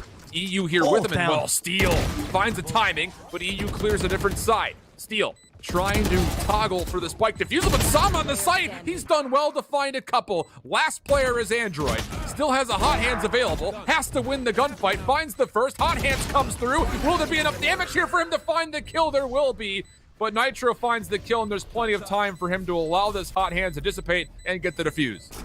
Massive kill over towards Shanks at the back of side as well, near the gong. A little surprised that NRG actually go for a close hold in the post plant for B. Usually for the post plant of B, you would kind of just scatter back onto the open. You would be playing for window, you'd be playing for grass here, controlling double doors, spamming through the smoke, planting fairly open onto B as well so that people in the window can see. But a lot of players from NRG actually held very close on site, including the really, I think, big kill on the Shanks who got found out there. And a massive aftershock from Nitro as well onto Daps early on. I thought Daps was maybe going to get out alive. The timing looked like it was going to be in his favor. He only dropped the Spectre, so not the worst death that I think NRG could have lost there, but enough that the 4v5 ends up being too much for NRG to come back from. And here we go, 100 Thieves will pick up the third round here with the gun round, but at a pretty big cost because they lose 4 people. Yeah. Shanks has also been able to earn the Bladestorm, so he brings that out immediately for round number 4. You also have the potential of a run it back for Android. On the opposite side, Rolling Thunder could potentially be used to either deny the plant or enable a retake if required. And for NRG, they're really not making a decision as of yet. And you have to keep in mind that Shanks is the one who has the spike in hand. So it's going to come down to really what his play call will be, you feel like, with this Bladestorm still out. It's double Guardians, by the way, on Hiko and Ethan, so I don't know if that's going to affect their retake ability, and it is going to have to be the Rolling Thunder retake now. Steel by his lonesome over towards A. You got a lot of 100 Thieves leaning heavily onto C, a couple members close by in the garage window as well. And as the sparks start to fly here with the smokes coming out, they know it's for sure going to be over towards A. All the rotations coming on through. Steel just has to stay alive. He does get a bit of information off the trap wire. Shot darts are going to be there, still trying to deny the plant, but is not going to be able to do much besides just spam shots at the dark cover, in which he actually gets tagged up pretty heavily. So on the way over is Nitro, sitting just outside the B link. There's the Rolling Thunder coming through. Paint shells, blast pack. Here comes the retake very quick, and goodness, the space cleared from Asuna is nasty. Finds himself one elimination. Does he expect the second? Maybe, but EU still finds the kill, but nobody is playing for the defense of the actual planet itself, and 100 Thieves just stick it. Find the easy defuse. I mean, they just basically, that's an entire bluff. It's just like, I'm gonna, I got great cards in my hand here. I'm just gonna go for the defuse. And you look at NRG, typically what happens, the first tap in that scenario is probably the fake one. They probably think it's gonna be fake NRG. You're like, there's no way he's actually sticking it. He was. Steel completely just outbrains NRG there. Asuna, by the way, taking a lot of space early. They clear the side, obviously coming through from the Rolling Thunder as well, as you'd expect. And just jumping straight into the spike is something that NRG wasn't prepared for. They didn't think that Steel was going to stick it, and they get punished for it. Bomb? Ooh, maybe considered for a second, but Asuna is going to use the double blast pack just to make sure he can get right into heaven to deny that stick of the From the Shadows. NRG do read a bit of information off of that, though, and it looks like they will still posture for a plot over towards A. And A is really empty, but NRG don't know it. They have no intel. They have no idea that it's going to be a free site. You can see the coverage over towards C is heavy. I mean, there's 3 members there. You have camera defensively from Steel. Trap wire over on B as well. Nitro nearby. And a very defensive safe trap. I mean, look at the other trap over onto A link. That's a very unusual trap coming through from Steel. At this point in time, I think both Steel and Nitro are sensing a little bit of danger over towards A. They heard the gunshots, and the rest of the rotations come on through now. Look, they're the only 2 players that are here, and they're the only 2 players that will be here for some time. And even beyond that, Steel doesn't just get taken down. There was also a significant amount of damage that got into Nitro's body. So he's tagged down low. Boombot will be the first one forward. That will be denied. Information that there are players over towards Hell. The Hot Hands will stall this retake attempt pretty quickly. Oh, now the aftershock comes through, but Asuna, he does get flashed and hit by a recon bump, but the take is still pretty solid as Asuna will find 2. Now EU trying to hold things up with Shanks, and so far successful. Time becoming a problem. 2v2. Nitro with his second elimination. Dabs responds to the first. Not going to get the second, but time is a problem, and Nitro's going to try to stick this. It'll be close. No, I'm pretty sure he's got it. He's barely got this one. It will be 100 Thieves for sure. And NRG not going to please with that round. It's a slow start from Android. He fails to take down the recon, and the recon from Hiko gets massive value. Just reveals the entire team. NRG just can't get the counter trades. Android is sitting at the bottom of the scoreboard 3 and 4. He was one of the players revealed by the recon and instantly take him down. Just hasn't really found value at Nitro. Now for more than a few rounds, getting massive value, just the kills coming on through. He's 8 and 2s, nearly onto the second Rolling Thunder as well. The rest of 100 Thieves are looking pretty in terms of where their kills and in terms of where the ultimates are as well. And NRG, after another plant, just cannot win in the post plant. These post plants, at least 2 in a row now, have just been really unfortunate to see. You just think about what the difference of the scoreboard could have been with, Talk about 100 Thieves sticking the first defuse, winning a last-second take here, and also denying, like you mentioned, over towards Biasuna. Oh my goodness, how has he avoided being seen by anybody from NRG? Gonna go straight to a showstopper, not gonna get the kill on Andrew, but a lot of damage will be there. The trade eventually comes into play, but it is NRG who comes overall on top. 3v2 situation, and the spike should be able to make its way onto C, but hold the phone. They're gonna call for a quick rotate as look who's lurking over by A. I thought Son was maybe going to stay here just to lurk a little bit further, get a free kill into Nitro. He's checking sight now, knows no one's there. At this point, the rest of 100 Thieves, and when I say the rest, I just mean Hiko. He is the rest of 100 Thieves right now. He's going to have to slowly make his way over towards A. They can't really do anything until both Nitro and Hiko are at least working together. They won't be together in terms of working next to each other, but they'll be able to still contest the site at the same time once Nitro can get his way over through long A. Currently, Hiko is potentially going to reveal his positioning. He's already throwing some utility out, his full utility in terms of Hunter's Fury. Second shot that's going to come on through. Big kill from Nitro, and this is what can give 100 Thieves the leg up. There are no Cypher trap wires placed on that back flank, so you have to commit someone to watching it if you're NRG, and that is a brilliant punish. But the time could be the biggest opponent here for this retake. Hunter's Fury has been earned. Daps is sneaking his way up the heaven stairs. But will he get timing on this? Out the window goes Hiko. Does he ever expect that a player is now up top in heaven? Apparently not, as Daps finds the kill. Hiko in a really tough position, and he will be scouted out by a recon bolt. Not enough time, like you mentioned, for the defusal. Just hoping for a couple of kills. Not able to find anything there, and NRG able to tie things up 3-3, even though Daps falls after the detonation to coming in. So Hiko tapping the spike there just guarantees that at least one more player is going to stick around and try and get the kill there, and then Daps will be the one that falls, like you sort of mentioned. And finally, we see a decent post plant coming through from NRG. I think courtesy of Som for the most part as well as the entry going in towards Garage, having the ability to get the counter trades in. Som coming through from C long wasn't really checked, wasn't prepared for, so Ethan gets taken down from behind, and the rest of 100 Thieves, Nitro and Hiko try to make the play happen still over towards A of the double entry, one coming through from A long, the other one from heaven. Nitro with the opening pick was decent, but now we head into round number 7. Not a good buy for 100 Thieves, but they do have ultimates to play with, so if they get some guns, this round is actually doable. I mean, it's only, I think, 2 ghosts I saw there for a moment. This is already a different full eco from 100 Thieves not getting aggressive. Instead, they're going to full stack over towards middle. They're able to get a nice flashpoint breakthrough for one. Still finds the second. EU desperately trying to hold on. And he's actually going to get fault line for a moment, but he's still able to find their eliminations. But the rifles have been collected, and 100 Thieves, they're all of a sudden in a position where, well, it was a 2v1. EU just, again, scratching and clawing his way, trying to survive, has made things down to a 1v1 situation, but only 34 HP to play with. Hiko's got everything here as well. Aside from the 2 shocks, he's got full utility. We'll find guns on the floor as well. Probably looking for something better than a Spectre. There will be something better than a Spectre on the ground once he realizes the entire mid area is clear. At this point, he's got to know it'll be A plant or C plant. He's just waiting for the retake. Now, both players have Hunter's Fury available. I'm just going to say this as well, but EU being on 34 means Hiko only needs 1 shot coming through from the Hunter's Fury to be effective.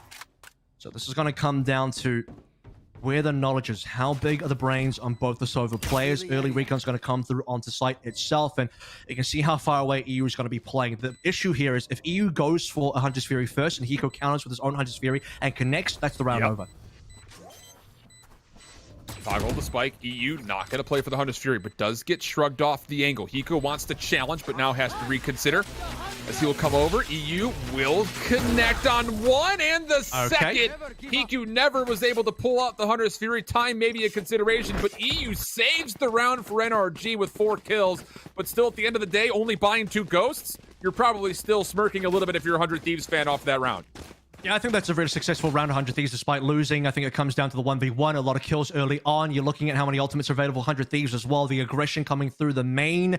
I think talking point about this 100 Thieves sort of aggression coming through onto B on the grass is the fact that they don't have a jet. Usually be a flash and dash, but here it's just like a flash and swing. Flash and then 3 people swing on towards grass and just hope to get as many kills as possible. And they got better than that. They got 4 kills in the final 1v1. Time became a bit of an issue. Ethan spots, I think, a lot of players here. So won't be surprised if they call for a few rotations. Now Ethan will be finally in a position to really see what he's made of here, as well as he's still looking to really make his name on the kill feed happen. Yeah, plenty of help though in the mix as Hiko is here to assist if required. Also Asuna playing through C Garage would be there. So NRG just try to scout things out, maybe throw out a little bit of utility to see what they can bait. And now they make their move as all 5 members start to crawl their way forward through A. You also get to notice that there are trap wires now potentially guarding this flank for NRG, which is something they missed one of the last times they came this way. Steel's pretty far up here as well. He's got a cage nearby, so he'll be able to get himself out. Won't cage too early. He doesn't know there's like 3 people there, but they're all flashed out. Android still gets the kill. Rolling Thunder now to stop the rest of NRG from pushing up, and that will slow things down considerably. Ethan on the back lines, by the way. Ethan used from the shadows. He could get a flank going, and the rest of 100 Thieves need to arrive very soon because the plant's going to come in. The flash play from NRG, successful. Paranoia and the curveball used. Hiko not going to connect off of his first 200's Fury shots. The third one also missing a bit wide. Ethan on the flank has dealt with 1 player, but this is, of course, Android responding as required to make sure that he does not make any further attempts. So 100 Thieves retake will have to largely wait until they find success from the front. Paranoia comes out. Oh, and oh my goodness, Android gets baited by from the shadows. What in the world happened right there? 1-for-1 exchange. Time now again becoming a bit of a problem for 100 Thieves, but they're on the full surround. Sam right on top of the spike site. We'll see 1 player. Shank's able to assist onto Ethan. Last hope comes down to Hiko. He will find the first, but time becoming an issue. And now as he gives up the full defuse.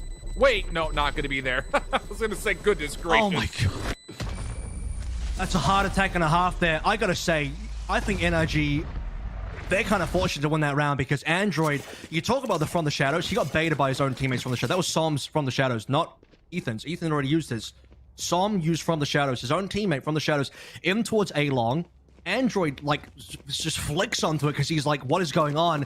And at the exact same timing, Ethan crosses with util out, and Android dies to him. So that is super unlucky, but also at the same time, like, what is going on with this NRG squad? If it wasn't for the fact that time runs out there, Hiko had that. I mean, Hiko finding the last kill, didn't have time to defuse, but a huge play regardless, and 100 Thieves keeping every single round close. Now, they are down by 2, but there's been a lot of rebuys here. That's why you look at NRG, despite them winning more rounds, they just don't have money. They're still playing with, you know, broken armor, Stinger on Shanks, not looking the best. Yeah, I don't know if we've seen a truly full-forced, all 10 players bringing rifles into the mix yet.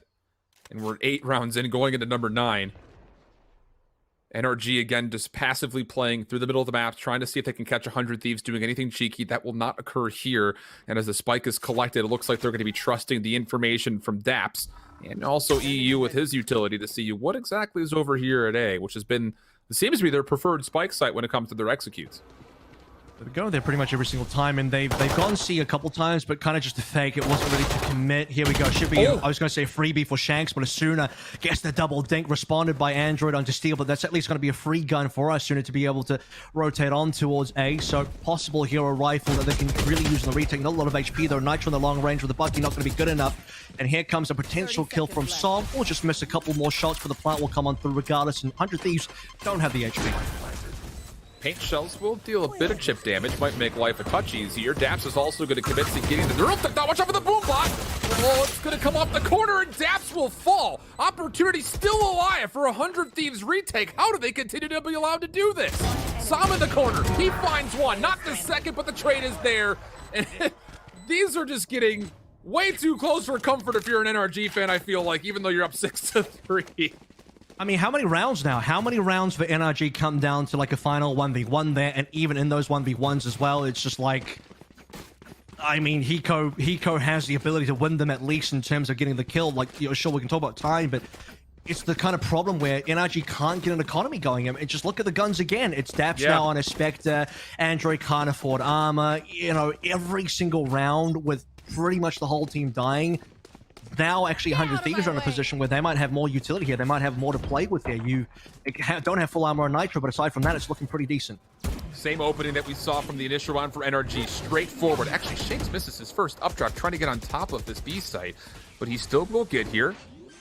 Trying to clear out over through C-Link. Aftershock again coming into play. Decent damage from 100 Thieves overall. And again, it denies the ability for NRG to plant. So that's 2 straight rounds that we've seen them try to go to B quickly.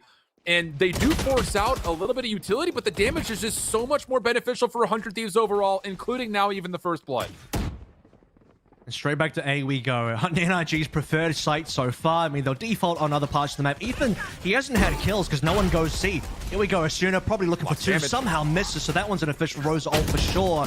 Very low HP for a few members of NRG. Shanks will get a kill, and we're even up 4-4. A lot of damage still was confirmed on the backhand of that showstopper.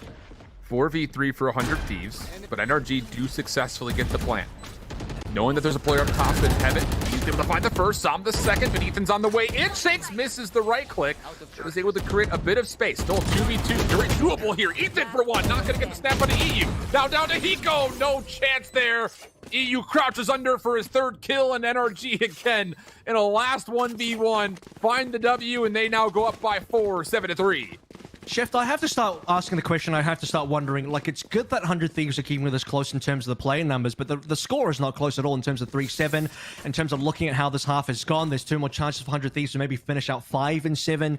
At this point in time, does 100 Thieves maybe want to think about putting more presence over towards A? NRG have gone A so many times now that 100 Thieves have to start thinking about, you know, their setup here. Is something's going wrong on A? So they have 3 starting on A now, which is probably, you know, you would say an overcommitment, but at this stage they've lost enough times that they have to do something different. Maybe we'll see Ethan get into a little bit more action because this time NRG are now moving up to C, and close has not been good enough. 100 Thieves take it down to 1v1, but they haven't won those 1v1s and haven't won the rounds. And NRG, to be fair, have been trying to keep the 100 Thieves defense honest by throwing the same utility over to C, but this time they'll commit through it. Android curveball coming out, not going to get the timing to peek over towards the 100T defensive spawn. Watch the long play from Asuda as well. He's going to be making his way around the back. EU would be the first point of contact for him. There's also a trap wire to keep things safe, as NRG will put themselves in a position to set up their post plant safely through C long. Asuda is going to recognize that there are way too many contestants, and he will come over. Sam's going to commit to from the shadows into B. 100T has still not made their way onto site. Here comes the utility. That will be the play forward, but you've got Sam lurking behind it. Not going to be able to confirm a kill. Maybe a missed opportunity. House enough for 1, steal another. And how about the 3rd for 100 Thieves? They make their way on brilliantly. Nitro to play a little bit of cannon fodder up front. They cleanly retake. Are you oh my goodness. Time. Is it going to get there? Sure will. Last second retake, good from 100 Thieves again. Wow. Last round before the switch. You know what would have been really heartbreaking? What would have been extraordinarily heartbreaking is if there wasn't enough time there, because the rest of the retake was looking pretty good. 4 members of 100 Thieves, I believe, on minimal HP. Some, unfortunately, using from the shadows to flank over towards B, not finding a valley. If he even just gets Nitro down, gets something done there, has a bit more presence, forces 100 Thieves to deal with them, that could have been a more doable round for NRG. The fact that it comes down to minimal time difference between Spike Detonation and Spike Defuse means just one extra thing going right in favor of NRG could have been the play. 100 Thieves this time will get a little bit more aggressive over towards C long. Asuna will be checking over towards A long as well. Ethan has cleared C. That's going to allow Steel now to rotate off, and I think 100 Thieves know it's definitely A. Yeah, there's a lot of information here, but caught with a flashpoint out is Nitro. Asuna's good for 1, but the trade is immediately there. Hunter's Fury also trying to get into play, and it will find a bit of damage, but no elimination. So after everything's all said and done, it's a 4v3 in favor of NRG. They get the spike planted, but you do have the ability for 100 Thieves to continue to try to play a retake from the flank. Run it back will also be spent. That's instantly denied by Hiko. And Ethan will reconsider his flank play as he rotates right back through middle to join 100 Thieves on this retake attempt from the front. Steel already in. And the shock dart from Hiko finds the kill. Recon Bolt finds absolutely nothing. Through the dark covers we go. Android good for 1, but it's another 2v2. Hunter's Fury going to come out, trying to deny the spike defusal, and it finds elimination. Halfway done. Ethan trying to stick, does not fully hold it, and Shakes will find the kill. NRG will exit the half 8-4. We've got a lot to talk about, but we'll have to wait to do it until after this halftime break. We'll come back with the second half of Haven right after this.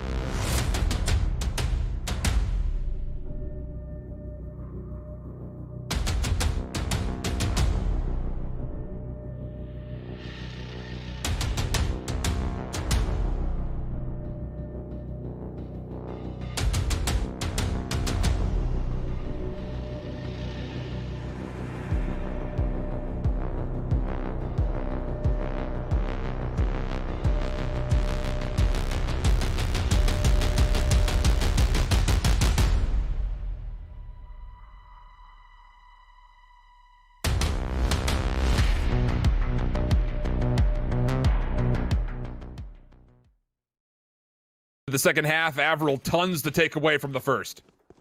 Absolutely. I mean, you've just to break down even that last run, a lot happened there. Some, or rather not some, but Ethan using the teleport from the shadows to go over towards long A, then getting cold feet. I actually think he should have stayed there. If he stays long A and prevents EU from getting a free Hunter's Fury, and I think they got a much better chance to win that round. Just being a threat over towards A is very important for 100 Thieves.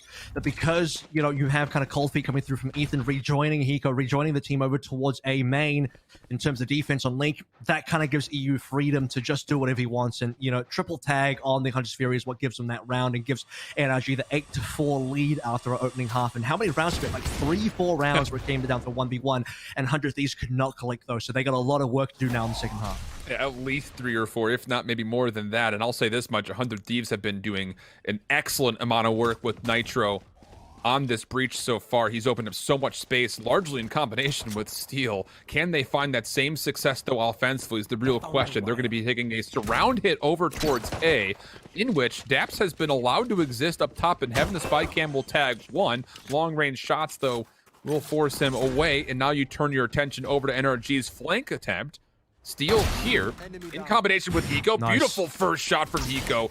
And I think he realizes that no way is this the only player that's in the mix. Wide peak will get information that Android's here. He will find a counter trade, but NRG's defense on the retake from the front much more successful, and it comes just down to Steel for a 1v4. Yep, and now Steel just looking for one kill here, misses all the shots, and E will pick that one up for, I believe, his second so far this round. Some got a few as well. Some go for the defuse. So what are we doing? Rushing potentially from the shadows here. I mean, at this point in time, you can be pretty greedy with who you actually want to give the last ult orb to in terms of the actual defuse. Let's take a look at how we are on the scoreboard here. 3-7 for EU, 2-7 for Som. Android got a kill there into Hiko as well. But not a lot of action coming through from 100 Thieves, and I actually potentially think that this could be a round that maybe 100 Thieves have to think about forcing.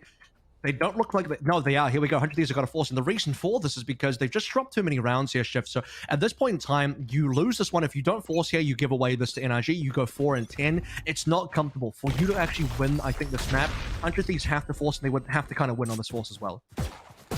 All right. So must-win round here in Avril's mind. I would concur that it looks to be the case. You just can't be going on 4-10. Offensively on Haven so far, this has been 100 Thieves' historically best side, but again, those stats I think all have an asterisk next to them, considering the fact that you are looking at essentially what is a brand new 100 Thieves with so many role swaps that have come into play just with Ethan joining this roster. We'll get Steel trying to continue to put pressure over towards A, just seeing if he can lurk and find any information whatsoever, but NRG have rotated over in numbers to play either around B or most specifically through the C garage.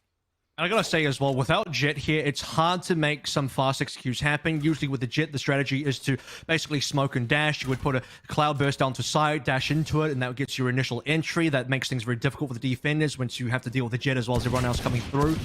This kind of lineup here coming through for 100 Thieves, despite them only making one roster swap and 2 role swaps, or maybe just the 1 role swap, it feels like a totally different team, because with Dicey, you had that Jet pressure. Without Dicey and no Jet, you just don't have that available for your team currently, so it plays like a very different team, which is why 100 Thieves right now, super slowly. We're on to site, but there's like about 20 seconds there.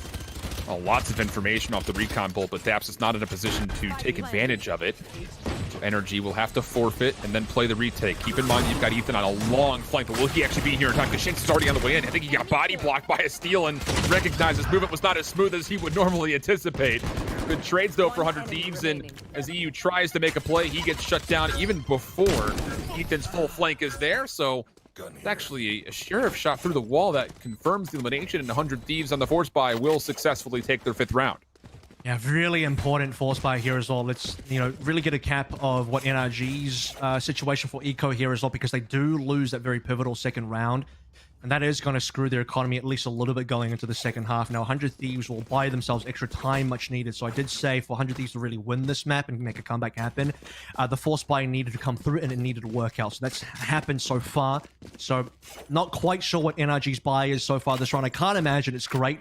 They're stacking heavily on towards A as well, except for Som, who's playing over towards B. Doesn't see anything early on, only has a Sheriff. So definitely not a good buy from NRG at all. 100 Thieves should be able to convert this into a round number 6, and then we head into the gun rounds after that. Well, could be a point of contact here for Steel, and well, the point of contact would very much so favor NRG with at least the numbers. One on either corner. Daps playing a little bit deeper just in case. Is a shoulder scene? Yes, it is. Steel hoping to get something connect with his Bucky. Curveball. Oh boy, he's still alive. Nearly gets a second. If he does, I lose my lid. But the trade will be there, and we'll go 4v4 with 60 seconds to go.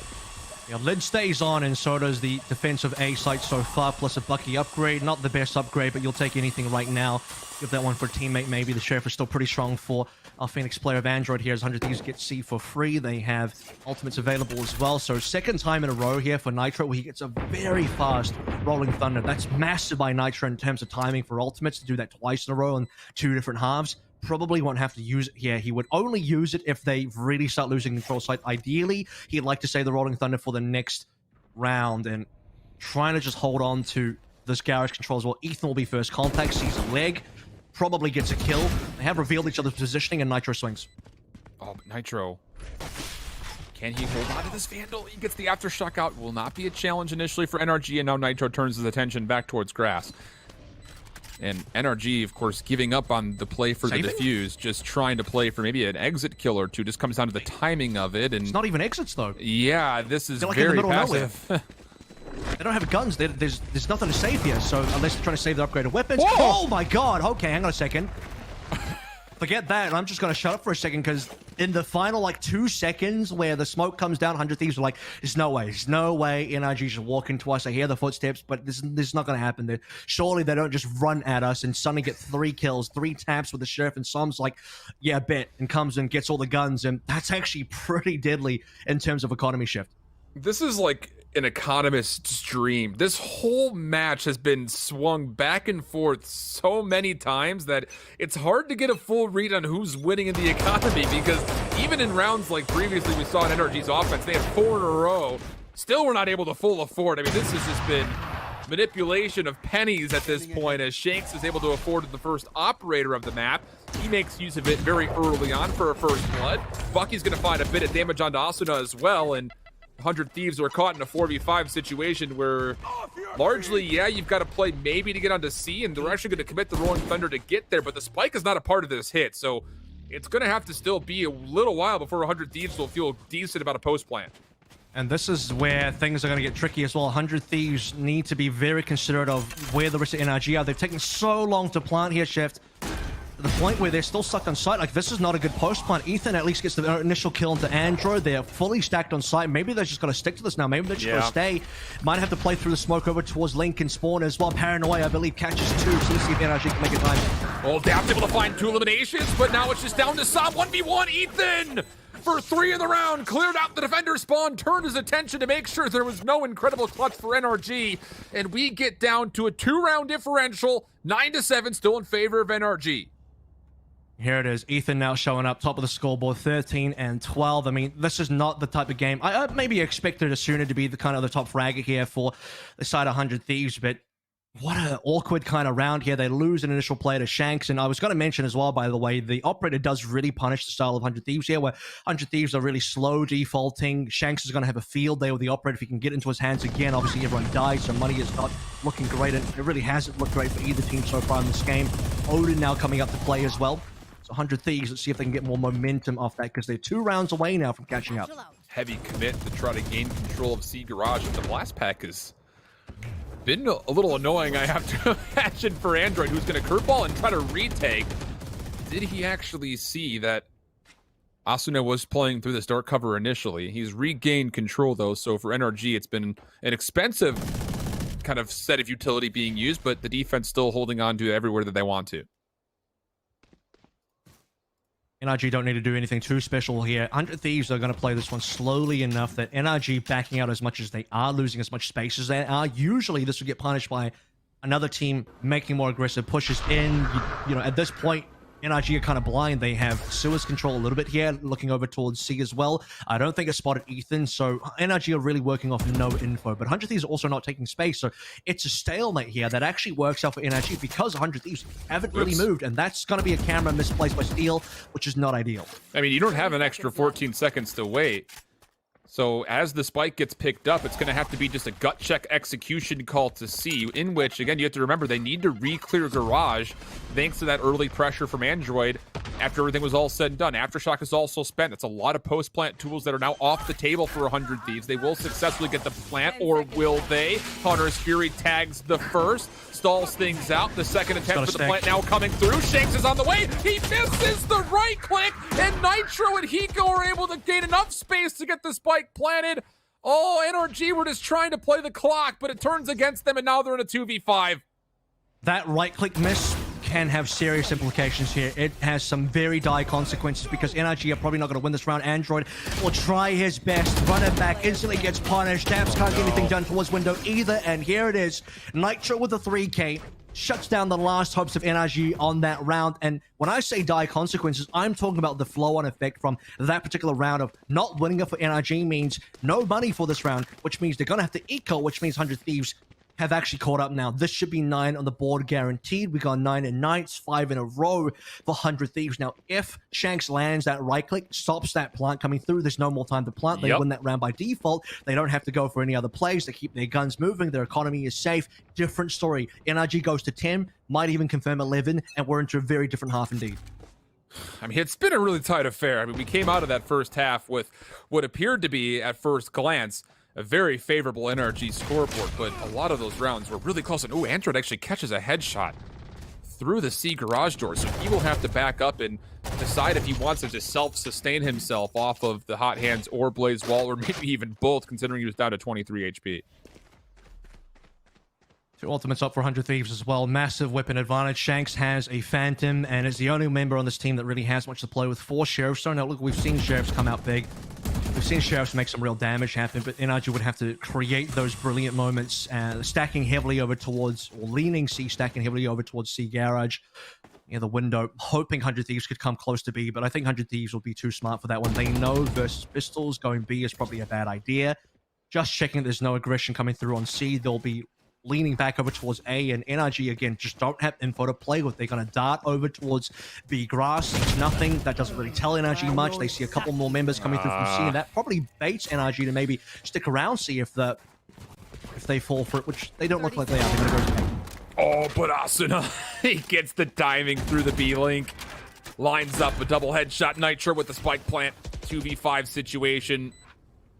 Little good luck, have fun here for NRG, as they need to make a decision as far as how they want to try to get some exit kills here, or just eliminations in general, because like you mentioned, 100 Thieves, if they can walk away with this flawlessly, they would be in a really good spot economically, and with the hero rifle still in play for EU, looks like that will be enough for him to likely back out and just save at this point. Just down to Sam to make something interesting happen. Not going to happen. EU is caught, like you mentioned. The flash play, EU for the first, needs to find more than that, and just simply runs out of ammunition. So 100 Thieves will take him down. They tie this game up at 9. I think if EU really wanted to save the rifle, he shouldn't have even gone to heaven. He should have just stayed over towards C, stayed in spawn, played very safe, not have attempted anything. To be fair, it's not the biggest loss. They can rebuy anyway, so, you know, perhaps trying to take away some guns from 100 Thieves could be worth it, but they're 5 rounds in a row, and big difference here, Chef, from what we saw previously is that 100 Thieves are not just winning by the seat of their pants. They're not just winning by the one player now. It's not a 1v1 they're winning by. They're winning convincingly enough. They built up a fair economy, and that's the biggest difference between, I think, this half and the previous.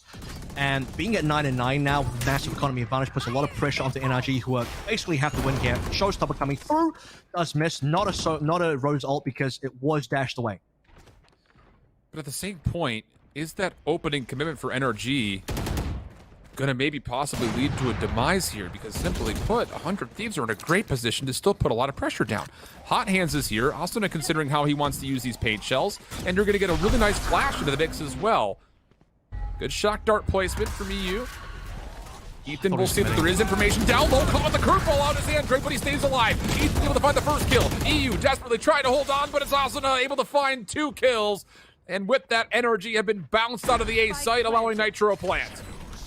And they got to save. NRG shouldn't go for this. It's 2v4. There's a Rolling Thunder as well. I mean, if they go for this, they might be able to force out the Rolling Thunder. They kill Nitro, which is actually even better. But the tag onto Sam via the cam is definitely annoying. With this kind of 2v3 and low HP on Asuna, I think they've actually got a reasonable position now. But know that if they lose, their economy's really screwed.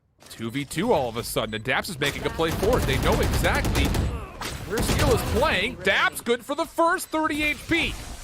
Shock dart. Ooh, just barely dashed away from. Spy cam will come out. Gets the tag, tries to make the play, but Hiko denies. And 100 Thieves take the lead for the first time in a minute. 10-9 up. And this is the 1v1 again, except this time 100 Thieves will actually win it. And looking at the fact that the rifles are gone, so this will 100% have to be an NRG save now.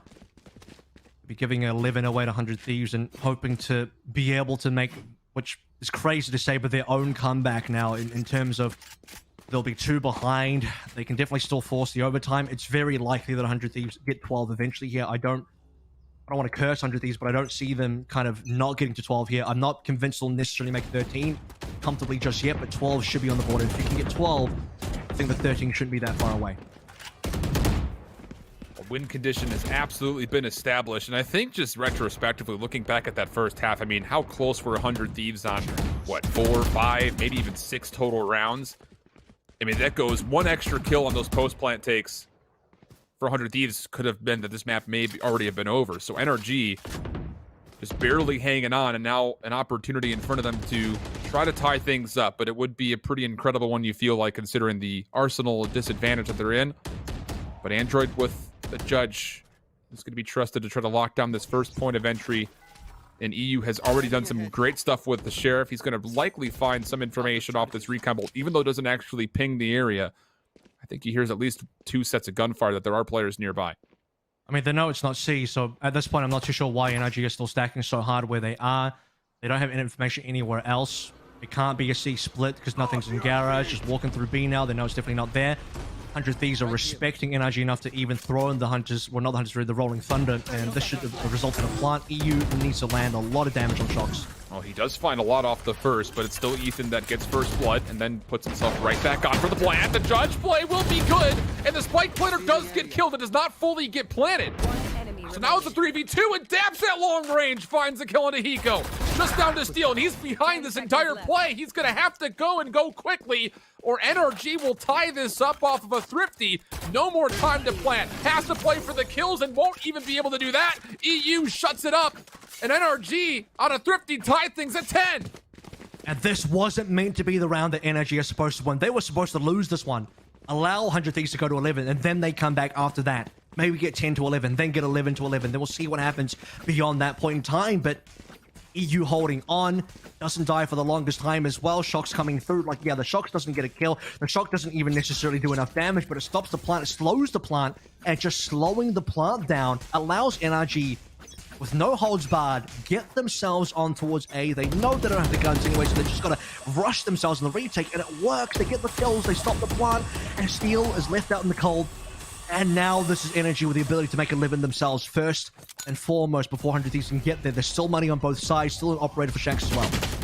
Quick hit for 100 Thieves through C, and just as the dark cover was falling, a beautiful flashpoint comes in to allow Asuna to find the first blood on the take of the C site. You have Steel lurking through grass, does not see his counterpart in Daps initially, but tries to turn his aim to him. Not going to be good for the kill. So 4v4 we go, but a post-plant setup in favor of 100 Thieves. That's actually a huge read from Daps as well. I think a lot of teams have now wisened up to the fact that you do have a lurk coming through, but never mind that Android with a runner back will get 2. So far looking pretty good. Just enough time to spot the third. Can't quite get the kill to Nitro. Tagged by a drone as well. He's been revealed.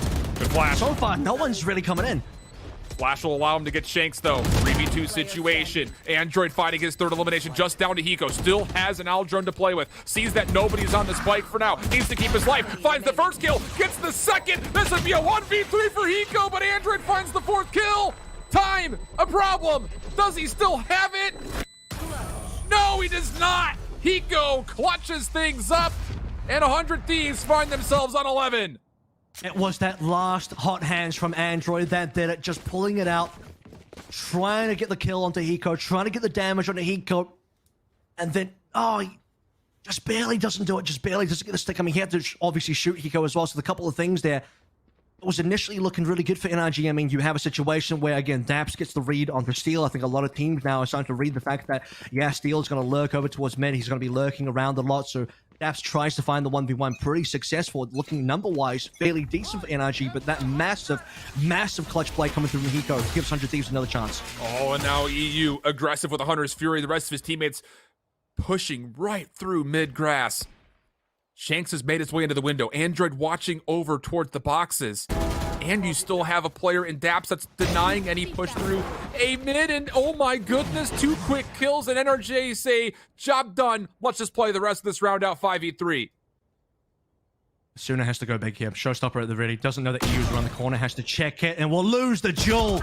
That is going to be pretty awful for 100 Thieves. It will at least get traded by Steel, and here comes the Sewer play. Easy shot from Daps. Gets a free upgrade. Spike on the floor, and now Steel in a ton of trouble. Has to commit to a 1v1, otherwise he'll be overwhelmed from behind. Oh boy. We saw aggression from 100 Thieves in the prior round. NRG say, bet, let's go our own route. Early Hunter's Fury clears space. Map take it away, and NRG convert. Now it's tied 11-11, and 100 Thieves are not in a comfortable space economically. And this is NRG potentially on the victory path now. They just have to not throw away this round. I'll give a thrifty away to 100 Thieves. Be very clear about what 100 Thieves could do. Now, 100 Thieves haven't sped up a lot. They could speed up on this particular pistol. And actually, you have to be ready for that. As soon as it can go large, that's what 100 Thieves need. They have the ultimates to play through, so all 100 Team need here is a couple of rifle upgrades on a couple of decent trades, and the ultimates could carry them through. And take a look at this. 100 Thieves will be stacking over towards mid. NRG had an early clear, though, of A-Long. 3 players stacked that direction. And with a little bit of aggression through C, they should know that this play is online. Showstopper denied. Sam finds a second. He stabs to a third. How about a fourth? No. Ethan able to keep this play alive for 100 Thieves, but at what cost? Daps now from behind. EU from the side. Easy shots there, and NRG cleanly get the retake. Oh my goodness, what an opening play, though, from Sam. Yeah, just keeping the nerves calm there as well for NRG. Okay, we've lost B control. That's fine. Let's push into the showstopper. I think that's something that Raze players are not prepared for. The showstopper comes through. You're not expecting someone to just run at you like that. And that is the exact counterplay you need to see versus the showstopper. You can see it here again into the smoke. Sam's already there. Dive straight in at minimum here. Even if Asuna kills Sam, Asuna kills himself, and then Sam obviously collects the next 2 kills. Plant does come on through. Ethan trades for 1. Can't get a rifle upgrade. And that point secured by NRG now. A big round for 100 Thieves. Definitely still winnable. 3 ultimates online, but I think NRG potentially have this one off the back of a opening kill from Shanks would probably be it if someone like Steel does peek him. Steel does like to go over towards A. He's thinking about it, but drops the trap wire at the entrance to the A lobby. Asuna has been putting a lot of pressure through C Garage. This time it's not Android that's holding it. It's going to instead be EU. Sam, lots of pressure in his face, but Daps is a part of this play all of a sudden. Stays alive through the curveballs and flashpoints that are coming into play. Now it's down to, can NRG actually hold this? Another flashpoint in the mix.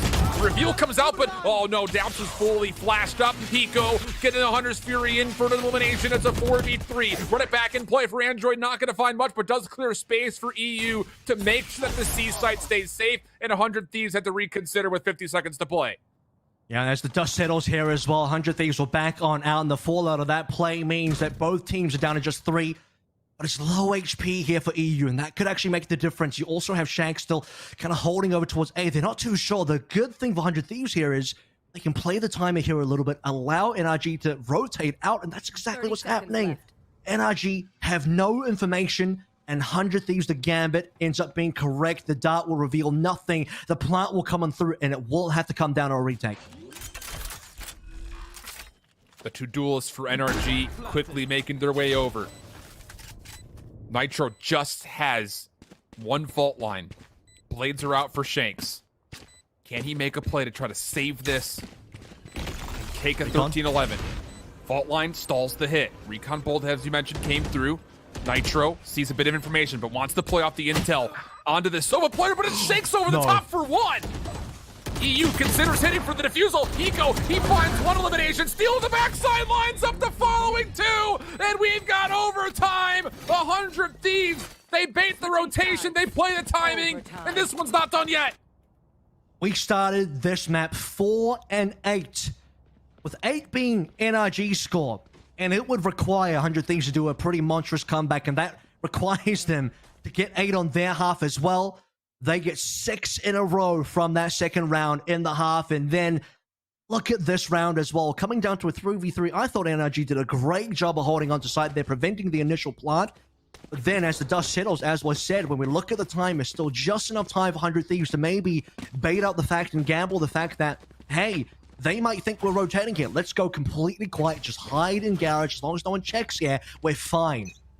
NRG go over towards A, the plant is free, and the post plant is even better. The retake not good enough. And to the OT we go. Everyone's got money, and this has been close enough that it's hard to call. You're not going to catch me trying to make a prediction ever, I'll tell you that much. I'm just along for the ride, and I'm enjoying every minute of it. It will be NRG on the offense here. A lot of team shots were thrown Ethan's direction. Tags him up a little bit, but now Steel has rotated into assist, and he will respond with some damage of his own. So once again, NRG, kind of the same setup that we saw from the first offenses. Throw out dark cover, throw a little bit of utility, see if you can maybe sway 100 Thieves to stay responsible and honest for C, and they've done that successfully. Now the Rap as they try to make a decision towards B or A. They have to start remembering as well, NRG, that is how they got those offensive rounds. Again, 8 rounds there that they got on their initial attacking half, a lot of it going through A, and if you're 100 Thieves, honestly, you don't want to be baited into overstacking C again, but that does seem like it's what's happening so far. Suna sees nothing. Camera's just going to check over towards a main. Still 40 seconds, and NRG aren't sure. I think NRG believe that there's 100 Thieves are stacking A. They've kind of read this one incorrectly. They've made some plays over towards C. They made minimal plays on towards A, and now that there's not enough time left, do they just go B? They're running over, looks to be towards a C hit. This is a difficult gamble stack that you have to kind of get through. Nice paranoia that stalls things down. 15 seconds on the clock. The hit now underway. Ethan caught in a million different types of smoke fall. Down to 10 seconds to go. Steel for 2 has kept this site opened up, at least for now. Down to 5. Spike will plant, and Daps is lurking. If he overpeaks here, though, it could be problematic, and Nitro, he finds one elimination, the flashpoint out, but EU avoids it. Turns, finds his 3rd kill, and NRG, the first one to break the blood here in the overtime. This is so tense. I mean, that came down to seconds at the end of the day as well. NRG wasn't sure where they were going to go. They head back towards C, which is what 100 Thieves want, because they were triple stacking C. Ethan in a great position there as well. Beautiful paranoia going directly into garage, which really slows things down. And even while flashed up, Shank's got a kill there. Goes 1 for 1. Which ends up being huge. Android swings as well. EO cleans up 3 kills overall. You also had the late lurk by Daps, and at the end of the day, if that went any further, EU had the Hunter's Fury built up. He could have played the ultimate. That was a big round for NRG, and now map point once again found. Shanks has put himself onto an operator. I believe I did hear him take a shot as well. It's Steel who, as you mentioned in the prior half, is going to be lurking this direction, and Shanks is hoping that he finds some timing here, but he could very quickly be overwhelmed. You mentioned he's so far up, a tailwind might not be enough to get him out of danger if he misses the first shot. No, he would have to try and smoke and dash away, but I don't know the smoke is going to come out fast enough. Yeah, he gets the operator. Oh, that's true. That he's really screwed then. Oh, now he's stuck in a corner. Oh my goodness, Shanks, how are you alive? I mean, lucky to be alive. Down to 25 HP was caught between a rock and another rock, it felt like, and now 100 Thieves know they've pushed the operator back, and they look like they want to go A. He only survives because Steel activated the cage, so he uses the cage from Steel to get out. He's on 25 HP. Steel's kicking himself right now. He's like, dude, that would have been a free kill. Should have been a free kill. They really wanted. Now the operator being still in there. If he gets 1 kill in the op, it's massive. Asuna will blast pack forward, takes out the position towards Hell. Spike will be planted. Up top, got EU trying to keep his life, but Hiko somehow, some way finds a headshot, giving numbers to 100 Thieves, trying to respond with an offense of their own. For NRG's retake, 3 members from the front, Daps a long play through A, in which there's a trap wire that'll stall his hit, so you have to really focus on what's coming from the front. Android, first one forward. Oh my goodness, the flash is brilliant. Finds 2 for free. Bomb now here to help, but it's Nitro and Steel locking things up. Shanks on the high ground, no chance with the operator, and we're going into a second set of overtime, tied at 13.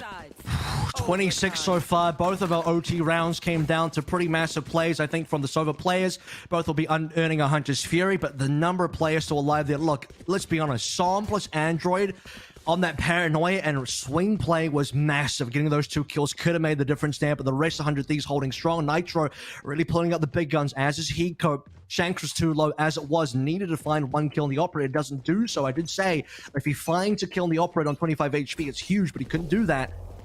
Now it comes down to another, I was going to say another A hit, and I wouldn't be surprised if it would actually go A, but they're going to start C. just kind of bait 100 Thieves to commit onto C to start with, and then eventually hit over to A. But with EU down, the hit's going to be rough. You don't have any recon now. That's the first time I think we've seen Ethan play on top of the C site like that. Completely catching NRG unaware. Steel sees a couple weapons, just taking some spam shots. He's going to have some help as Nitro, but his Android, he finds himself too. Eco on the way in, only good for one. And NRG will rotate through B to a wide open A site in this 2v2. Ethan's blown his flash as well. I just saw the Paranoid fly into B. They have to know it's not a plant at this stage in the game. On the long flank coming as a Asuna. Camera is been destroyed, I believe. I'm not too sure. The camera's gone for what it's worth. So they should have some information of flanks coming. I mean, yeah, look at this. Som definitely knows something. He's, by the way, still got a Paranoid available. That could be the huge difference maker here. One good Paranoid from Som could be a game winner. It's going to come down to, I think, the 1v1 between both sides. There's two back-to-back 1v1s here. Well, you got to keep in mind that the plant will actually allow Daps to see this from up top in heaven in case Som does fall. Dark cover in the play. And Som is thinking that it's still coming through A. Now up top, there's that free angle that we were mentioning. Dark cover will keep them safe. Into the smoke. Som, he gets taken down. Daps, oh, he can't do anything from the post plant set up in heaven. And with the kill from Ethan, 100 Thieves will break the offensive juggernaut and put themselves up 14-13. I think Som held on to Paranoia there. I didn't see it come on through. Correct me if I'm wrong. I think Som held on to Paranoia. So he doesn't end up using it. And the one smoke that came off cooldown for Ethan is enough. They smoke the spike. There is no Paranoia, no swing in time coming through from Som. He played that very defensively, very conservatively. And he has to run into the smoke, and he gets punished. Now, look, to be honest with you, if he tries to flash the smoke, the near sight probably isn't going to be enough anyway, and he probably still dies. But there was a very small window there where he can get the kill to Asuna. It doesn't happen, and 100 Thieves clutch out massively in that 2v2. Now they've secured the match point. Andrew potentially in trouble. He's down. What a read that is from 100 Thieves. The flashpoint as Android was trying to sneak his way into B mid. Results in a very early first blood. And NRG are just going to full commit. They're going all in on this play through mid. Sitting there and thinking, no way 100 Thieves checks this twice, right? Well, we'll find out here shortly. Asuna is paying some very minded attention towards this B window. And a recon bolt will also be spent. Som stays concealed from it, though. So still an opportunity for NRG maybe to find an advantage mid-map. The problem is, I don't think 100 Thieves are going to play mid. I mean, maybe one player looks to check. Som has actually got to go through window. He might see the spike as well. He might have a timing. Asuna's probably dead. Certainly is. Now he's got to get away. Close by is Hiko. Hiko could trade this one. Hiko's going to go for the drone. He's not going to swing. The tag is going to be good on the tracking dot, but they can't confirm the kill. And off that, NRG pull back one kill. Less than 40 seconds now. 100 Thieves haven't made any moves towards either A or C. There was a window there for NRG, for other 100 Thieves to make something happen on A and C, because NRG was stacking hard B, and now that NRG are back into defaults, 100 Thieves are out of time. They gotta go. Can they block off this angle from Shakes, though? The answer, no. Keeps it completely open, and Shakes is able to capitalize. EU, shock dart right in front of his face, and Steel will find the kill even though he's tagged down. Spike does get planted. Now it's down to the retake attempt. Som is good for not just one, but two. And Daps cleans things up. We initially go offense for offense. How about a little bit of defense for defense? We're tied up again at 14. I'm going to be honest, we had a long break before we got into this game. Something like 10 minutes waiting for Ethan to get in the server. Now that we've started, I mean, have we started 30 rounds of 100 Thieves versus NRG on the table? Is that what you ordered today? Because here it is. Have a double serving of it. It's a lot to play for here. This opening map has been fireworks. 4-8 start for 100 Thieves that they had to bring back on that second half. And now we've got into, what is it, triple overtime now? It's getting ridiculous. Unreal. I mean, it's not even worth talking about the KDs because they're all incredible. I mean, the only thing you can really say is that Shanks on this solo jet has maybe not had the impact that we were hoping for, in the fact that he has not had the operator much, and the fact that he's going completely unopposed when it comes to the jet v jet battle. But take from that what you will. I wouldn't pay too much attention to it. NRG back onto the offense, and once again, where do you think they're going to go? A lot of their success has been to A, and if it ain't broke, don't fix it, I suppose. And it's a very defensive hold. I mean, look at where the trap wires are for Steel. They're so far back, and he's even got one over towards Link. Again, it's, to me, at least slightly unusual. Steel probably knows what it's really there for, but I don't really expect NRG to maybe go that way. And now Steel's like, yep, they're all here. I'm just going to have to wait for this one. Oh, my God. He read that. Shanks was going to go for that. You want to talk about defensive trap wires? That's why it's there, apparently. Android is allowed still to get the spike planted, so Energy are setting up their post plan in this 4v5. 100 Thieves are going to be full hitting this from the front, and Steel has found a second elimination. Eco clearing space with the Aldrone. Sees a player down low. That's Som. He'll at least stall things out the paranoia, but Steel finds his third elimination. Could he possibly just do it all himself? Might need to. EU and Som find a couple of kills. Som, are you good for more? Yes, he is, but would not been too much of a problem as 100 Thieves full execute, and they put themselves on 15 first. EU beefs his recon dart. That was really awful to see, but what is in fact great to see is what Steel did with the trap wire towards this box you can see on the left here where the plant happened. Now, to be clear, I wasn't questioning that trap wire. That trap wire is absolutely fine. We know why that's there. The one that I was questioning was the one over towards a link. Because I think it would be a little bit unusual for NRG to maybe go that way. But look, Steel getting the kill onto Shanks, stopping the plant, and just being a total nuisance there in a situation where he was like 1v5. And I was thinking, okay, just stay alive. He doesn't need to do anything here. Just make sure he doesn't die. Let the retake happen, and then we're cool. But he gets better than that. He gets a 1 kill straight away into the 5v4. NRG again going to put Shanks in this operator. That's all he'll bring to battle. No utility whatsoever, and they'll free him up this time to play through a sewer. No contestants, at least initially, as 100 Thieves have all 5 members leaning towards the C side of the map. And how about it? NRG have freed the operator to get into A, and the other defenders will just make their way over to try to stack towards this left side of the minimap. Massive cam from Daps as well. He knows it's going to be a cage. That doesn't mean anything. No one's pushed the cage at all. They don't even know the camera's there in terms of what 100 Thieves are doing. They can keep membership over towards C for now. Because you have Shanks looking over towards A, they know it's definitely not going to be over towards A. They've seen, by the way, the cage come up, so they know that probably Steel's lurking towards mid as well. Camera versus camera, and this is what NRG wants. They're stacking heavily on towards C, and here comes 100 Thieves. Have to find a way to cleanly break this if you're 100T. Boombot gets denied. EU holding onto a recon bolt. Paranoia comes out, but the recon bolt will also be into play. Finding some information. Som trying to spam through the C garage alley, but it's Ethan who finds first blood. EU with the shock dart, though. Android one more. Tilting in favor of the NRG defense, and Daps takes down the spike carrier. Not done yet. Hiko's still alive, will fall. All rests on the shoulders of Steel, where eventually that camera will scout him out, trying to play forward, nowhere to go. And we're going to continue forward. 15-15 the tally. 32 rounds, quadruple overtime engaged. Ethan, how about this for a debut? Is this what you expected on your debut match, Ethan? It's 32 rounds of Valorant here.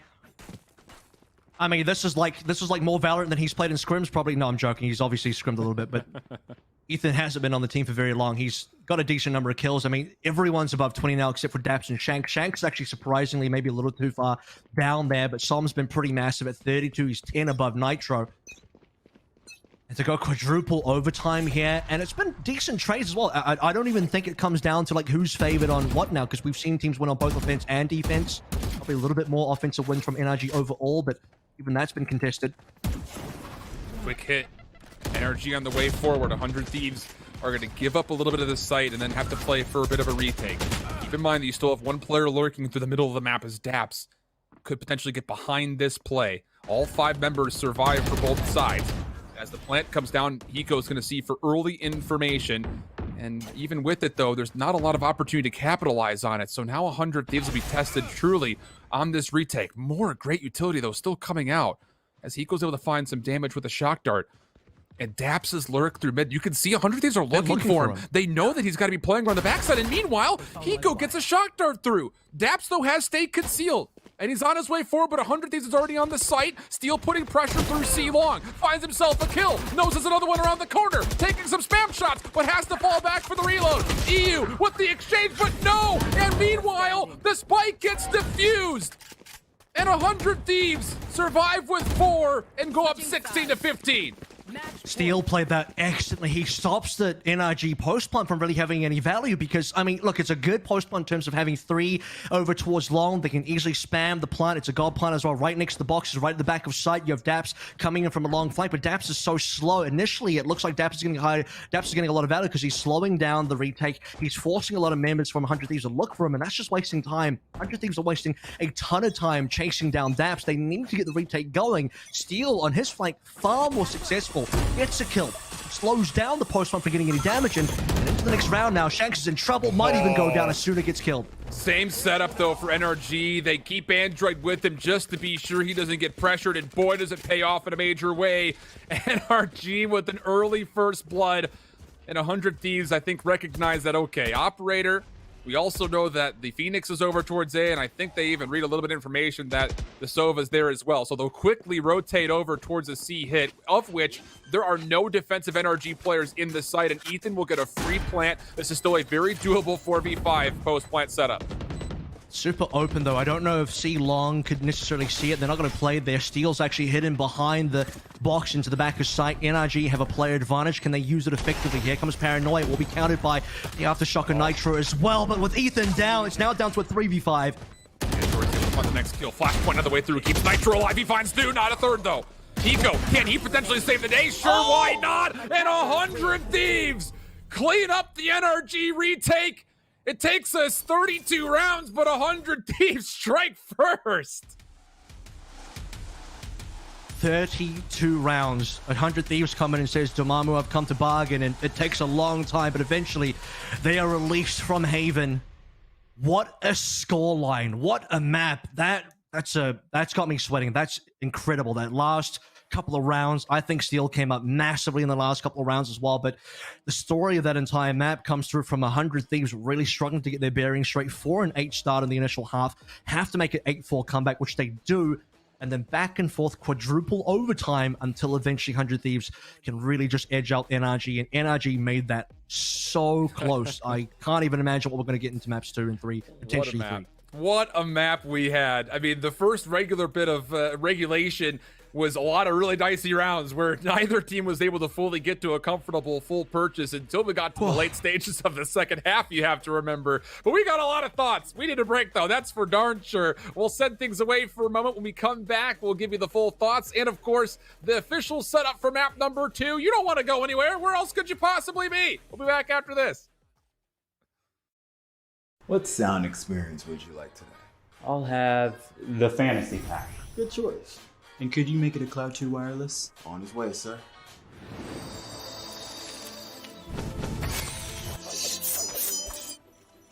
Sounds amazing.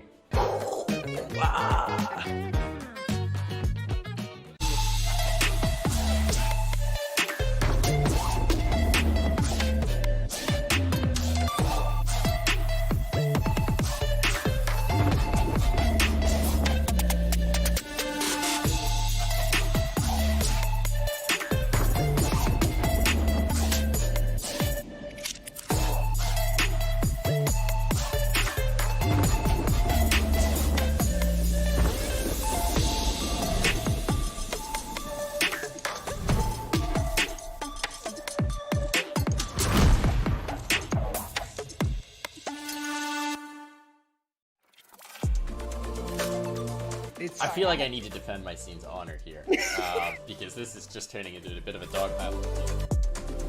Like in groups always look. I'm cutting you off here. I'm cutting you off. Cutting you off. He said G2's winning it. He said G2's winning it. Need to wait till the next EU tournament, which could be in about 10 years now. Take it with like a grain of salt. No, but that's that no being fun. said, Take it super literally. Spike defused. Oh, baby. Contrast stitching. Curves that'll hug your body. Adjustable arms.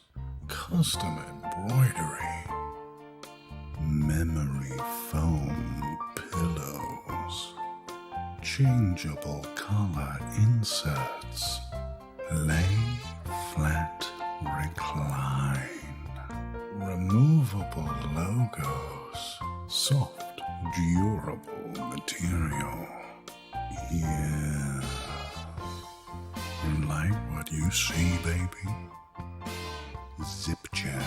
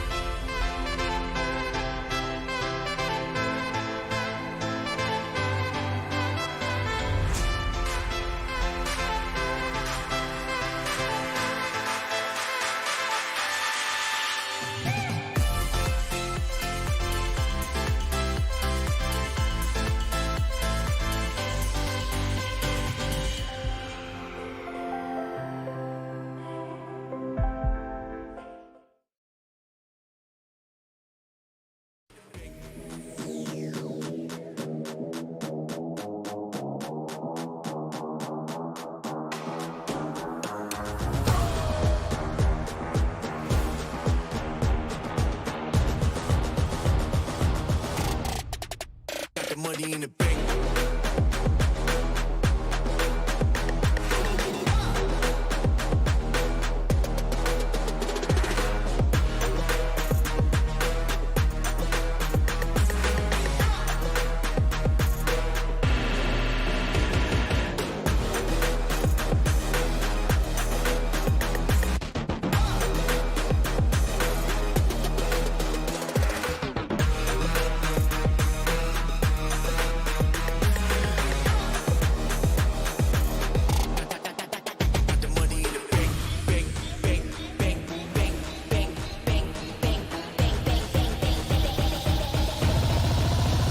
Money in the bank. Hit you with the 808. Hit you with the. Hit you with the bank. Hit you with the. Hit you with the 808. Hit you with the. Hit you with the 808. Welcome back, everybody. I mean, goodness, did we need the break? And I'm not going to lie here, Avro. We've got on our little run of show that we need to briefly talk about what just happened in map number 1. And look, there are screenplay writers that could write shorter movies than what we just saw right there. I don't know how our replay guys are going to put together a package for us, but we got one hell of a show. 100 Thieves at NRG going 32 rounds. But at the end of it, it's 100 Thieves that find themselves on top. I'm going to be honest as well, screenwriters would also include, you know, slow ramp-ups. You would get this kind of crescendo into a climax of a movie. That just felt like climax the entire way. That was just like, you know what? The best part of the movie is like, you know, it's just all going to be the main plot line in terms of how all the action unfolds into the final climax. It was just like one final boss battle that lasts the entire movie. It's 34 rounds of madness. Back and forth action, 8 and 4 start. Like, I was feeling great about NRG's beginning here. This was like a very kind of difficult beginning for 100 Thieves, but I think one thing you have to take note of is the opportunity for 100 Thieves to come back was always there because of how close these rounds were in terms of who was alive. There were so many rounds in the opening half that end up in a 1v1. And a 1v1 that, to be honest, a lot of those were pretty winnable for 100 Thieves still. That being the case, you feel like despite 100 Thieves being down 4 and 8, if they actually won some more of the rounds they were supposed to win, it could have been more like a 5-7, could have been a 6 and 6. Yeah. It was close enough in terms of the feeling of it, despite the scoreboard, that it wasn't super surprising to see 100 Thieves come back over on their second half as well. I'm maybe a little bit surprised NRG kind of buckled as hard as they did in terms of dropping 6 rounds in a row. That second round force, I remember saying to you, Shift, I was like, I think 100 Thieves need a force here. And they need a force because they can't afford to lose more rounds because they know they're behind a lot. And if they win that force, then they have a real chance of coming back into this half. And not only did they come back in the half, it went to overtime, and they played through quadruple overtime and won that as well. What an insane map.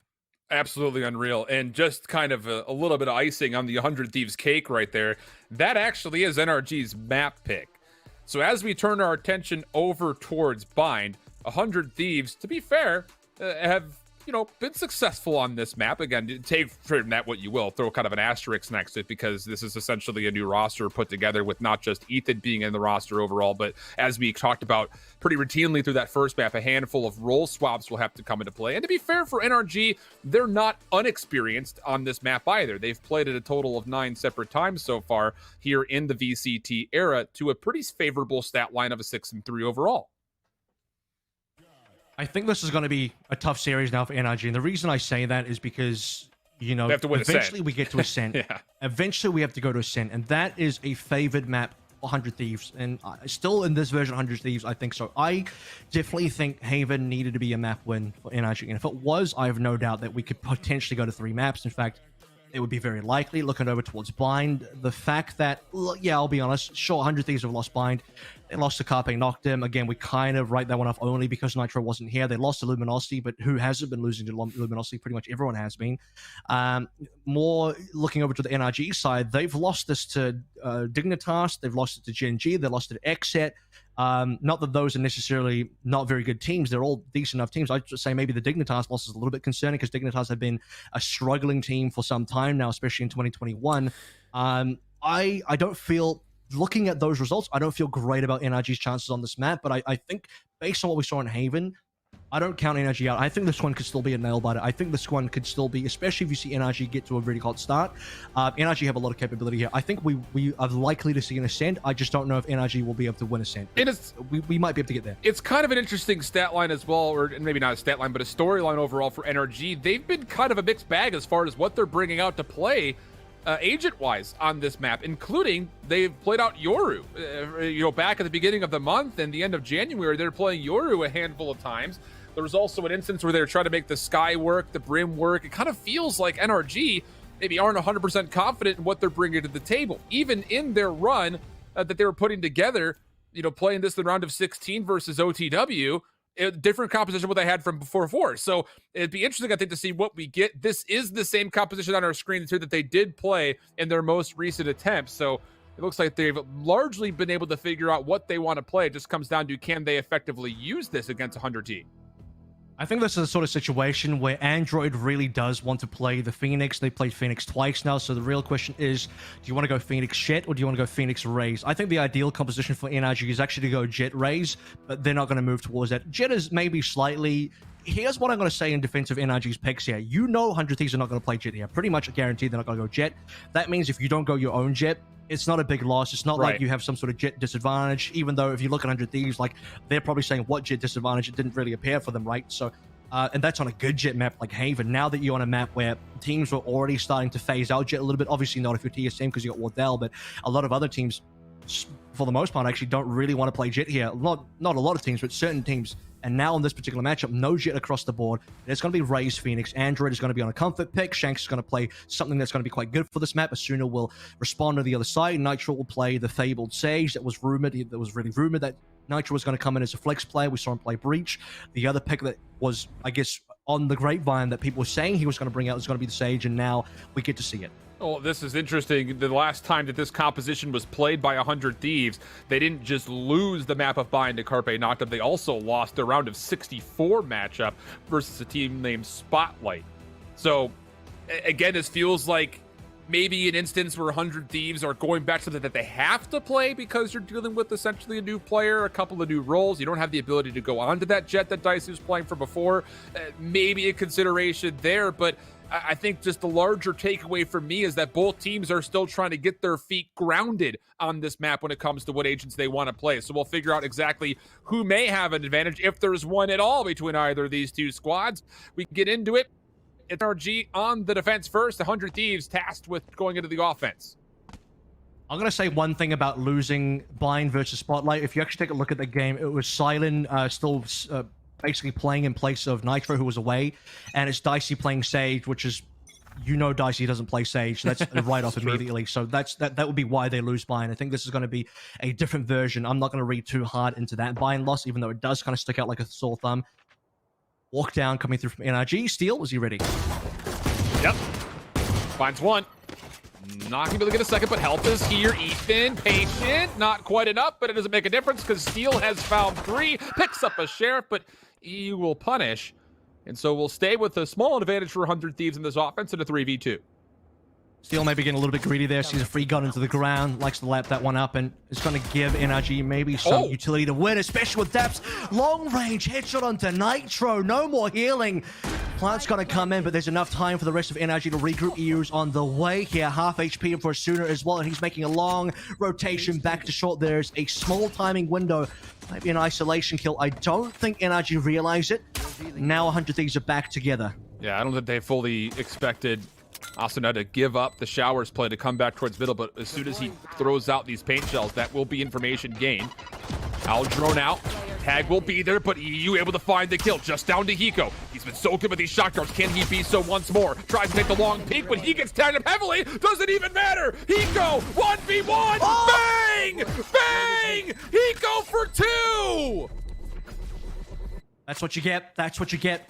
Hiko the biggest beta that I've ever seen. I'm joking, but he gets the kills.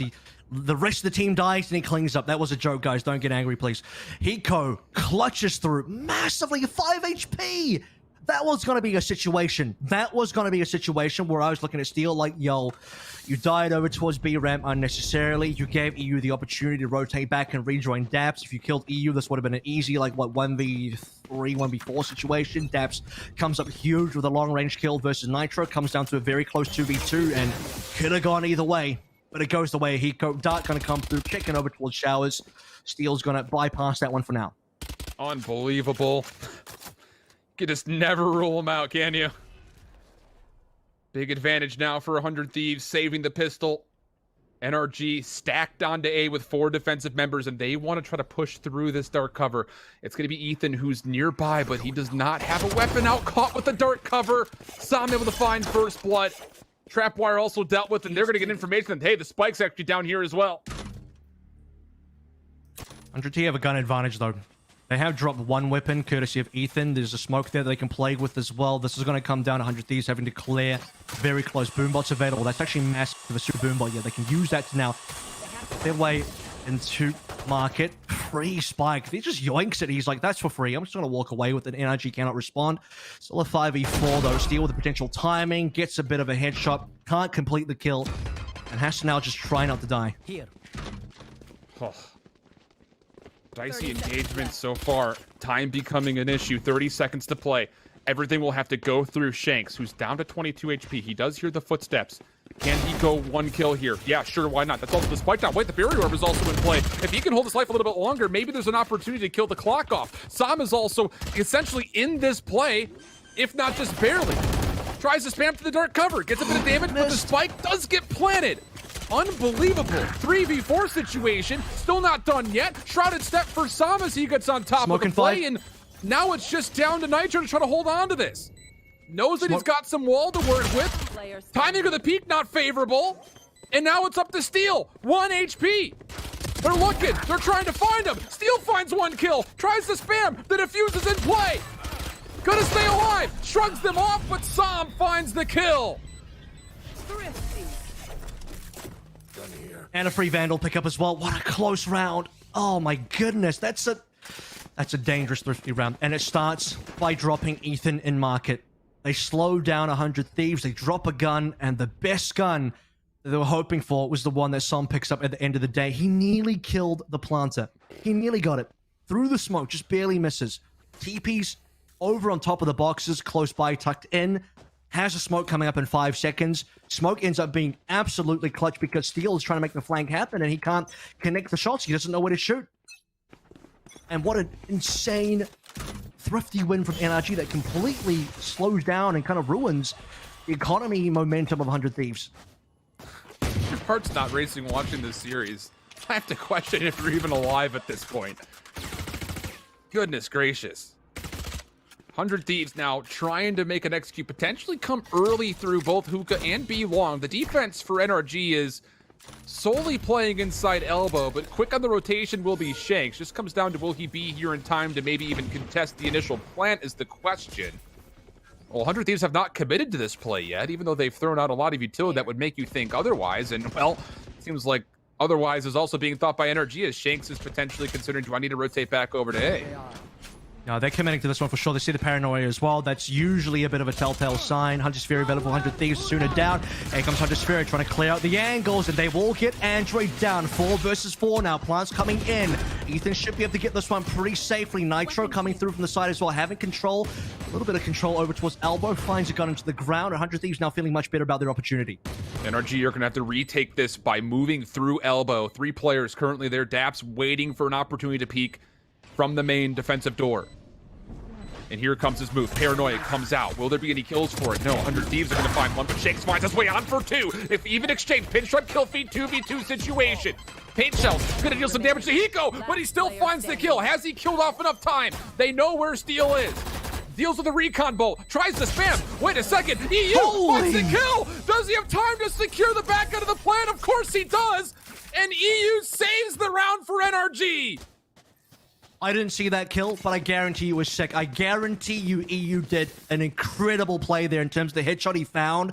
just seeing it from Steel's POV, like Steel's thinking, I can just spam through here. I should be able to land a few shots. Let's take a look at how that round broke down again. This massive jump in from Shanks. No one spots him, gets 2 kills. This is the start, I think, for NRG to really start to seal the deal. And just look at that from EU. Straight away, reads the fact that Steel could be on top of the box, gets the kill, half defuse already, confirms the round, and now 100 Thieves are definitely going to save. Steel had a hero rifle that round, it's gone. Every round feels like that last round of overtime. I'm not even gonna lie to you here, April. I mean, we haven't. We're now just continuing the overtime from the last time. Really, feels like it, doesn't it? Initial engagement for Shower, technically won by NRG, not just because of the positioning, but they've also tagged Asuna down to about half health. Not expecting a lot from 100 Thieves with this particular round. Should be 3-1. Outside of any particular massive plays 100 Thieves could do, they would have to find some timings here. NRG would have to make some big mistakes. 100 Thieves, I mean, if they can sort of have a situation where, you know, they sort of bait NRG to heavily stack over towards A, which they are now, then slowly rotate to B, find EU by himself, and potentially get that kill plus a gun, that would be a way for 100 Thieves to win. But otherwise, if they just run into NRG like this, NRG should be able to clean up. Lots of information off the spy cam. Shanks good for 2. Android more beyond that. Paint shells even going to push Nitro back a touch. Easy eliminations, flawless round for NRG. Here we go, mopping up on aisle 3 over here. 3 being the number of rounds that NRG have so far, including the 4 ultimates online. 1 out of 7 for Daps as well. They basically have the full stack here. Don't mind the light armor there for Daps. That'll be upgraded in a hot minute. Plenty of money to play through as well. 100 Thieves, it's gonna... I'm looking back over towards our early stages of Haven. And it was a 2-2. In fact, it became a 3-2. 100 Thieves got 3-2 before it got out of hand, and then NRG got 5 in a row. This is going to be NRG looking for an early 3 in a row. Now, this is going to be where 100 Thieves got to win. If they lose this round and we have 4 in a row for NRG, they're going to go 5 in a row. Yeah, and just to kind of speak on it, I mean, again, take from what you will, statistically, with both of these rosters essentially different in some form, this is technically the best half for both of these teams. NRG finding more favor defensively, whereas 100 Thieves have found more historical data in their favor on the offense. So, again, we should expect to see a pretty tight affair. But like you mentioned, this has to be a must-win round, you think, like for 100 Thieves, if you want to try to keep this early part of the half close. Yeah, it's just about the momentum here. I think 100 Thieves need to build up a bit of a bank. They're obviously on a full loss bonus here. So, I mean, losing would at least mean they get the extra 2,900. Here comes Asuna, though. Right up in showers, gets the first kill, connects onto the second as well, and that's going to open up 100 Thieves to collect this round, potentially 3 versus 5. Now, ultimate's available for NRG, but they would have to start thinking about using these. Android's down, so you can count out that runner back now. This round is going 100 Thieves 100%. Unbelievable. I mean, initially for NRG, the delayed peek through shower, I think maybe raises a couple of question marks, but then beyond that, just the beautiful read, pushing Android back off the paint shells, couple of trailing tap shots through the cyber cage, good for the kill. And like you mentioned, this would be a very difficult round. I think you would feel that NRG could even potentially even get a retake on the cards, and EU will sneak in towards Lamps, at least initially, but he decides to fade back, and like you just mentioned, keep the weapons. No need to risk it. They need either runner back or showstopper. Without one or both of those ultimates, it's not really possible. If they have showstopper or runner back, they can have an entry play. Showstopper clears the entire site. Anyone that challenges will trade for 1-for-1, and that's pretty good for NRG in terms of just opening up the site and allowing the rest of these players, including Daps and EU, to get on. Same story with Android. In fact, it's even better with the runner back because Android could die and he still comes back to life. But without either of those ultimates, if it's just EU and Daps, it's not possible. So they are going to save the weapons. They still have 5 ultimates to play through. Their economy should be good enough to buy again into another impressive round. But this is massive from Asuna. Headshot, second headshot, not quite a spray transfer. Swings. That next kill that we don't see in the replay, but getting the kill into Android, I think is the pivotal kill that actually wins the round. And this is one of those things you can kind of feel with NRG sending 4 defensive members over towards A. You feel a little bit antsy of, okay, there has not been a hit yet. There's been no utility yet. Are they actually here? And so you do try to set up that double peek to shower. Maybe you go 1-for-1 at worst, but you were able to stabilize and kind of confirm where you need to put your defensive members. But the fact that they don't get that trade is so devastating. Tac pause coming in now for NRG. A lot of tools on the table. A big gun round for both of these squads overall. And I think this is where NRG need to talk about, okay, how do we use this ult economy? Here's something that people need to understand as well. Sitting on 5 ults is not good. The only time I think sitting on 5 ults might be acceptable is if you're so far ahead and you don't even need the ults to win, it'd be a waste to use them. That's when setting off 5 ults might be considered okay, but setting off 5 ults here means you're not really using your full utility. This would be like if you're going into these rounds and you're just not smoking, you're not flashing, you're not using full utility. Consider these ultimates like extra utility, and if you're not using the extra utility, what are you saving this for? Because it's a full gun round. The only extra advantage you can find on a full gun round when everyone buys up is in the ultimates, and NRG have 3 extra ultimates than 100 Thieves. They have to start burning some of these. Well, it's framed up for us. Early bit of information here. And, Asuna has to go to a panic showstopper, and Sam makes good on the play. What a freeing moment that is.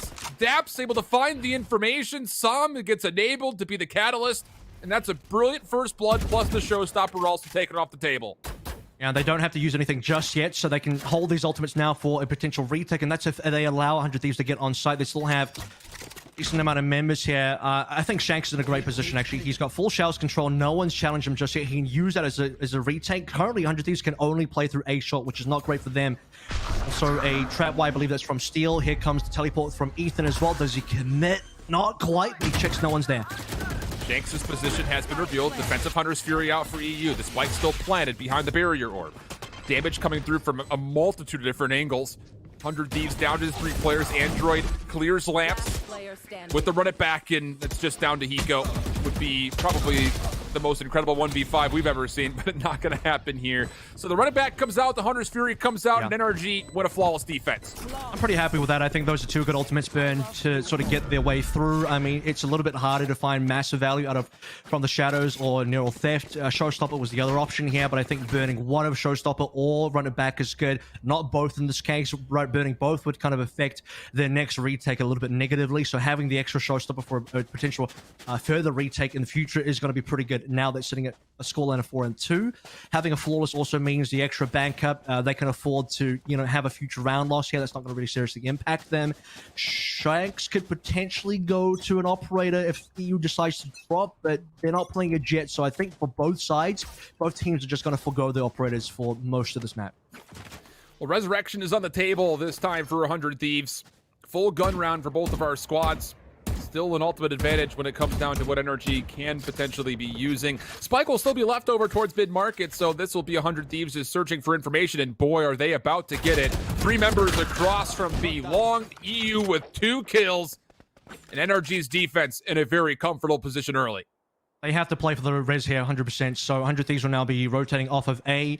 They have to clear a bunch of angles. The fear for 100 Thieves here is that somebody from NRG has lurked further down, so Ethan has to clear all these angles slowly. Have to make sure that they can get a safe plant. They might even have to burn a smoke over towards B long as well. They have about 50-ish, slightly under in a minute. And the Strone as well should be able to spot somebody. It barely sees a shoulder out from Nitro, but I think it's very obvious. I think NRG should know that the res should be burned here. Will not kill my allies. Hiko brought back to battle. 36 seconds to play in a 4v5 for 100 Thieves offense. We'll commit, at least for now, towards B. Opportunity for maybe a teleporter play if they get cold feet. But the time would be a bit of an issue. Asuna will stall just a little while longer while he grabs himself an ultimate orb. Curveball, paint shells as well coming through, making life extra difficult for 100 Thieves. Android down low, he's good for 1. Shakes responds to Asuna, who was blast packing into his face. And now it's up to Equal again. 1v4, now made a bit easier, but the spike is not in hand. There will not likely be enough time for him to confirm all these kills. And NRG will be up 5-2 here early on Bind.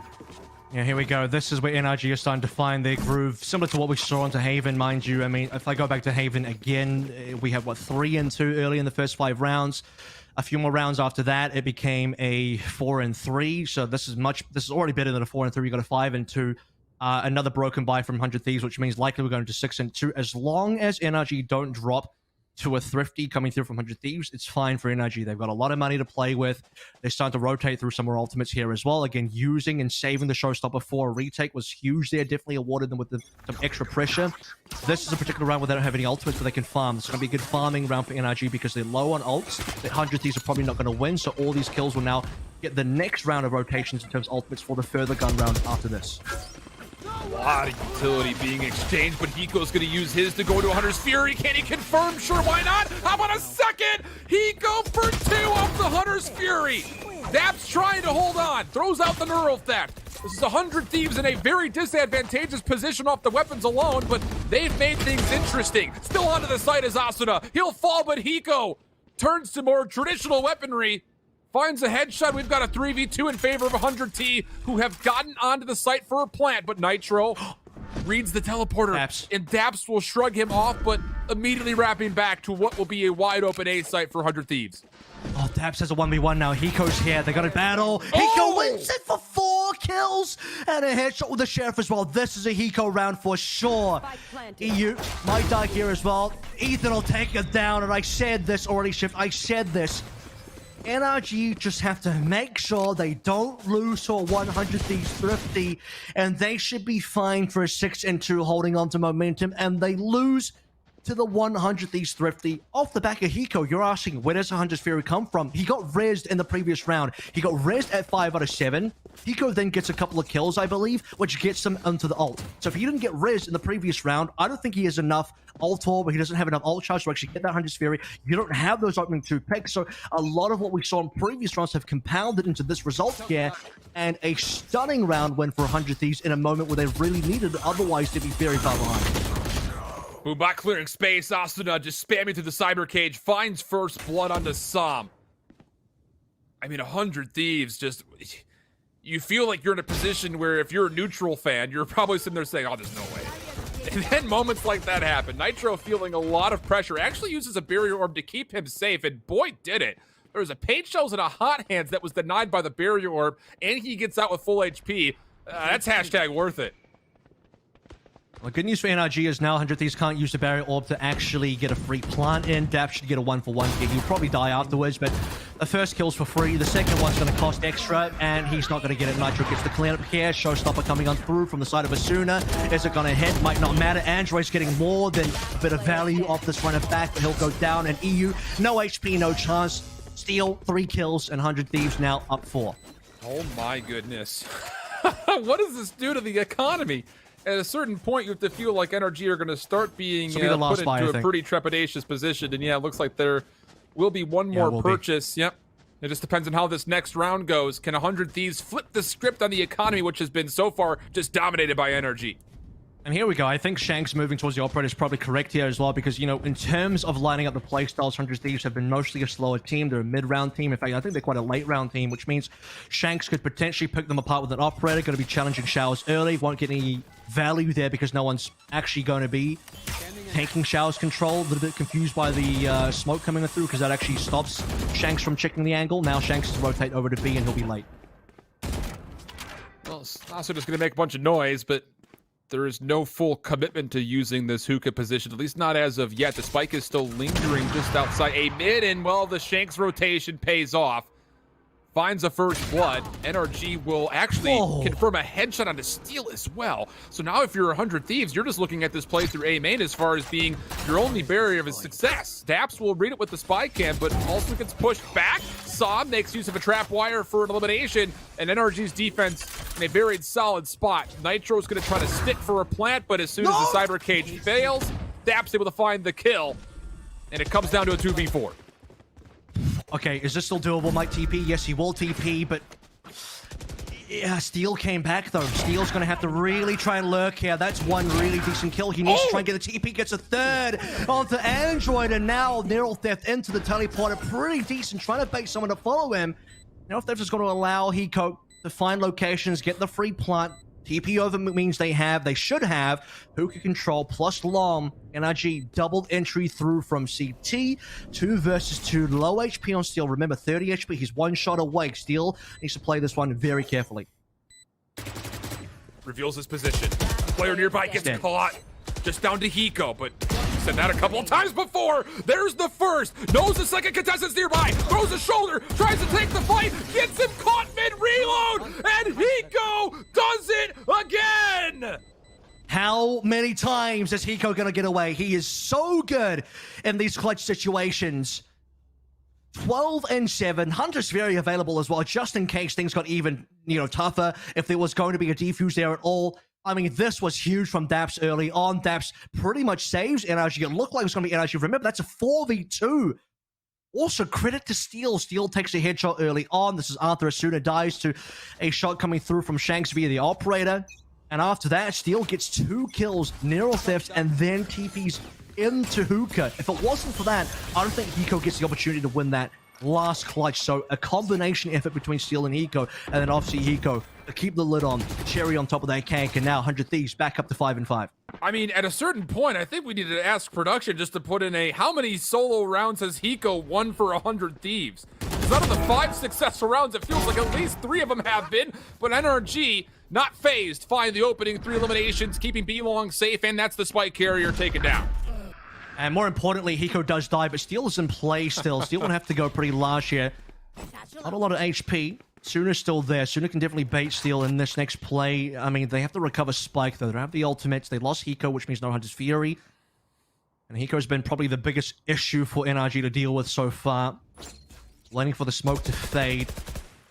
Trap comes down as well. I don't know if that's going to reveal too much. Camera doesn't see anything. Just checking no one's inside. Steel, again, Steel has to bait. This needs to be huge for Suna. Curveball comes out. They try to make the play, but it's the shells that actually confirms the kill. So now you're down to a 2v2. How have they been allowed to do this? This is what, a 2v5 situation? And now 100 Thieves have the B site. Hunter's Fury coming out. That will take care of Steel. Paranoia was though also spent. Asuna trying to hold on, but EU from across the map. Oh, it's a costly round, but NRG still find themselves on 6. Another excellent round from Steel overall. Despite losing that one, I mean, he makes it slightly more winnable. He got a double kill. I don't even see where on the map, but he gets a double kill from a lurk, I believe. Assisting Asuna, baiting with his low HP, and it happens to be EU with the Hunter's Fury, connecting all 3 shots. Required to get both the last kills. Otherwise, I think Som's probably in a little bit of trouble there. Yes, the Paranoia did come on through. He doesn't quite swing on it. Lies on the Hunter's Fury ultimate from his teammate, and NRG, I think, kind of wiping sweat off the brow for that particular round, because like you said, it was a very strong start from NRG, and they still end up bringing it back down to a 2v2 that was still losable, to be fair. Final round of the half. First point of contact just through Hookah. EU able to win it. Take it down to a single bullet worth of health, but still it's a 5v4. But Hiko, does he find information off this Aldrin? He has a Hunter's Fury to spend. Gets the tag, immediately hits the triggers. Can he lock down this player in the back, just over the top? And meanwhile, Som has found 1 kill. Resurrection in play. Som, do you have the spam? No, he does not. So the Resurrection comes through marginally successfully. A lot of AoE coming into play. Asuna fortunate to be alive, if not just barely. Som also considering, can he check things out? He actually is going to go back to safety to make sure that NRG can sustain this 5v3 defensively. Nitro, the heal as well, puts Asuna back onto full HP, so it's going to be a res into a heal. Barely healthy enough. It's going to come down to a Hiko clutch. This is the only way they win this. It's got to be Nitro and Asuna setting up Hiko for success here. Recon's going to come on through. Not a bait. This is going to be the real play, and with Hiko down, this might be it. 30 seconds left. Spike will be planted behind the barrier orb. Neural Theft was spent. Also, the Paranoia just came out. So NRG have the numbers, but there's no one playing behind this. It just comes down to, can Asuna actually find a handful of kills here? Decent shots coming through, plus the shock dart, really nowhere for him to go. Nitro, how good could you be? Not enough ammunition. There's just too many members running at him. So, my goodness.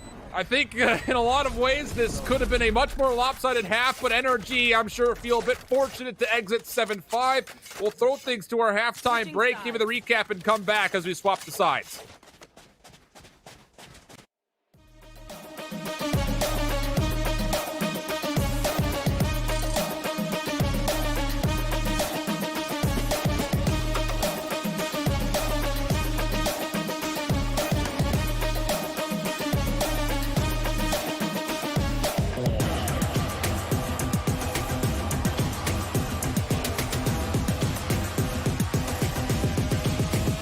Show me what you got. Damn.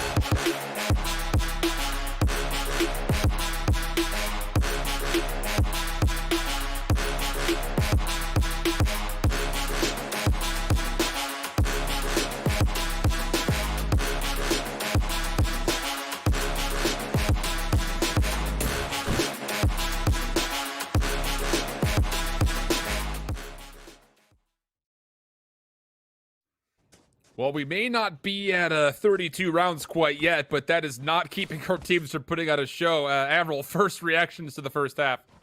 Actually, very close. You would have thought, looking at the initial, 7 rounds here, you got a 5-2 scored line. You were thinking, okay, pretty good for NRG. Can they, snowball this into a further lead? Maybe do another 8-4 start, which would be pretty good. Ends up 5-7, which is much closer than NRG would have liked to have finished it. Massive rounds from Hiko. Super impressed by both Hiko and also Steel this particular half. I mean, in that first half, how many rounds did it look like NRG were just going to take it quite easily? If it wasn't for heroics from Hiko and additionally supplied by Steel as well, I mean, those extra rounds coming through to allow the 5-7 to happen, that's where it comes from. Well, that was both of our team's stronger sides in that first half. NRG for their defense, 100 Thieves for their offense, but again, the statistics might not matter too much. Troubling position there for Steel. Beautiful hot hands.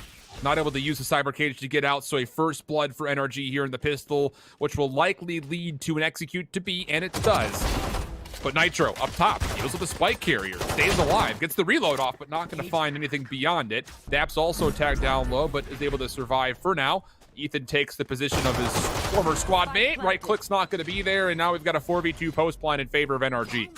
Ethan would need to win that 1v1 to allow a 3v3 retake to happen. Because he doesn't win that, they don't have any control over into Hookah. No control into Hookah means for 100 Thieves, this will be a very difficult retake. Even with Hiko alive on full HP now, Suna has only 48 to play with, would have to win this 1v1. Does versus EU, can he clear the rest of Long? No, Sam will get it, and now Hiko by himself, 1 versus 3, not going to happen, and NRG with another pistol.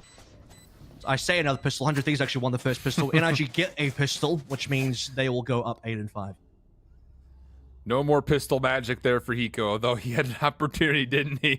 All the last 3 players were pretty low, but not going to come through. So no forced purchase here for 100 Thieves. Still feeling okay about the stat line, even though they do find themselves down 3 rounds. And again, expectations would be that they would find themselves down 4 here with NRG coming into SMGs. And beyond that, actually EU with a Phantom. I think this would have to be another 9-4 situation. I think it was 9-4. 100 Thieves would be feeling pressured to go towards the force. 8-5 is still a close enough scoreline that allowing NRG to go 9 here isn't the worst thing in the world. I think EU and the rest of NRG will be pretty well scaled to go into the next round, though.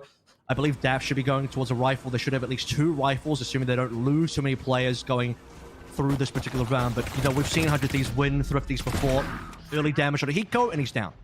And Shanks will now be responsible for this teleporter play, which sees all of 100 Thieves here. Here comes the swing. Shanks good for 1. Lots of damage into a second paint shells just to keep him safe. Help has also arrived in the form of EU. And NRG have only dropped 1 in this exchange. Spike has been planted. Nitro by himself. Gonna get overwhelmed.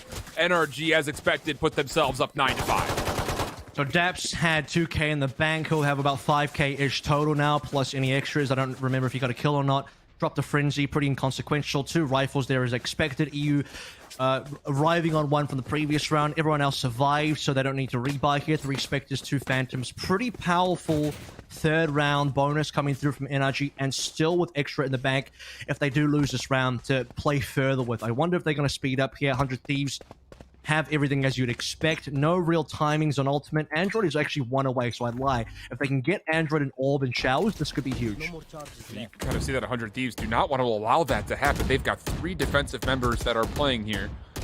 Daps is still considering maybe the possibility of working his way in, but with all these taps back and forth, could be a very unfortunate game of tag. Steel, backed up by a blast pack.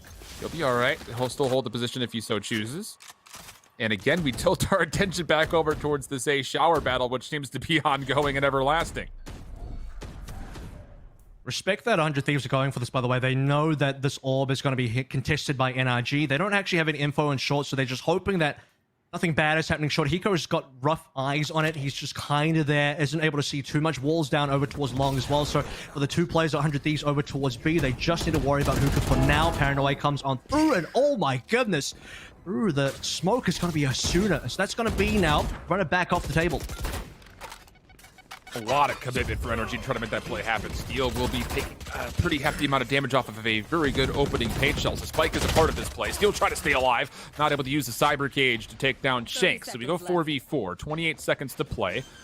Spike is on site. Sam is going to try to hold for this. Does catch a shock dart in the process, but will successfully get the plant off. So 4v4. We go! Spam shots from Hiko? What in the world? That's ridiculous. I mean, that's good enough now that 100 Thieves should be able to cleanly retake this one. There's 3 over towards long. A little bit more U-tool will lock them out. There's no wall. There's no smoke for another 10. Okay, Shanks are going to make it interesting. The recon could be pretty huge as well. They haven't quite deleted the recon yet. Time is going to maybe be an issue here. EU's going to be good for 1 and a second, not a third. Ethan, 1v1 situation. Doesn't expect the last player is also over towards B long.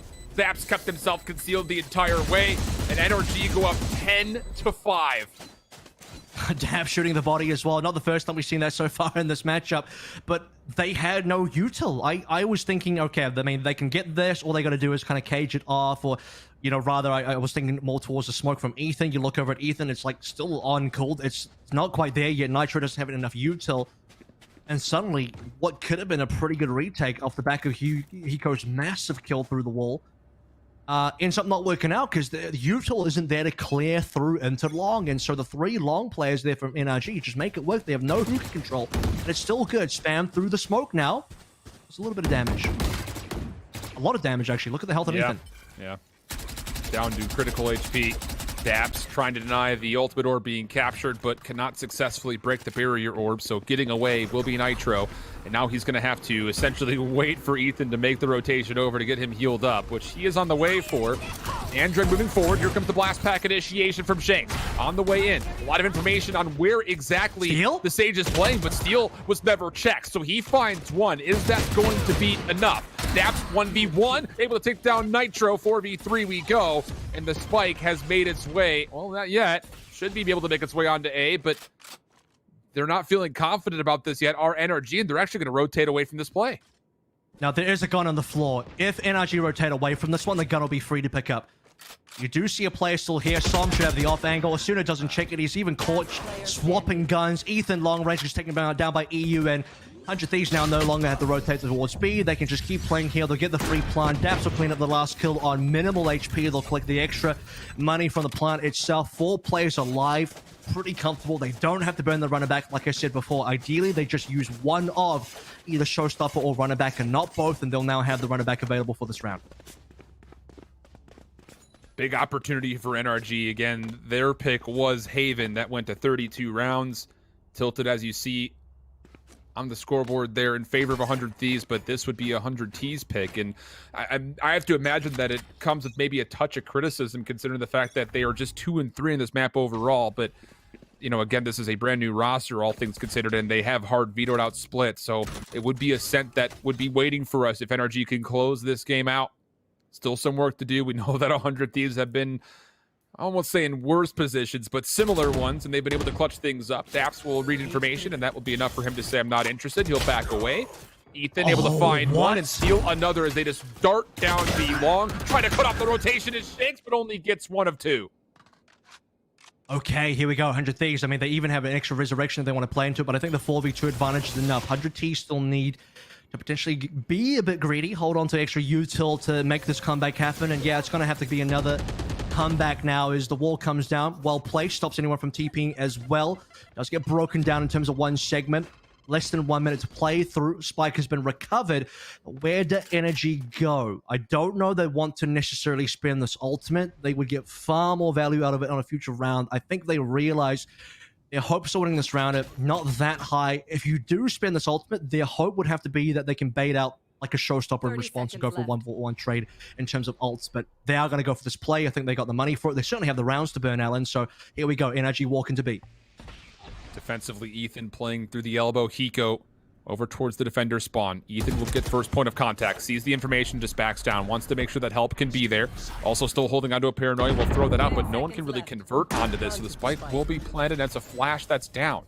Teleporter play from Nitro as he makes his way around the back through hookah. Showstopper does get baited out. That should be confirming for a kill, but Ethan finds that anyways, and Android still walks away with 2, so not bad at all. NRG punished in a major way in what seemed to be an unwinnable situation. They get the spike down, they force out the showstopper and the resurrection beyond that with a couple of kills. Yeah, I think they need the money here, and this is where, you know, who do they give this charge over? Maybe Hiko takes the defuse, certainly is. Hiko's probably closer than everyone else to the Hunter's Fury. There it is, earns Hunter's Fury off that Resurrection as well. But by the way, we've seen, we go back to the first half, by the way, Hiko getting a Hunter's Fury off the back of a Res actually won them around the following round. So pretty big play from Nitro, I think, to find the value there. That was a must-win round for 100 Thieves, because if they dropped that round, that was going to be their last buy probably for the half, because Energy would be on 12, 100 Thieves would have to force. Kiss buying goodbye, and onto Ascent we go, but still keeping this one competitive for now. Steel, no one can drop him a gun, so I guess he goes Guardian, something like that. No, Phantom, no, he just barely has enough. He'll sell some util and he'll be okay. And 4 ultimates for NRG, 3 for 100 Thieves, but notably Hiko has a Hunter's Fury, and I think that could make the difference. We will find out. Ethan will bait the teleporter over towards A long. That will keep Daps at bay for some time. Shanks using a lot of utility trying to clear out Hookah. Also deletes the spy cam. Still contesting will be Steel. And as the Cyber Cage comes out, he will actually play through this and forward, trying to catch Shanks off guard, but that will not occur. And we've got a very early 5v4 in favor of NRG's attack. Yeah, Steel was kind of making a bit of a gamble there, hoping that he was going to check right side and no one was going to be on the hard left, and he was going to maybe find a timing. They knew that there was going to be players long, so Steel's maybe looking for a timing down ramp to get a few kills on players that were backing out, but no res as well for 100 Thieves. Again, they used it the last round for tempo, and now they're going to have to really make use of that tempo as the runner back comes in. Android not likely going to come in at any point of contact with this. Ethan will actually commit to the from the shadows from behind. 1v1 versus Daps. It would be a big one, but he gets worked around the barrier orb. The Hunter's Fury that comes through doesn't even stall the spike plant. NRG looking primed for 12 unless someone can absolutely pop off. Is it time for Asuna? Well, maybe. Finds himself 2. That will allow Hiko to get onto the site. Has to clear out showers. Does he get a timing here onto Android? Wants to try to push. Sees the weapon. Finds the kill. Asuna for 3. 2v2 situation. Now it falls on the shoulders of Asuna. Would have to be an ace. Gets information. Finds the 4th. Knows where the last player is. Paint Shell's trying to push him out, but can he actually find the kill in time? Blast back over. Asuna will use this to get at least to halfway in the defusal. Shanks on the opposite. Picture in picture. Oh my God. An ace for Asuna. Keeps 100 Thieves not just in the map, but maybe even gives him a bit of favor. Speaking of favor, Hiko gives over all he can to Asuna and says, it's your turn. Now's the time, Asuna. Now's your time to get this ace, to get the clutch going. And with minimal time remaining, that was so close. Gets the defuse as well. I thought that it was going to come down to Shanks playing the timer, getting it down far enough that there wasn't going to be enough. And there's a tag pause. I bet this is coming from NRG. It's got to be an NRG tag pause, because that was disgusting for 100 Thieves.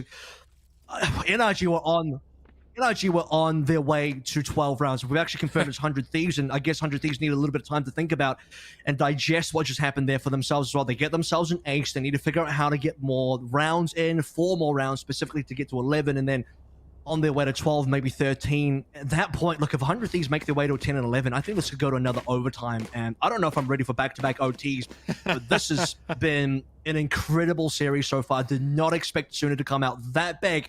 5 kills, an ace when 100 Thieves needed it the most. Unbelievable.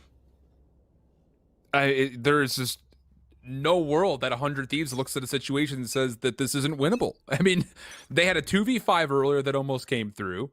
Asuna essentially is forced to find the ace, and he does. He goes clutched up more times than I could count on both hands. And NRG have to be wondering, what else do we have to do? EU with an early Hunter's Fury does get 1 tag, not going to get the full elimination. Shanks trying to get away. Asuna, showstopper for damage, but no kills. A lot of early engagement when we stay 5v5. Still plenty of time to work with here as well. 100 Thieves have had the wall broken, so 2 players currently looking over towards Hookah. It's going to be a recon tag as well. Shanks gets Asuna. Traded though, massive from Asuna. Asuna wasn't supposed to be able to get a trade there. That was meant to be a 1-for-0, but the 1-for-1 is so good for 100 Thieves as Ethan also TP's over. Might be an over TP. No, he is going to be here in time because NRG are committing to be. Daps good for 1. Nitro trying to hold his ground will fall. Ethan is going to be the next one up. He's trying to get behind this play quickly, and he is already in here in Hookah, but he will reveal his position by trying to fire through the dark cover. Help is, though, on the way. It's Steel that will be here. 2v3 retake required. Bit of information off of the jump peak. Will there be any actual challenges to this play over by Hookah, though, is the real question. Steel just doing his work on the container. Has not found much, if any, damage whatsoever. Ethan now down and in. Not going to find the first kill into EU, and Sam picks up the rest. 12-7, NRG on map point. And here we go. This is what NRG have needed. Get themselves over to a map point cleanly without too much ground to work with 100 Thieves to get towards an OT. Look, if 100 Thieves can get to another OT, it would be legendary. They would have to get 5 rounds in a row, including this round where they don't have anything to work with. They will have to force buy into as much as they can. You can just see there's just not enough equipment to go around. The money is incredibly minimal. People don't have ultimates as well. They have a Nero threat from Steel. It's not going to be enough at all. Looking over towards the NRG side, yeah, they don't really have ultimates either, but the showstopper will be more than enough. Double Bucky, you better hope that's enough for 100 Thieves. They have to set up for very close angles. They've doubled up in Hookah again, hoping NRG walk up close. NRG taking their time, though, on this, as you would normally figure. Shanks, again, using a lot of his utility to clear out Hookah, of which he actually does find significant amount of damage on Nitro, who, of course, will use the healing orb to get up. Asuna up close, though. Does Shanks expect maybe a second player nearby? The blast pack comes out, will push that player back, but there will be no contest, and we go to a minute 10 with a 5v5. Drone is going to see EU. Does just expire in time as well, so EU doesn't need to fire too many shots. But they've confirmed that someone's here. I think that's actually pretty important for NRG. NRG look like they want to lean towards A, so just revealing that they still have members towards B, even a recon coming through, just keeps 100 Thieves interested. You see the 3 members of 100 Thieves still just holding on to B. NRG have now got a little bit of a window to play with to try and make something happen on A. They would have to push through soon. They got to get past all the steals, traps, and all of that. And they reveal that now, and this is where they go for the hit. Blind showstopper connects onto Steel. It was just trying to be used to clear off the quad box, and Ethan in the cheeky corner could not find anything with it. NRG 5v2 now as EU finds the kill. They want to go to a set. 2 kills away from doing it. It all rests onto both Nitro and Hiko. And you've got a judge in the hands of Nitro. It would look to be an AR or a Guardian. No, it's a Bucky. I'm just kidding. It's just a weird skin. Makes his way forward. Does he see one? A lot of damage. Finds the kill. That should be a weapon collected. Clears the tight corner. Nitro will be the one with the weapon in hand. Daps, though, finds the immediate kill. It would have to be a 1v4. No chance. We'll see you on a set. 13-7 for NRG, and this one has the legs to go to all 3. It's looking like a banger of a series. In fact, I mean, that's an understatement. It's looking like a banger of a series after the first map. Haven and NRG here. I mean, they felt like they probably could have won Haven. They come into Bind with fury. They come into this one thinking, no, we should have won the last map. We're going to get this one for sure. And it actually gets quite close. I mean, you have to remember the first half ended up, what, 5-7? Really strong lead from NRG, but so many rounds where you see these 100 Thieves clutches, you see these 100 Thieves rounds where they're winning in extremely dire situations, and NRG are just shaking their hands like, my goodness, it's tough to play up against those types of rounds, but NRG managed to have the composure to send us to a map 3, which is going to be really great. Well, that will be what comes up. We need to step away, get everything ready to go. We'll break down the replay package and give you everything you need to know before we step into Ascent for map number 3. Do not go anywhere. 100 Thieves, NRG, coming back right after this.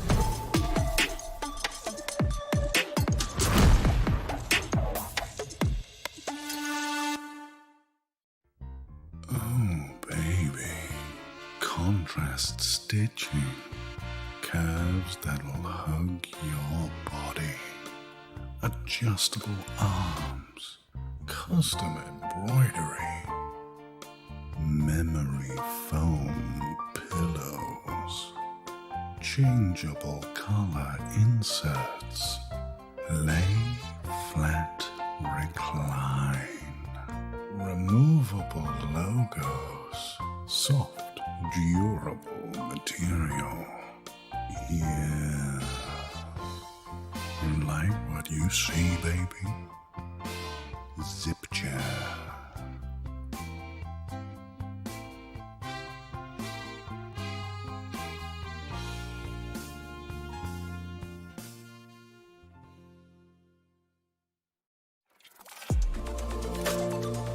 I feel like I need to defend my scene's honor here, because this is just turning into a bit of a dogpile.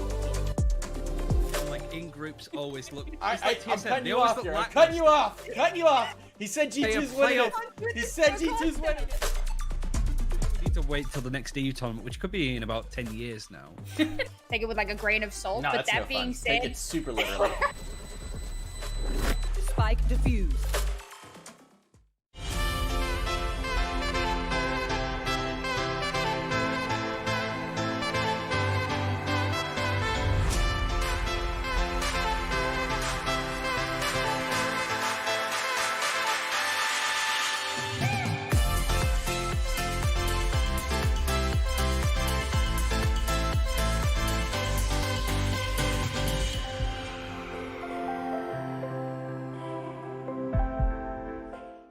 What sound experience would you like today?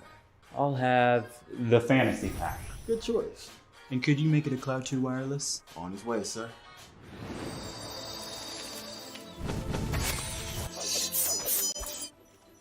Sounds amazing.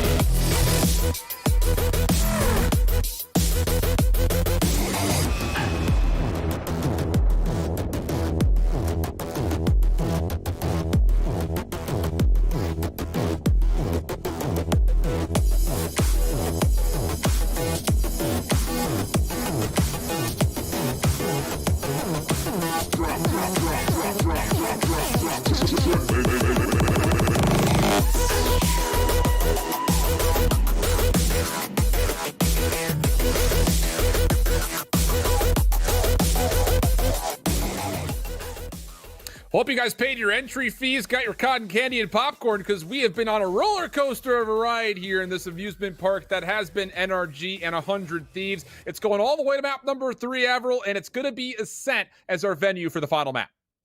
And I mean, just before we even go to Ascent, just to talk a little bit more about Bind, even towards the end there, before NRG hit their 12, I was still thinking, look, 100 Thieves can maybe clutch this. They could still take this one to an overtime. It would be a legendary overtime, a second legendary overtime. Starts us out with, you know, a decent opening from Steel. I believe NRG end up taking this pistol eventually. They just didn't have the numbers, NRG, to work with, or rather 100 Thieves to work with.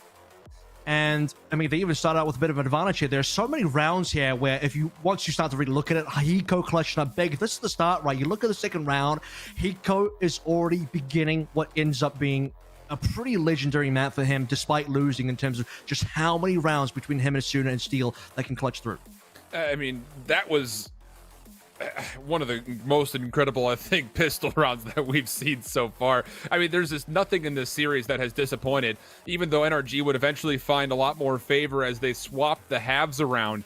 100 Thieves are continuing to get really good looks. And, you know, regardless of the outcome, and this might be a bit pandering, and I don't mean to, but you have to feel pretty darn good about what you're seeing as a collective whole from 100 Thieves. I don't think you largely expect to be coming out and playing perfectly clean Valorant, especially considering that you've got not just a new player, but a handful of role swaps that are happening. So the fact that your big playmakers are stepping up when required is great news, I think, for 100 Thieves. And it just comes down to the simple fact that NRG just a touch too good on their offensive half here for Bind. I think I'm actually more impressed with NRG, you know, looking over the series. Look, I think 100 Thieves have been playing decent, but NRG is not a team that you expect to really show up versus 100 Thieves the way they have been so far. And it's at the point now where, look, I came into Bind thinking possibly 100 Thieves are going to 2-0 this one. I look at Ascent being like, even if NRG win Bind, can they really win Ascent? But you'd have to look at that scoreline on Haven once more. You look at the 13-7 on NRG's Bind as well, and now you have to start thinking, could NRG actually take this game and put 100 Thieves down into the lower bracket? And losing your initial quarterfinal round of 8 game, even though it's a double elimination, losing this game and going to the lower bracket early could be a potential death sentence in your Challengers 3 run, because you're going to have to go up against potentially another good team in the lower bracket early. There's Gen G down there, T1's down there as well. I mean, T1 is still struggling themselves, aren't they? But any team that goes down to the lower bracket early has to run through quite a gauntlet to get into top 4 again. So it would suck for whoever loses. I did not expect NRG to come in this big today, and honestly, win or lose, NRG have impressed. And now you go to where they're going to have to be even the most impressive they've been on the day, because they've only played Ascent a single time, and it was versus Time in which, I mean, they were pretty fortunate to come away with. It was 13-11, the final score there. And I still look over towards that band towards Icebox, a map that throughout even this third open qualifier for NRG, they played in every single round of the tournament, save one versus Demon Time. So it's a bit strange to see them trying to veto that map out and leave Ascent on the table, which, again, take from it what you will, but historically this has been 100 Thieves, one of their best maps here since VALORANT Champions Tour. But of course, there's a new roster, so, you know, put an asterisk next to it. I think what it really tells me here, Shift, is that teams are definitely doing vetoes based on what they are feeling good about in terms of where their strengths and weaknesses lie. So really what this says is NRG don't have a very good icebox right now. They don't want to go there. They're not prepared to go there. They would rather take 100 Thieves to Ascent, where they know 100 Thieves have been typically quite good on, rather than go to a map that they're not comfortable on. So that's NRG playing more to their own strengths rather than trying to counter strat or counter veto 100 Thieves too hard here. Looking actually at that time in game on Ascent that you brought up here, I mean, yes, they did have Android in that one. Yes, it was a 13-11, but they did really well on their defensive side. Their attacking side, though, they only got 4 rounds. So I do wonder, with NRG starting on the attack this time around, are they going to struggle? Is this going to be a very difficult attacking round? I know 100 Thieves are going to be a very methodical team. Looking over to the defensive side, I think that maybe that's where NRG can find a little bit more value, because NRG seemed to have, at least on Bind, it looked like NRG had a close first half, and they've really cleaned up for the second half, and that's kind of what they need to do again. You know, and in the past as well for 100 Thieves, their defense has been, I mean, just absolutely suffocating, it feels like at times. Not allowing too many options or instances where I feel like the spike is comfortably down. Their post-plant breakdown has been great, and I mean, they win on average about 80% of the time so far through VALORANT Champions Tour in this first stage, which is incredible. Yeah. So it'll be interesting, because I feel like getting into this, knowing that NRG are attacking first, I'm looking at 4 as a success story for them, not only because their offense has been notoriously weak, but 100 Thieves' defense has been notoriously strong. Yeah, I think I have to look at this from a lens of 100 Thieves. How do they play with their changed up roles and Ethan on the roster here as well? Because I think this team plays very differently now compared to when they had Dicey. There are certain things they were doing with Dicey in terms of, especially just using the jet. The fact they're not running the jet at all is a pretty big deal in terms of shifting up your play style, because, you know, Dicey is the kind of a player that you can use to contact a lot. 100 Thieves had the capability to play more like other teams out there with their duelist, now that they've only had the one duelist on a shooter who came up big on the ace clutch that we did see on, you know, one side of one round of Bind. Now going over towards a map like Ascent, where once again it's no jet, it's going to be one duelist, 4 supports here, pretty much what we expected and now confirmed based on everyone's kind of, I guess, assessment on what they thought 100 Thieves were going to do. Over 3 maps, 100 Thieves have not opted for a double duelist at all, and this is actually going to be interesting as well, because this is a pretty big operator map, and Shanks has gone back to duelist, which means he is going to be playing op, and 100 Thieves are not going to be doing that, so I wonder how they're going to handle the op. Well, it's one of those things that he'll be playing the operator is if maybe more than when he's able to get it, because back to Haven, we kind of said the same thing, and there were only a couple of rounds that he was able to bring the operator to battle. Asuna will read a bit of information early. NRG not going to give up this, as they do have the spike committing to getting into A at the moment. Recon bolt will be sent out, so you have to imagine that NRG will likely be waiting for this take until they maybe get it charged again, unless this play through the tree is good. Eco, shock dart at his feet. A lot of damage, but no kills to speak of, and Nitro is currently stuck behind this barrier orb. He's going to see a bit of information, finds a kill, hello, and eventually falls. And so now as NRG have taken the site, it's once again up to 100 Thieves, seeing if they can find a way to retake. I mean, that was pretty funny as well. You see Som and EU do a double take. Like, I think I saw someone behind the wall. Was there someone there? Yep, there was a player. Nitro was there. We'll get the kill. Technically, I mean, it's a bit of a cheesy play. Nitro can only get one kill there, likely before he goes down. It's a 4v2 now. I'm not expecting too much from 100 Thieves, unless maybe Steel can really make some magic happen. It's down to Eco, the clutch master, but 1 versus 4. It's too many members alive. They shoot his body again, and NRG pick up the pistol. Very clean from NRG overall. Again, it just starts with that play through the tree. I mean, you use that recon bolt to clear off the wine cellar for NRG's approach. You have to figure that, well, you're not just going to flat rush through that, especially after Nitro had put himself again into a corner. But good response overall. Som able to find 3 kills, Android 2 for the flawless pistol. Or pardon me, not flawless. They did lose EU on the attempt, but you will have the ability to, again, just... It seems to be pretty set up that if there's a pistol round win for NRG, they will put EU on some sort of a rifle. He's got an early Bulldog. I believe NRG have now won 5 pistols out of... No, they won 4 out of 5 pistols here, because 100 Thieves did pick up once. There's one more pistol in the second half of this still to play through. And a decent number of 100 Thieves members actually stacking over towards B. It's just Steel on the Bucky over towards A. He can definitely get a kill here. Will do so. Instantly falls off as well, so he can't be traded. Closes the door, and will play on the other side of the door, waiting for the rest of his team to potentially rotate over. NRG have not committed, though. And I don't know if that's a good enough gun for them to pick up. I mean, who do they lose? They lost Shanks. Shanks had a Spectre. Wasn't picked up anyway. There was already a Bucky on the other end, so yeah, it's fine. Well, NRG are going to be mostly stacked in the middle of the map here. Daps will be the only player lingering over towards B. Ethan is just throwing some casual shoulders. Spy cam will go down, so that should be able to confirm to Ethan that there is somebody nearby. But the problem is they don't really know how many members are here in the middle of the map. And Android, if he pushes through this gateway, does he read information? The Aldrone does not see Asuna, but it doesn't matter. Android still wins the battle. Now here comes the take from behind and the front simultaneously. Curveball in. Ethan will be flashed up and revealed, but Nitro for 1. Som trying to find a way to trade things around into favor of NRG, and boy, will he. 2 with the Spectre, the quick swap over to the Ghosts. All he would need is a Phantom here to make this quite a spooky spectacle.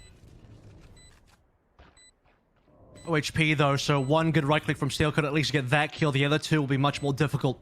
Steel has to go absolutely large, and even if he gets a kill, I mean, I just see Steel being traded here. 80 HP now, position revealed, has to push through smoke as well. There's limited time. I don't think Steel really wants to save a Bucky, so he's definitely going to go for it. What? EU kills Som? Okay, that's really not the play NRG we're looking for. Can Steel find timing to pick up another kill here? No. Interesting, to say the least, but NRG still retain their advantage and put the score to a 2-0 count. Pretty, I don't know what to say about that, really. It's just one of those, like, whoops. Words. I had no words for it. I mean, that was like when Som used From the Shadows and Android turned around and died to Ethan on Haven. That's reminded me of that again, except, you know, this time it was a team kill rather than anything else. But yeah, look, Som getting 3 kills here. Excellent shots. He was revealed by the recon as well. Minimal HP gets the plant. As a From the Shadows available. Rushing From the Shadows in terms of timing here, not the best, but they are going to have at least 1 takeaway for Android. All's going to get broken. 1 revealed here. Nitro could potentially get a kill. Depends on how confident he's feeling. He's going to play it safe for now. He's already committed the barrier orb. A couple of the shock darts also spent. Nitro hoping for a bit of a jump peak for intel. None will be there, so NRG will essentially take this time to reset. Wall not being broken, though, I think is a bit of an issue. NRG could have broken the wall. It leaves, you know, the seed of doubt in 100 Thieves' mind. Because the wall's still there, there's no way NRG do anything over towards B main, at least for now. On the back being confirmed over towards A, and that's off the back of an orb. So here we go. NRG double ulting on towards A. They do stick to get Som on board. Ethan is the only defense member that was initially on the A site, but you also have to watch out for Steel as he continues to just lurk around corners. My goodness, how good is he at doing that? Boombot almost able to come into play, but nothing can make a difference. Asuno, another nice snap. 4v2 situation. Daps desperately trying to hold on. Patient shots from EU, but cannot find the kill into Nitro, leaving Daps at a 1v3, 16 health to play with. And well, eventually all of the angles will be cleared. Although Daps has seen one and a second. If he gets this third, but not going to happen. I say maybe he finds the kill into Hiko and can snap to a second immediately, but will not occur, and 100 Thieves get on the board. 100 Thieves, they didn't even really need to do much more that round. I mean, it's a 3v1 where time's going to run out, energy can't plant. Daps doesn't have enough to work with, was just trying to go for at least one last kill there. Thought he had a time onto Hiko dropping the gun, but not the case. Take a look at what actually happens around Tree here. So we wonder how Steel gets the kill. Okay, it's already gone, but what actually happened based on memory was Android actually runs into the smoke where Steel was hiding, and he had the runner back. I'm not too sure if Steel actually killed the runner back, and then obviously Steel gets the follow and kill into, I believe it was Shanks. So Steel goes pretty massive over towards Tree to give 100 Thieves a really good shot that round, and well, they're going to pick up that round 3, and Energy are not going to have any sort of thrifty shenanigans. Couple of sheriffs in hand here for NRG on this 4th round. Spike is with this play through mid for now. Alarmbot will keep the Cubby honest for Steel, who continues to just work this Bucky into play. Zom setting up. Oh, but Steel still finds the first kill. Nanostorm will also come in. He even reads the dash into play, but Shanks, after taking the brute force of one Bucky shot, will still find the kill and will go 4v4. I mean, he's got a couple of pixels to work through. Still managed to find the right click. Ethan gets the kill into Daps as well, so no plant for now. Going to delay things for NRG. Low HP for Shanks. It's not looking great for their chance at the post plant. They would have to find another kill pretty quickly. Shanks, the position lineup.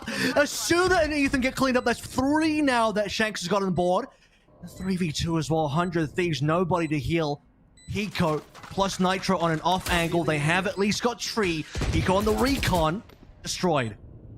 Does get the read that there is a player in hell, but does he read that there are 2 players down low is the real question. Nitro seems to think that, okay, maybe we can get an isolated pick here, but EU shuts it down before it can really occur. Hiko in the dark cover does feel blessed to find one, but it would have taken a special second and a miraculous third. Will not occur. And we talked about NRG, you know, just historically, they've only played the map once. You know, as versus time in, it was a very dicey moment, kind of playing through it, a 13-11 to score, and we were sitting there saying that their offense needed to show up, and so far it has. After the pistol round win, they come back and win the 4th. I mean, what an incredible play by Shanks there to get the double kill, get the lineup there. It was looking good for 100 Thieves. They had a 4v3 situation with Shanks on minimal HP as well.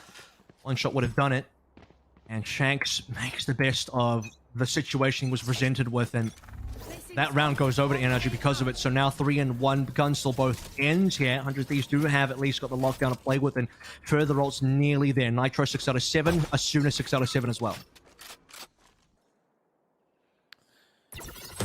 Steel continues to make value out of the Bucky. This time playing aggressively into B main. NRG have taken the middle of the map, including the market. Steel wants to make a play. Paranoid's going to come through. He's not going to see anything. How far to push forward? The answer will be just to there. Ethan good for 1, but the trades do favor NRG. That'll collect the spike, and it'll give him a 4v3 post-plant look here at B.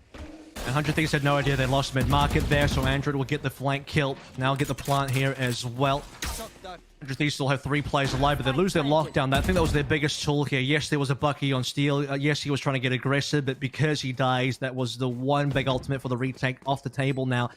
And NRG even get the free heal onto Android. So the one member that was quite low that perhaps 100 Thieves could have killed is gone off the table. 100 Thieves now have entered B, but they have so much to clear. 2-2 post-plant setup. Nitro deals with 1. They don't expect the second, but Daps is now revealed in position with the Spectre. Blast Pack will push him around. Nitro for the kill. Retake looking pretty primed to go. 3v2 situation. Curveball for Android. Can't follow up on it. The recon Vulcan reveals the position. They're going to stick for a resurrection as well. Simultaneously, Nitro finds the 3rd. Shanks tails on the Blightstorm. Finds 1. Finds the 2nd. Looking for the full ace. Needs to find the 5th, but he's actually killed largely enough time off. Oh, what a commitment that is for Shanks. Committed to the Bladestorm. It's good enough for NRG to hold the post point and go up 4-1. And here you go. How about that? Some heroics coming through from NRG as well. When the moments get really, really dire like that, And NRG look like they've lost it. A massive resurrection onto Ethan as well. The numbers heavily in favor of 100 Thieves. But they actually spend a decent amount of time clearing Daps. And I think, yeah, Daps kind of messes up as well. If we're not going to see Daps in the replay, but he had an opportunity to kill Asuda, misses the shots, but he buys time. He buys enough time. The spike starts taking him down. 4 kills for Shanks. Using the Blaze Storm to get the majority of the last kills on that round, stopping the defuse coming in. Ethan dies as well, which means that Resurrection is not even going to allow 100 Thieves to keep a gun. It will have 3 ultimates to play through, though. Bit of a heartbreaking round for 100 Thieves, but a massive win for NRG in number 5. Unbelievable. Hell of a start for NRG overall. We'll see how things go in this next offense. I mean, I think every single half so far on all 3 maps have been a hell of a start for NRG. That's the one thing they've been able to consistently do no matter what side they start on. These have been a bit slowed. Steel's taking a bit of damage again. Still on the Bucky here. I mean, they don't have the best economy, I suppose, after losing that many rounds, so he's just trying to try and make the most out of it. The good news is, I was going to say he's alive, but because he dies, once again, no lockdown.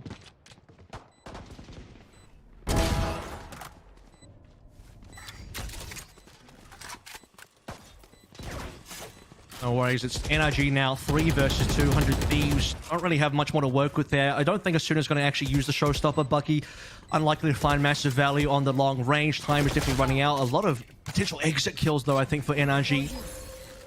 Heal coming through as well. That's free, doesn't cost them any money.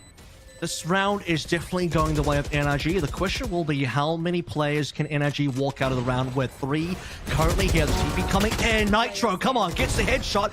Get traded over. Sooner 1 HP now, looking for a final shot. The right click isn't going to be good enough in Som.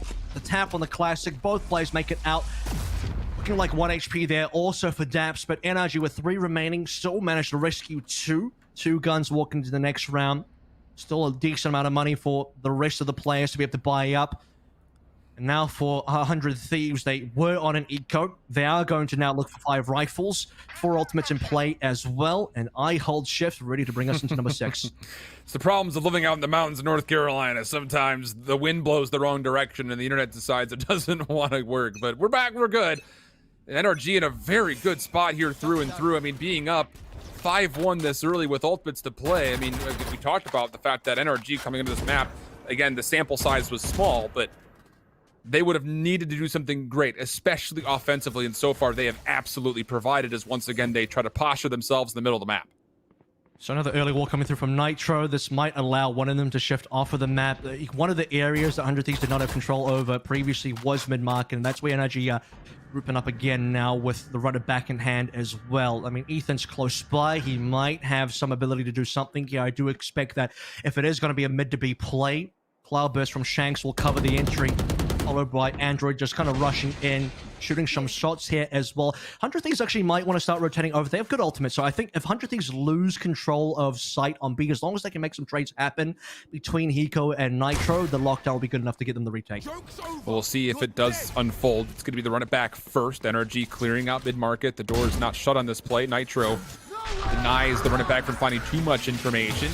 Now EU into the Hunter's Fury, trying to clear off that back archway, but he's missed largely about everything. So NRG, as they move forward just with the weaponry, it's good for a couple. Hiko almost, but only with a find of 1 of what would have been lovely to get a second.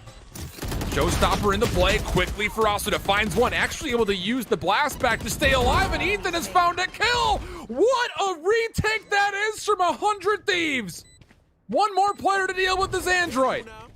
Mike is though being held. Android good for 1, but the hot hands does not connect, and the retake is good, even in the face of Android's 3 kills. And that was going to be a heroic round from Android. He killed Steel. He removed the lockdown from play, but Asuna finding value on the showstopper. And he hasn't found a lot of value on the showstopper today. He's missed plenty of them. Sometimes wasn't necessarily his fault. You'll see Daps pretty clear right on the backside. Nowhere for Daps to run. Easy kill. And then he stays alive on 35 HP. Gets more value. Finds more kills, 100 Thieves clean up on site, goes for the defuse, and Android is too far away after using the runner back to really do too much about the hot hands. Would have to connect perfectly. It does not. And the round finally for 100 Thieves turning their way. They needed this round because otherwise they're going to be 1 in 6, and so 2 and 5 is still workable.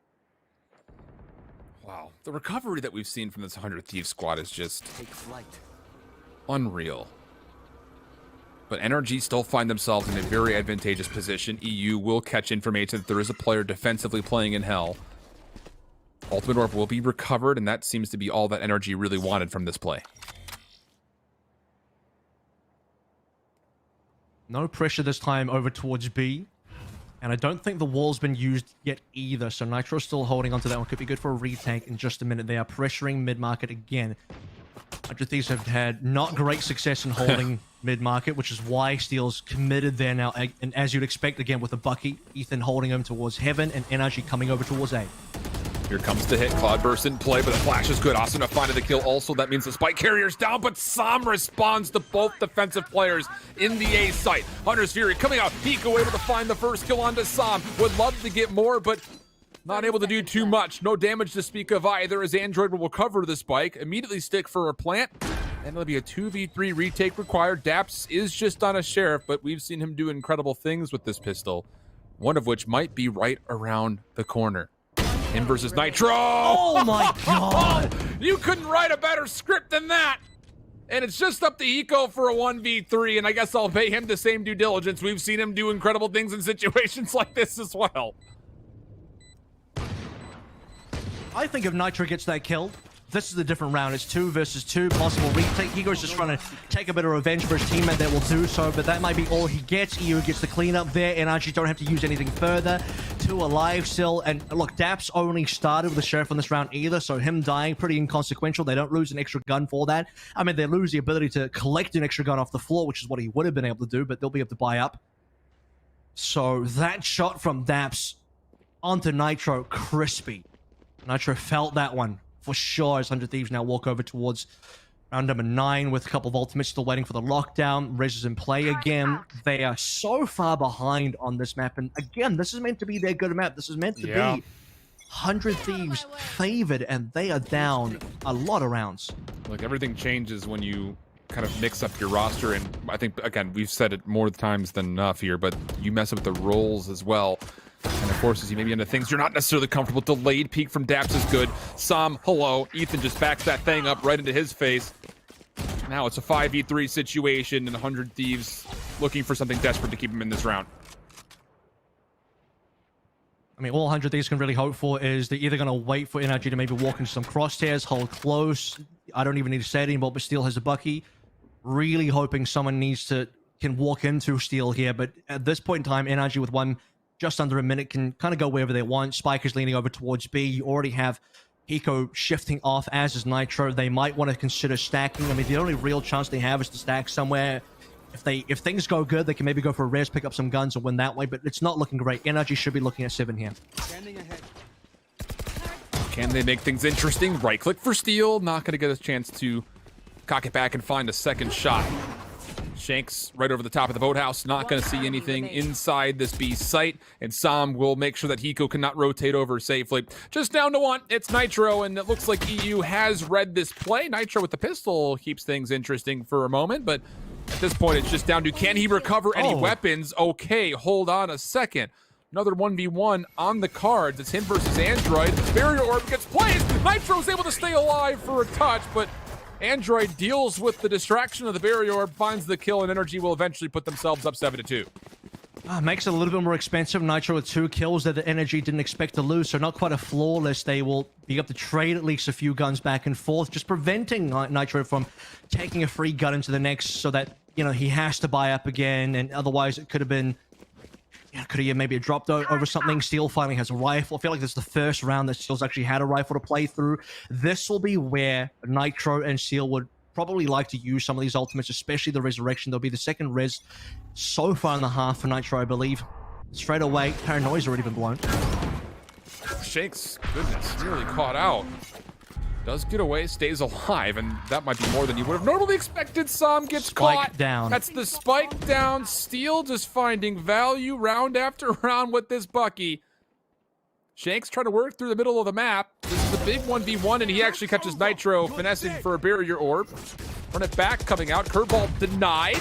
Steel able to help take care of the first illusion of the Phoenix. Has to back down as the Aldrone scouts him out, and NRG, they're trying to still force the round peg into a square hole here, and they'll eventually get on if they get the kill after Steel. Now the 3v4 retake with a post-plant Hunter's Fury as well. Not in the best place, so I'd like to see EU maybe go towards where Shanks is, maybe swap positions. And at this point, though, 100 Thieves have to think about whether they want to go for the retake or not. There's not a lot of rounds left, though, so if they don't go for the retake, they sacrifice another one over to NRG, 8-2. Android kills Ethan, and now 2 alive. There's really just not going to be any time. And if EU is at least going to use an ultimate, Hiko makes it slightly more expensive. Hiko, or sooner rather, if he goes for this, likely is just going to die. Well, he does find one pretty darn cleanly. Knows the second one's down low, but EU ready for the challenge, takes the win, and NRG up 8-2. Another massive round in their back pocket. We'll put 100 Thieves in a very interesting position. You know Steel's going to continue to bring out the Bucky because why not? And Nitro says that looks like fun. Let me give that a try as well. I actually thought Steel did have the rifle last round. I checked the end of round. I checked the scoreboard before we actually went into the round. It did say he had a Phantom, so it must have sold and, you know, put up his preferred weapon, apparently. And like you said here as well, Nitro is going to give that one a go. They found some good value. It's not been the worst pick. It does feel a little bit forced round after round after round after round after round. It's been nearly every single round. And 100 Thieves, I think they've fallen apart here. I think they've completely fallen apart on Ascent. It looks like full NRG control. These rounds are not getting close enough. I mean, there was still some trays back and forth, but it does feel like NRG have full control over this map now. Well, especially for this round, they should be able to put themselves up onto 9. Opening shots really, really well placed as Ethan's able to connect but can't confirm the kill. So he will Shrouded Step teleport away. And with that, now 100 Thieves find themselves with a 4-man stack over towards B, and the only defender is actually playing close by Cubby. Bounce pass here for Asuna. Paint shells wonderfully placed, but still can't confirm a kill. A lot of damage, though. This makes things much more doable for 100 Thieves, especially when you've got a shotgun first steal. They find first blood. I gotta be honest, he's getting a lot of value. As soon as he gets a kill now, it's all 5 versus 3, and this is suddenly doable. If they can get some guns, that would be massive for the side of 100 Thieves. Shanks goes down also, and another fucking kill. 100 Thieves about to win this thrifty off, what, 2 Buckies, a Frenzy Sheriff, and a Ghost.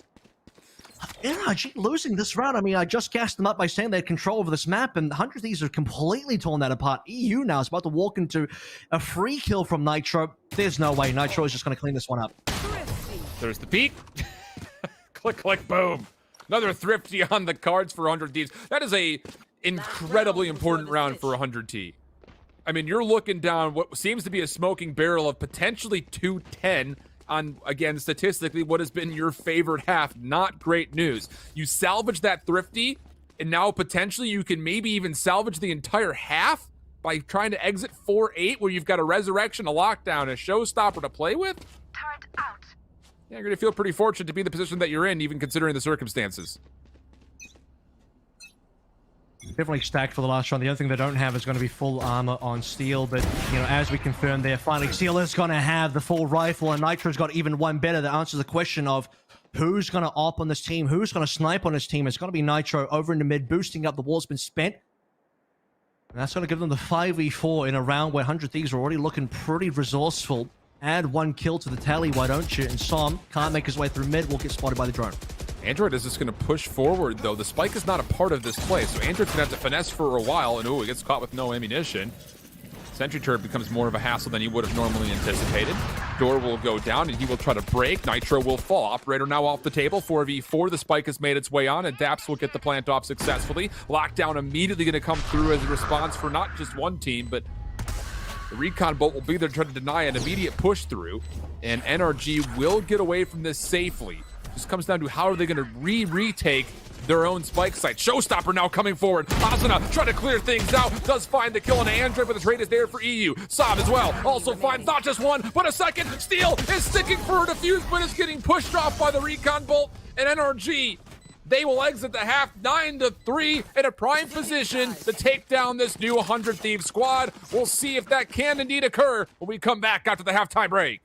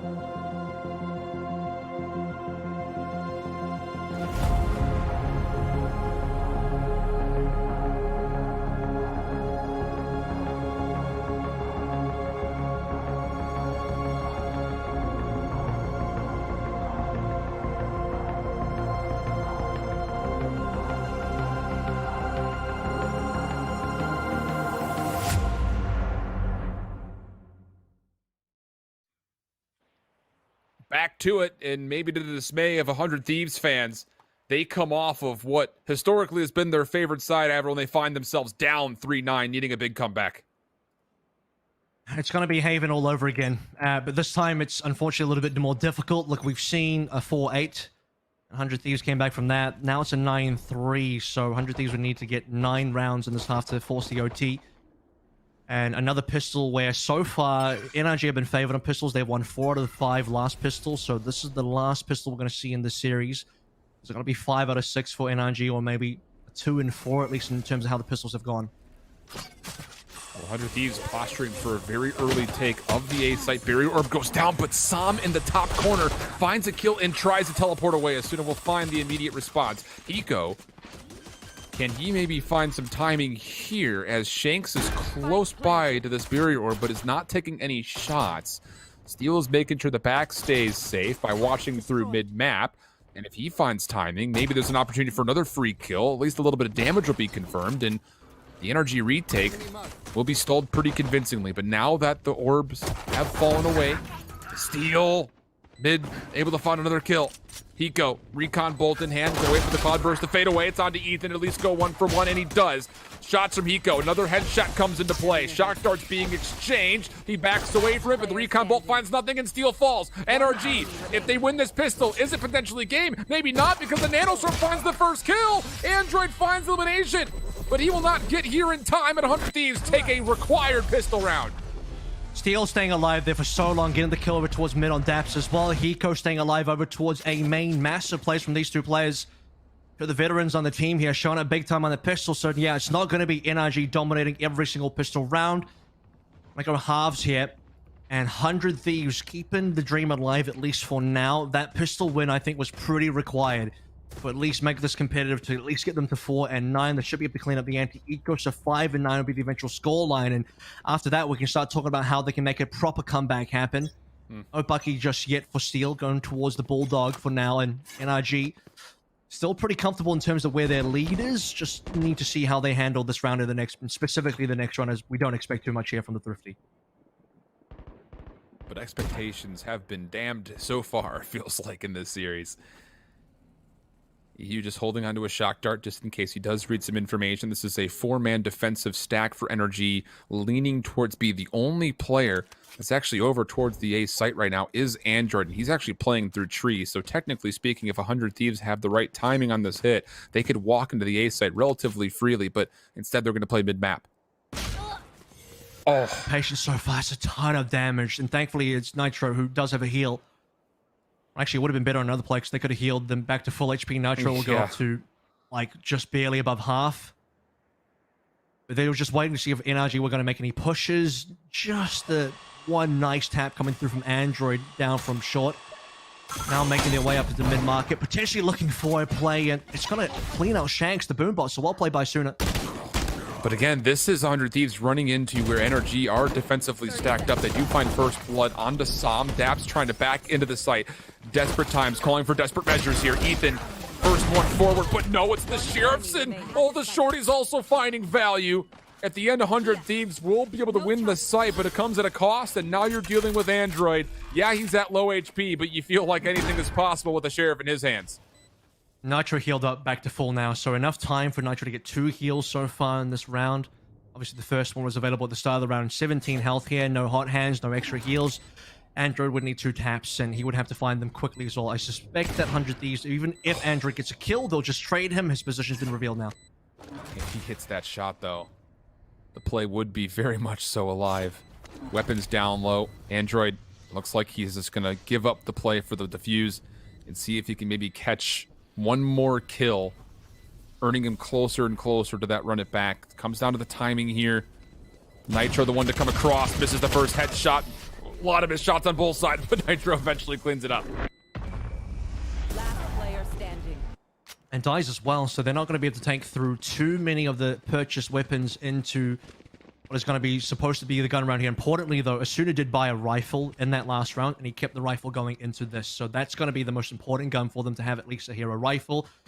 Nitro's going to buy up as well. Okay, well, apparently 100 Thieves are not going to play the bonus here. I wonder if Ethan maybe goes for something as well. There it is, another rifle. No, they gotta fully buy into it. There's not gonna be a bonus round now for 100 Thieves. They're gonna purchase up.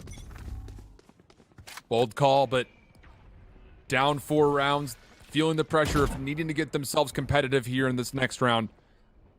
And I think the question, will NRG expect this play as far as what weapons are available? You saw it there for a moment. I don't think there was a single full heavy armor in play, though, for 100 Thieves, so they will be a touch weakened by this purchase. 100 Thieves can win this one. They are on board for making a clean comeback on Ascent. This is very similar to what I said on Haven as well. There was that one pivotal round where they forced, and winning that one is what got them through and what really started that journey into making that comeback possible, hitting into the OT. And I think this is that round again. In 100 Thieves, they have enough guns, they have enough rifles, they don't have full armor, they do have heals. They're not quite on for enough ultimate steals, one away from getting this lockdown. That could be absolutely massive. Daft open, and that's the first customer. That's what 100 Thieves need. And Shanks gets caught out mid-map. Oh, Android flirts with disaster in middle, but is able to harness. So now it's on to EU. Oh, that's a big first elimination on this exchange. That's the spike carrier down for a small moment. Recon bolts will be exchanged. Ethan's still trying to work his way in, but Android is here to help defend against this, having second doubts as far as would this actually be a commitment to B. And they will send Sam to solo play to A. Run it back will be spent here for energy. Curveball out. Oh my God. Headshots from Android. Asuna on the back, though. Does find one and a second. Time becoming a problem. The 1v1. Asuna trying to work his way out of the site, but slipping away will be EU. And 100 Thieves have a hell of a look at it. But in the end, it's NRG who slipped the net and take their 10th round. NRG are feeling good about themselves. EU, they're dropping the bag. It's on 10 and 5 here. Very important round for 100 Thieves to try and win, considering they forced into it. Again, no bonus. That would have been the bonus. It's gone now. And Android, with the massive shot on the runner back, finds the spike as well. Prevents any hope for 100 Thieves to actually get a plant. It would have to be Asuna finding the kill. And like you said, the EU just slipping by. Asuna can't find it. The time runs out, and that's gone. I'm going to force again. 100 Thieves know, look, the only real chance of making a good comeback is to just find these rounds. If they save and they put energy on 11, 5-11 feels extremely bad. To be honest, they could do that, but I respect 100 Thieves for making the call to force again. It's a damaging opening shock dart. Aldrin will also scout this out. Boombot being spent. We'll read that there is another contestant inside. Showstopper immediately, but Dap just runs right through and finds the kill, leaving Asuna out to dry, in which EU finds the kill. Also, the flank potentially going to be a consideration as Shanks has worked his way around this play, and 100 Thieves are now bottled and trapped right around B main. They're trying to exit backwards. Shanks. He's got to play time. He's going to hear all of these footsteps. And now the timing of the call finds a lot of damage. Able to find one with help of Android for another, just down to Nitro. Healing Word will get him back to respectable health, but Spectre at long range versus the Vandal of Android, you don't feel good about it. And NRG now find themselves up 11-5. And it's getting to the point now where you are needing to ask for miracles for 100 Thieves. It's that dire. We're looking at 5-11. Looking at no money through repeated forces. They are now going to respectfully go towards pistols. Realistically speaking, I think at this point in time, I mean, forcing wouldn't be out of the question. If they can win one force, it would be acceptable. I mean, that was kind of the thinking for 2 rounds in a row. Now they're going to finally eco, play for the guns on what would be NRG's match point. And then 100 Thieves would have to win how many rounds in a row? Like 8 rounds in a row to actually get this win. Well, 7 rounds in a row just to get to the OT action. All right, well, it's going to take some massive efforts here. Android first one up, tagged. Going to get up the angle. Shanks is here for help in case it's required, of which it very well may be. Slow Orb comes down. Ethan's going to find one kill. The hot hands able to respond. The Boombot, a lot of value. Hunter's Fury is also out here for Eco, and goodness, he may have just done more damage to his teammates than he did to his opponents for a moment there. Dap's still alive inside tree. We'll find another elimination, and it comes down to Hiko. 100 HP and a Sheriff, and maybe the hopes and dreams of trying to extend this, but it's going to be now match point for NRG. 12-5 in map 3. 100 Thieves would have to pull off a miracle. I think no one really, or very few people would have really come into the series thinking that NRG was going to be the winning team from here. I mean, there were always questions in mind. Yeah, tons of questions. How synergized were 100 Thieves going to be? How is Ethan going to integrate into the roster? How does how does Nitro look on his new position? What is a team without Dicey going to look like for 100 Thieves? Do they need more time? And, you know, they don't have time. They've got one shot at making Masters. They're about to be sent into the losers bracket here. I don't want to call it, but look at the scoreline. I mean, you got to explain to me how 100 Thieves are supposed to do this now if you don't want me to call it. Oh, especially not just down one, but down a second with Shank's operator on the table. Resurrection's available. It should be able to get the player over towards the back of Catwalk freely. But the rest of this round will be a 4v5. And are they actually... Okay, so they're considering trying to bring the Omen back just to see if they can get some use out of it from the shadows. But of course, the utility from Hiko, absolutely the right call. So they've worked their way up into A main so far. I mean, NRG is just playing this one very slowly and safely as well. They've placed defaults 2 over to B, 1 in mid, 2 over towards A, ready for any rotations. You just have to not have NRG members die for no reason. They'll be fine. In fact, Shanks even might have time to get us operator to heaven. He does. Now Shanks getting up the kill. It's huge. Barrier orb gets placed as kind of a defensive screen on the way in, but it does not keep Nitro alive. Daps up top, trying to assist just to make sure that Shanks is not fully challenged. Last hope for 100 Thieves. Rests on the shoulders of 3. NRG going to give away the plant. Shanks full utility and a blade storm. Sees the head, misses the first blade. Also tagged down quite low. And how about the paint shells? Pushing them back, getting a little bit of extra breathing room for 100 Thieves. But now here comes the hit.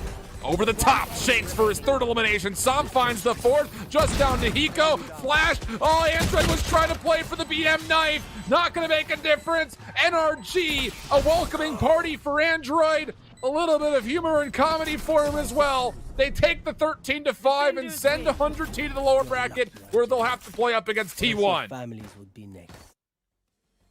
And now the questions are asked, you mean, is this an upset? You know, where people underrating NRG? I think I might have been. NRG, look at, this is a much more powerful team. This is probably the best that NRG have ever looked in terms of how they've been playing. Super close Haven, very dominant bind over all. I mean, yeah, they did lose some very, unfortunate rounds there in bind where massive plays coming through from quite a few members of 100 Thieves were deservedly able to get some clutches there. I probably expected more out of Ascent from 100 Thieves. I think we all did. I mean, look at the win rate. Look at how favored 100 Thieves have been on Ascent. I'm not... It's kind of baffling to see them drop Ascent in this fashion. It's a really strange way to lose. I really thought off the back of 2 maps there, including 3 halves, both halves of Haven, including the massive quadruple OT there. The opening half of Bind is also very close. And then from the second half of Bind onwards, it's been looking more and more NRG up until we get into Ascent, where, I mean, you have to start looking at the buys as well. Steel goes Bucky every single round. He gets a few kills here and there, but they're not really securing enough rounds at the end of the day. I'm not too sure. It just looked like they lost a little bit of their energy. They lost a little bit further. They lost a little bit of that tightness that we saw on Haven in the first part of Bind. I'm not going to say they gave up on Ascent, but they definitely lost some sort of mojo. Yeah, and I think it's kind of hard to expect them to continue to claw their way in. And I hesitate to say this, but at times it almost feels like 100 Thieves are playing kind of in like survival mode with some of these rounds where you're still trying to figure each other out, still trying to find out exactly how one another are going to try to play on these different roles. And it's a tough ask versus an NRG team that maybe we're sleeping on them just a touch, but you bring Android in the mix, he automatically has just an instant presence that's felt all the way throughout this series.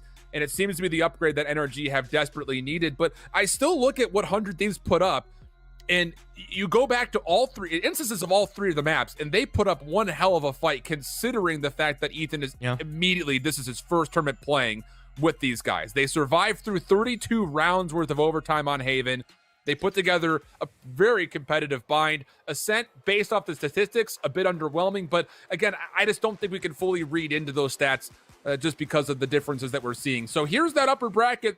LG TSM will square off tomorrow. NRG will now have a date with Destiny playing up against FaZe. But still to come are our opening lower round matches. And with that in mind, you don't want to go too far if you're a 100 Thieves fan, because they will be playing up against T1 right here. It'll be Simo and Bala on the cast for that. And then on the Nerd Street Gamers 2 channel, Gen G find themselves up 1 map over Koala. And that has been a team that I think, again, just kind of, oh, wait, who? They worked their way in, and they're now in a position to maybe challenge for one of those Final Four spots, which is what we're really here for in the next couple of days, Kev. And I think, you know, Gen G being one map up there, I think Kuki Koalas have made an interesting run through. They're not an entirely unknown team, but certainly quite a new one running through Challengers 3. Probably the one team out of the mix of all these teams that is a bit of a question mark in terms of, you know, how far can they really get. You're probably expecting Gen G to clean up here and move on to the next round. But 100 Thieves versus T1, I don't know. This is where I think T1 are a struggling team right now. 100 Thieves look like they should be the better team, but they also look like they should have been better than NRG as well. And just to clean up what we final thoughts on NRG versus 100 Thieves here, I think part of the writing on the wall was just looking at those early halves where NRG won 4 out of 6 pistols.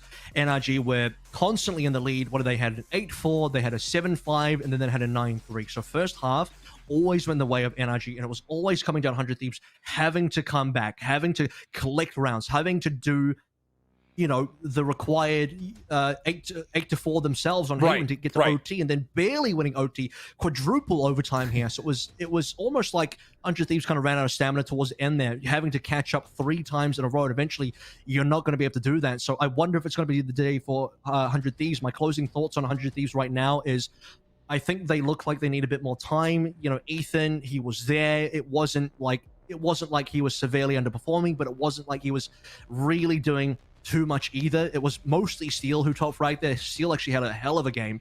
And now 100 Thieves, in terms of saying, look, maybe they need more time. Well, they don't, because they have to play again. Immediately. You know, Simo Ball is going to take 100 Thieves through T1. Yeah.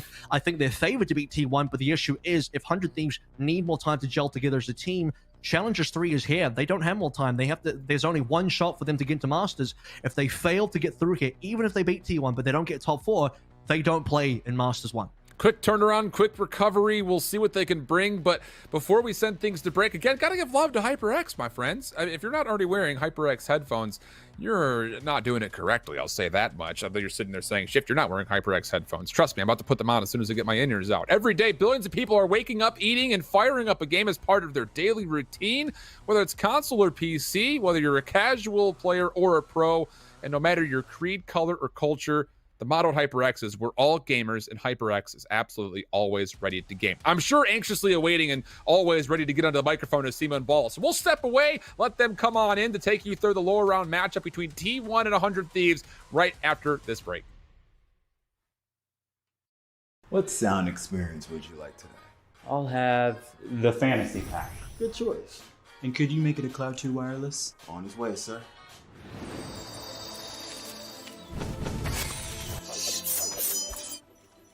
Sounds amazing.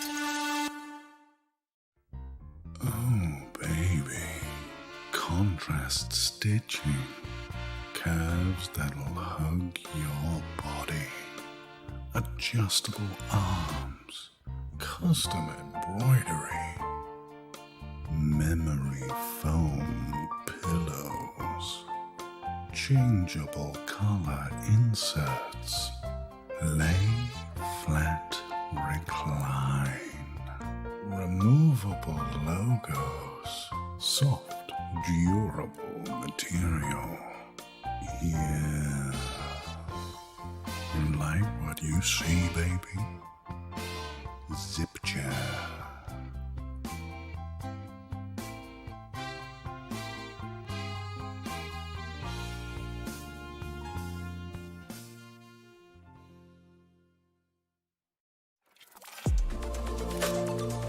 I feel like I need to defend my scene's honor here, because this is just turning into a bit of a dog battle.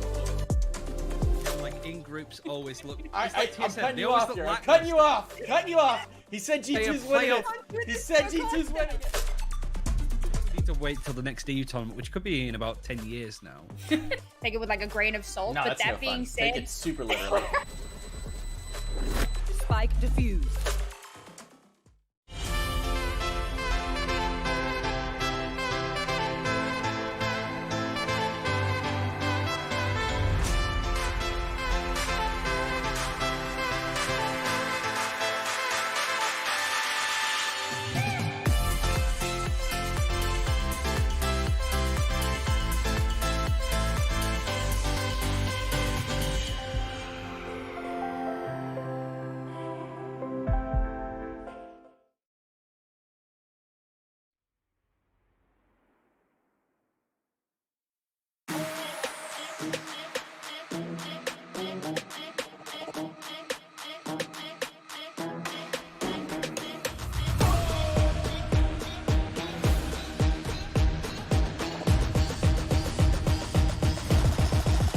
Got the money in the bank.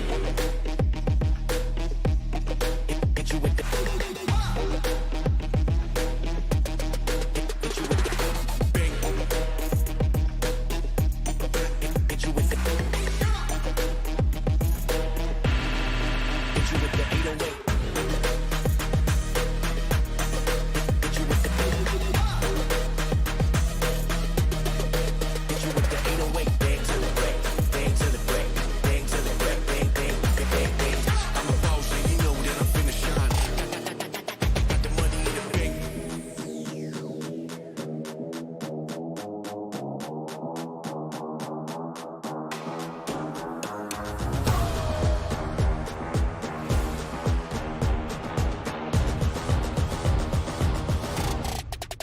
Got the money in the bank.